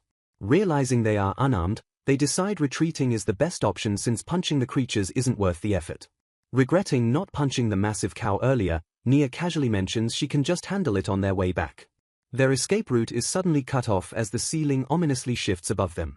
Stepping up confidently, Nia vows to breach through the obstacle so her companion can safely escape. Confused by her dramatic repetition, Rhinox questions why she is stating the escape plan again. A sudden plop and loud pang echo through the cavern as a frantic attack is launched. Realizing physical attacks are useless because the slime regenerates, Nia notes that using external Kai allows them to attack without touching its acid. Rhinox warns her to avoid stepping on the blobs to prevent burns, drawing her attention to a strange wiggling movement. A mysterious blob ominously bounces along the dungeon floor. Spotting strange objects inside the slime, Nia wonders what kind of creature could possibly hatch eggs in pure acid. Peering closer at the gelatinous mass, she notices a massive cluster of mysterious eggs suspended inside. Analyzing the hatching conditions, Rhinox deduces the eggs likely belong to a dangerous subspecies of the hermit toad. He explains that while hermit toads naturally lay eggs in acid pools to birth toxic tadpoles, surviving a slime's corrosion is incredibly rare. Processing this terrifying information, Nia eagerly concludes they should immediately dispose of the volatile eggs. Rhinox agrees, warning that a mass hatching would release a toxic mist and completely ruin the dungeon's delicate ecosystem. Despite his agreement, he voices concern over whether simply destroying them will act as a viable long-term solution. Desperate to maintain the dungeon's structure, Rhinox begs Nia to spare the slime since it acts as a crucial barrier between levels. He strictly forbids her from destroying the slime's magic core, fearing its death will cause chaotic shifts in beast behavior. Noticing Nia's unnervingly happy expression, Rhinox watches as she joyfully declares she finally has permission to kill the eggs and demands he pick her attack method. Sighing in defeat as a squishing sound echoes, Rhinox reluctantly accepts her violent enthusiasm. Acknowledging his combat preference, Nia decides she will execute the eggs using a powerful kick. She silently reflects that kicking perfectly fits Rhinox's fighting style, as he has always favored leg techniques over simple punches. Discussing martial arts mechanics, they acknowledge that adjusting a kick's raw power is significantly harder than utilizing flexible hand strikes. Shocking her companion, Nia confidently promises to demonstrate the devastating thunderclap technique using only a kick. Rhinox loudly protests, arguing that executing thunderclap with a kick is impossible since the technique fundamentally requires a massive forward step. Stomping the ground with intense focus, Nia explains that the required forward step can easily be compensated for through alternative physical movements. Shifting her stance with blinding speed, she expertly prepares to unleash her highly improvised technique. A thunderous shockwave violently detonates, obliterating the target in a massive explosion. Staring in absolute shock, Rhinox stammers that she completely eradicated everything except the core, which Nia calmly attributes to a slight adjustment of her technique. Brushing off the devastation, Nia cheerfully declares the eggs dealt with and assures him the slime will recover soon. Smirking internally, she hopes this incredible display of overwhelming power will finally force Rhinox to respect her. Believing a true master must command respect through raw strength rather than begging, she eagerly awaits his awestruck praise. Turning around with a smug grin, she directly asks if her flawless execution makes him want to revere her. Completely ignoring her bloated ego, Rhinox frantically slaps his hands together and aggressively begs to know how she performed the impossible move. The dismissive words echo mockingly in Nia's mind as her grand expectations completely shatter. Utterly deflated by his lack of reverence, a depressed Nia mutters that they should just leave the area. The pair walks away in heavy silence, leaving the massive, regenerating slime behind them. A tense, awkward quiet settles over the dark expanse of the dungeon corridor. Sprinting fiercely forward, Nia aggressively punches beasts out of her way, casually brushing off Rhinox's terrified screams to stop. Venting her intense frustration on the roaring monsters, Nia angrily screams that she needs to hit something since Rhinox refuses to show her proper respect. Calling out into the darkness, a voice searches for Nia. Spotting her target, the seeker excitedly exclaims that she finally found her. A minion reports the discovery of an underwater dungeon entrance to Princess Hildatora, who decides she must immediately inform her father. A few days later in the school dorms, preparations for a new endeavor quietly begin. Wishing her companion the best for the second term, a woman bids a formal farewell. Returning the sentiment, her companion wishes her good luck on her upcoming debut as an adventurer. Confirming she has arranged a ship to a beast-filled island, the adventurer notes she will be gone for 3 to 6 days. Clicking her tongue in determination, the adventurer fiercely states they have no time to waste in securing 1 billion crams in 2 years. Embracing the monumental task ahead, she resolutely declares that they just have to get it done. Meanwhile, an absolutely ecstatic Nia wildly celebrates Rhinox's departure, thrilled by the sudden prospect of zero curfews and unrestricted television. Her joyous rampage abruptly halts as a stern voice calls out her name.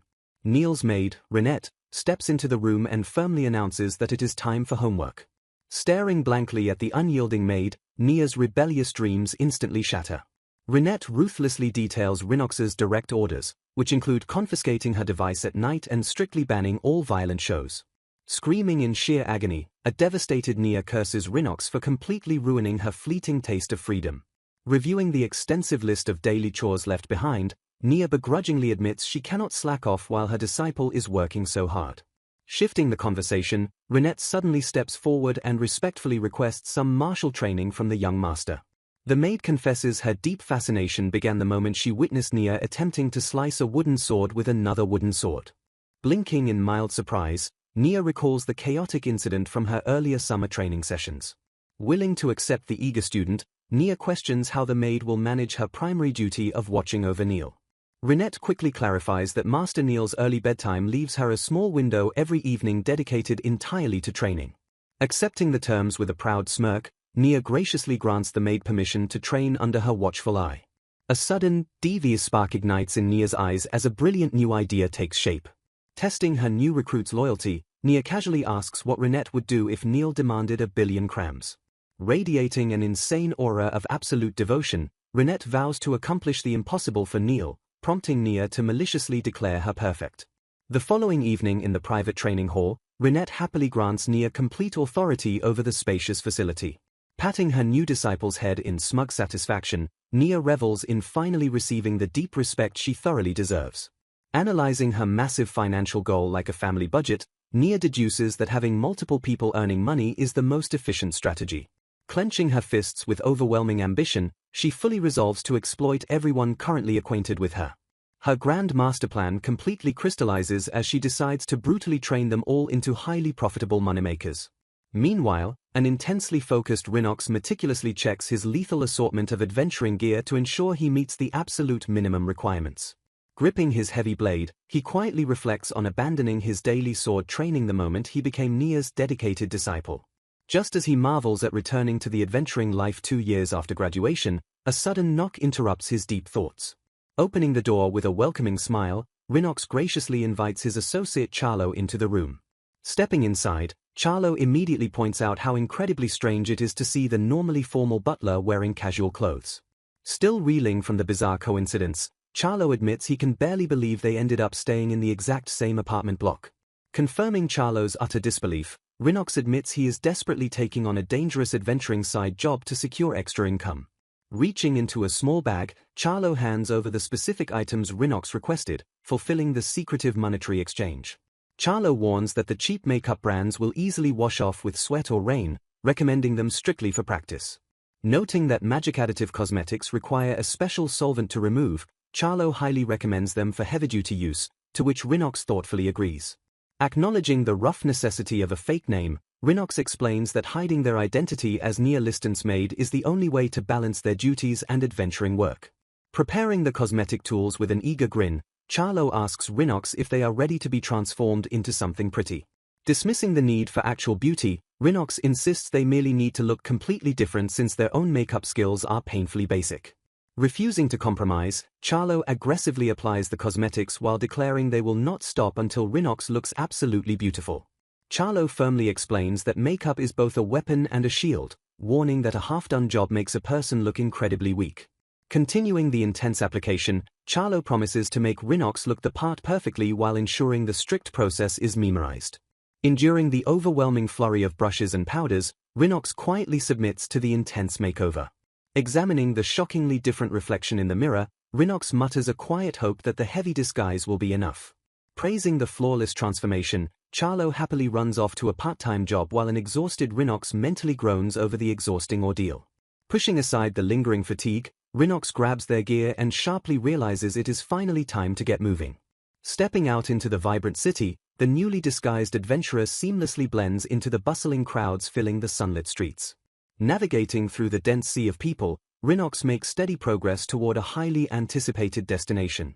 Looming impressively at the end of the street, the massive headquarters of the local Adventurers Guild finally comes into full view. Gazing up at the imposing stone architecture, Rinox takes in the grand scale of the sprawling guild facility. Staring intensely at the entrance, they nostalgically recall that joining the Adventurers Guild was an ultimate dream back in school. They remember taking a humble job at the House of Liston solely to earn enough money to kickstart this very adventuring career. Standing before the very place they once desperately coveted, a profound sense of realization completely washes over them. Rinox warmly reflects that serving Miss Nia provides a far greater thrill, allowing them to experience incredible things they never would have encountered otherwise. A soft smile graces the disguised face as Rinox admits that protecting the young master is undeniably as thrilling as any grand adventure. Shifting focus back to the dangerous reality, Rinox vows to support Nia regardless of what she decides to do or how far she intends to go. Stepping confidently into the guild, Rinox embraces this chaotic new life with absolute certainty that remaining by Nia's side is the only true goal. A quiet moment hangs over the scene, setting the stage for a new and unpredictable journey. Approaching the counter, a disguised figure happily asks to register as an adventurer while the cheerful receptionist hands over the necessary documents. Declining the offer for a team, the stoic applicant clearly states their preference to work completely solo for the time being. The receptionist pauses to observe the newcomer, calmly agreeing that they seem entirely capable of handling themselves. Leaning in closer, the guild worker bluntly notes the palpable strength radiating from the disguised applicant. Noting that the applicant looks far from a rookie or a prim lady, the receptionist curiously asks if they hail from another land. Handing back the completed paperwork, the disguised Rinox mentally notes the receptionist's sharp observations without giving anything away. Rinox silently reflects that despite their recent intense training under Miss Nia, they still feel impossibly weak compared to her monstrous power. Glancing over the submitted forms, the receptionist casually confirms the applicant's chosen alias as RYNN. Flashing a welcoming smile, the receptionist officially welcomes RYNN to the Adventurers Guild. Staring in quiet awe, the newly minted adventurer marvels at finally holding their very own official identification card. The scene shifts silently as the registration process fully concludes. Approaching a waiting airship, RYNN receives a brisk command to hop on board. As the mechanical gears clack, the ship's operator reiterates the strict terms of their travel agreement. The captain firmly explains the 500 grand charter fee, warning that they will only wait 10 days before abandoning RYNN, with extra fees for any delays. Confirming the harsh terms with a simple nod, RYNN braces themselves as the captain enthusiastically signals their departure. The massive airship rumbles loudly to life, taking to the skies toward the uncharted wilderness. Recalling the massive bulletin board, RYNN thinks back to the dizzying array of dangerous missions, ranging from unexplored dungeon expeditions to ghost hunting. RYNN muses with quiet excitement that official adventurers really do tackle every imaginable sort of wild job. The ship finally descends over the gloomy, sprawling expanse of the Meteora marshes. Dropping RYNN off in the treacherous terrain, the crew warns them to watch their step in the mud and shouts a final offer of help. Scanning the dreary swamp town, RYNN immediately prioritizes finding a safe place to stay before beginning the hunt. Securing a single room at the local inn, RYNN declines an offer for bug balm despite the island's heavy insect population. A quiet moment passes as the adventurer settles into their temporary lodgings. The silent atmosphere stretches on as preparations for the expedition continue. Venturing into the quiet wilderness, a tense silence precedes the impending battle. Fixing a determined glare on the path ahead, RYNN takes a deep breath and quietly declares they are ready. Locking eyes on the massive hardshell tortoises, the solo adventurer confidently initiates the hunt. Recalling their textbook knowledge, RYNN notes that these passive beasts are safe from behind but possess a dangerous forward bite. Despite their slow speed, the tortoise's skin and shell are notoriously tough enough to shatter most conventional weapons. RYNN remembers that adventurers usually resort to fire or poison, methods that ultimately devalue the precious harvestable materials. Channeling internal energy, RYNN swiftly steps forward to deliver a crushing physical blow. Exhaling sharply, the warrior focuses all their cultivated kai into a single, devastating bare-handed strike. A breathless moment of anticipation hangs in the air directly following the brutal strike. Instant, agonizing pain shoots up RYNN's arm as they scream out, clutching their violently throbbing hand.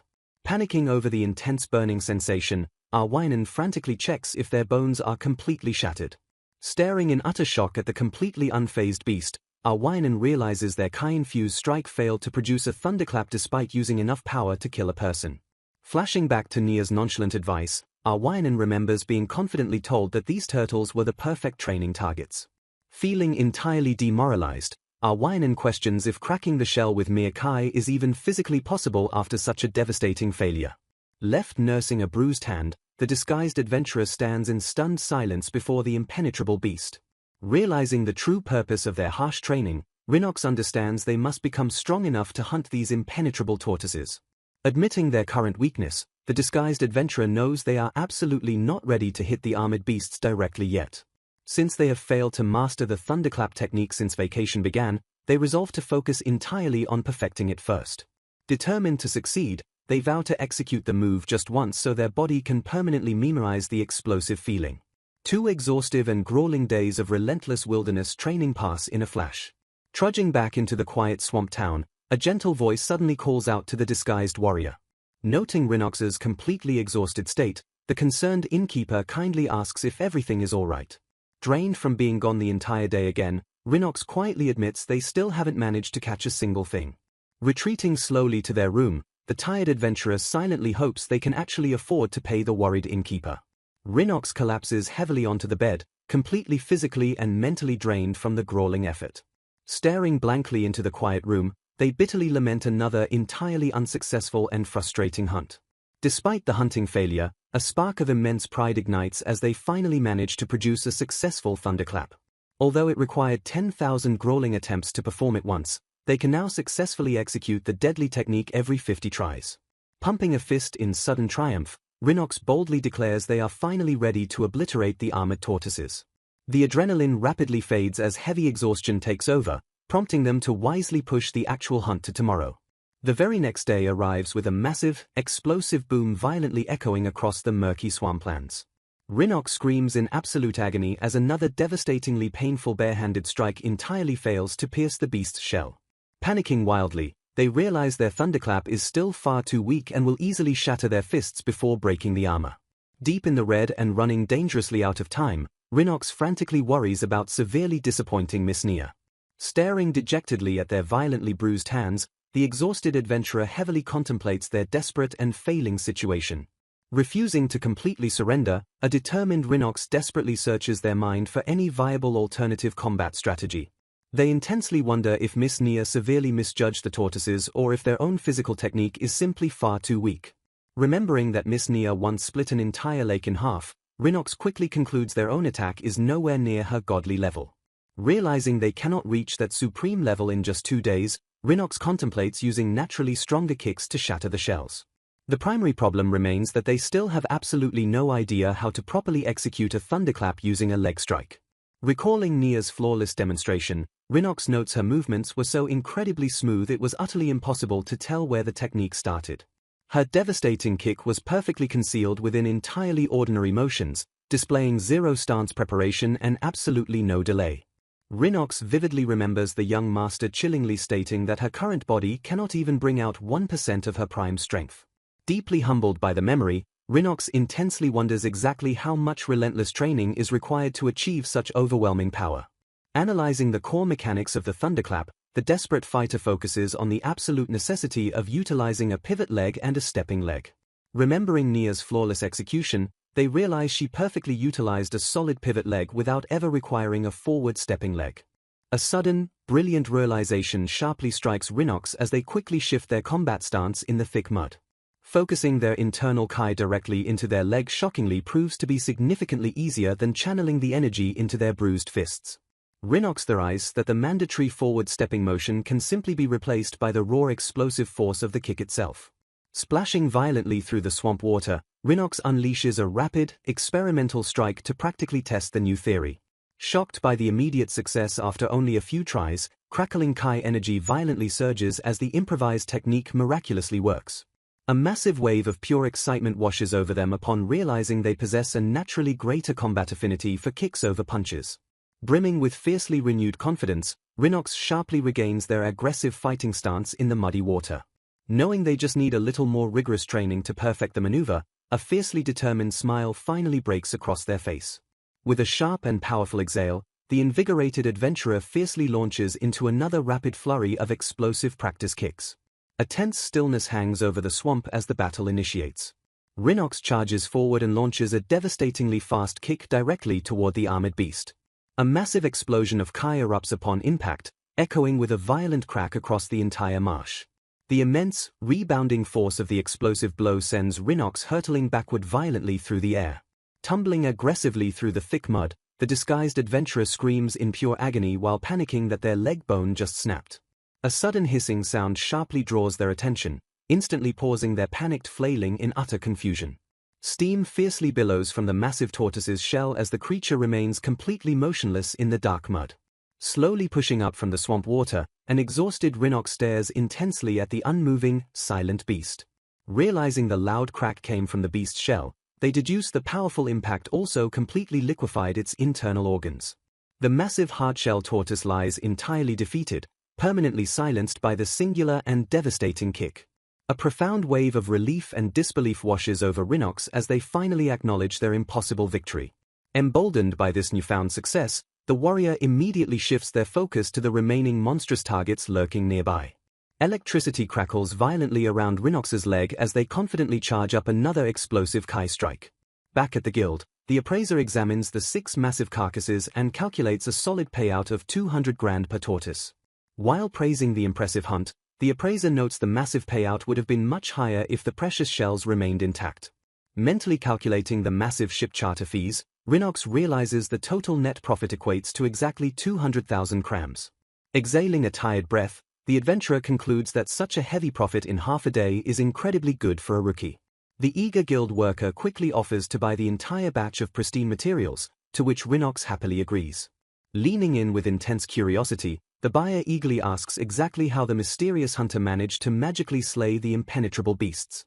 Marveling at the undamaged skin, the buyer promises a small financial bonus for perfectly preserving the highly valuable materials.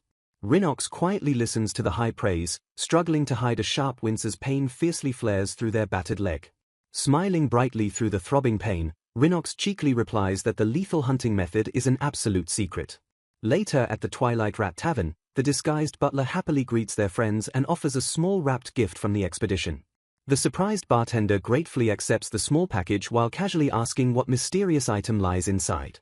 Rhinox reveals it is premium dried tortoise meat, noting its high reputation as an excellent, savory bar snack. Tasting the exotic meat, the local patrons eagerly agree it is absolutely delicious and urge Ansel to instantly add it to the menu. Ansel questions the actual market cost, prompting Rhinox to warn that it is currently priced like a highly expensive tourist delicacy. Concluding it might be far too pricey for a humble tavern, Ansel reluctantly decides they will still give the rare snack a trial run. A sudden, sharp glance from the bartender abruptly stops the light-hearted conversation dead in its tracks. Eyeing the disguised butler suspiciously, a patron notes that Rhinox is acting significantly friendlier today than their usual cold demeanor. Dropping the friendly act with a sharp glare, Rhinox gruffly explains that the cheerful persona is strictly necessary to maintain a covert adventuring base. The bartender calls the billion-cram goal absolute madness, but ultimately accepts the bizarre situation as long as the bar remains entirely peaceful. Chuckling at the absurd financial target, Ansel notes that their young master Lily certainly possesses massive, unbelievable ambitions. Desiring to improve their disguise, Rhinox quickly asks the seasoned barmaid Fresser for some practical and reliable makeup recommendations. Fresser cheekily explains that makeup must be chosen for its specific purpose, enthusiastically detailing products designed to survive intense physical battles in bed. Thoroughly unamused by the highly vulgar advice, Ansel swiftly orders Fresser to go back to tending the tavern's thirsty customers. Escaping the lively tavern, Rhinox slowly wanders the quiet, moonlit streets toward the sanctuary of their apartment.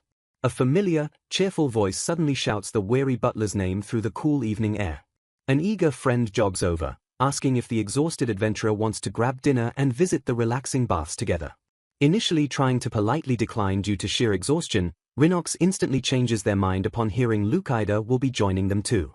Confirming she is a big fan of the Ice Prince duo, Lucaida happily admits her deep admiration to her companions. When asked if she is also a fan, the disguised Rhinox stammers out an unsure response before quickly suggesting they leave. Brushing off the hesitation, The confident idol smirks and vows to make her fiercely wish she had asked for an autograph one day. The group continues their casual evening stroll, stepping warmly into the relaxing and steamy atmosphere of the public bathhouse. Slipping quietly into the steaming water, the wary adventurers let the soothing heat thoroughly wash away their deep fatigue. While washing up together in the baths, one of the cheerful girls enthusiastically compliments Rhinox on having incredibly great hair. A peaceful and heavy silence settles over the steaming room as the disguised butler fully embraces the rare moment of total tranquility. Sinking deeper into the restorative hot water, Rhinox sighs heavily and notes what an absolute physical relief the bath provides for a sore body. Meanwhile, on the third night of Rhinox's absence, Neil violently bursts onto the scene while frantically calling out for his younger sister. Sliding wildly into the room with reckless speed, Neil completely ignores Nia's utter confusion over why he is suddenly invading the girls' dorms. Frantically demanding to know where her MV is, Neil desperately warns his sister that she is completely missing something incredibly huge.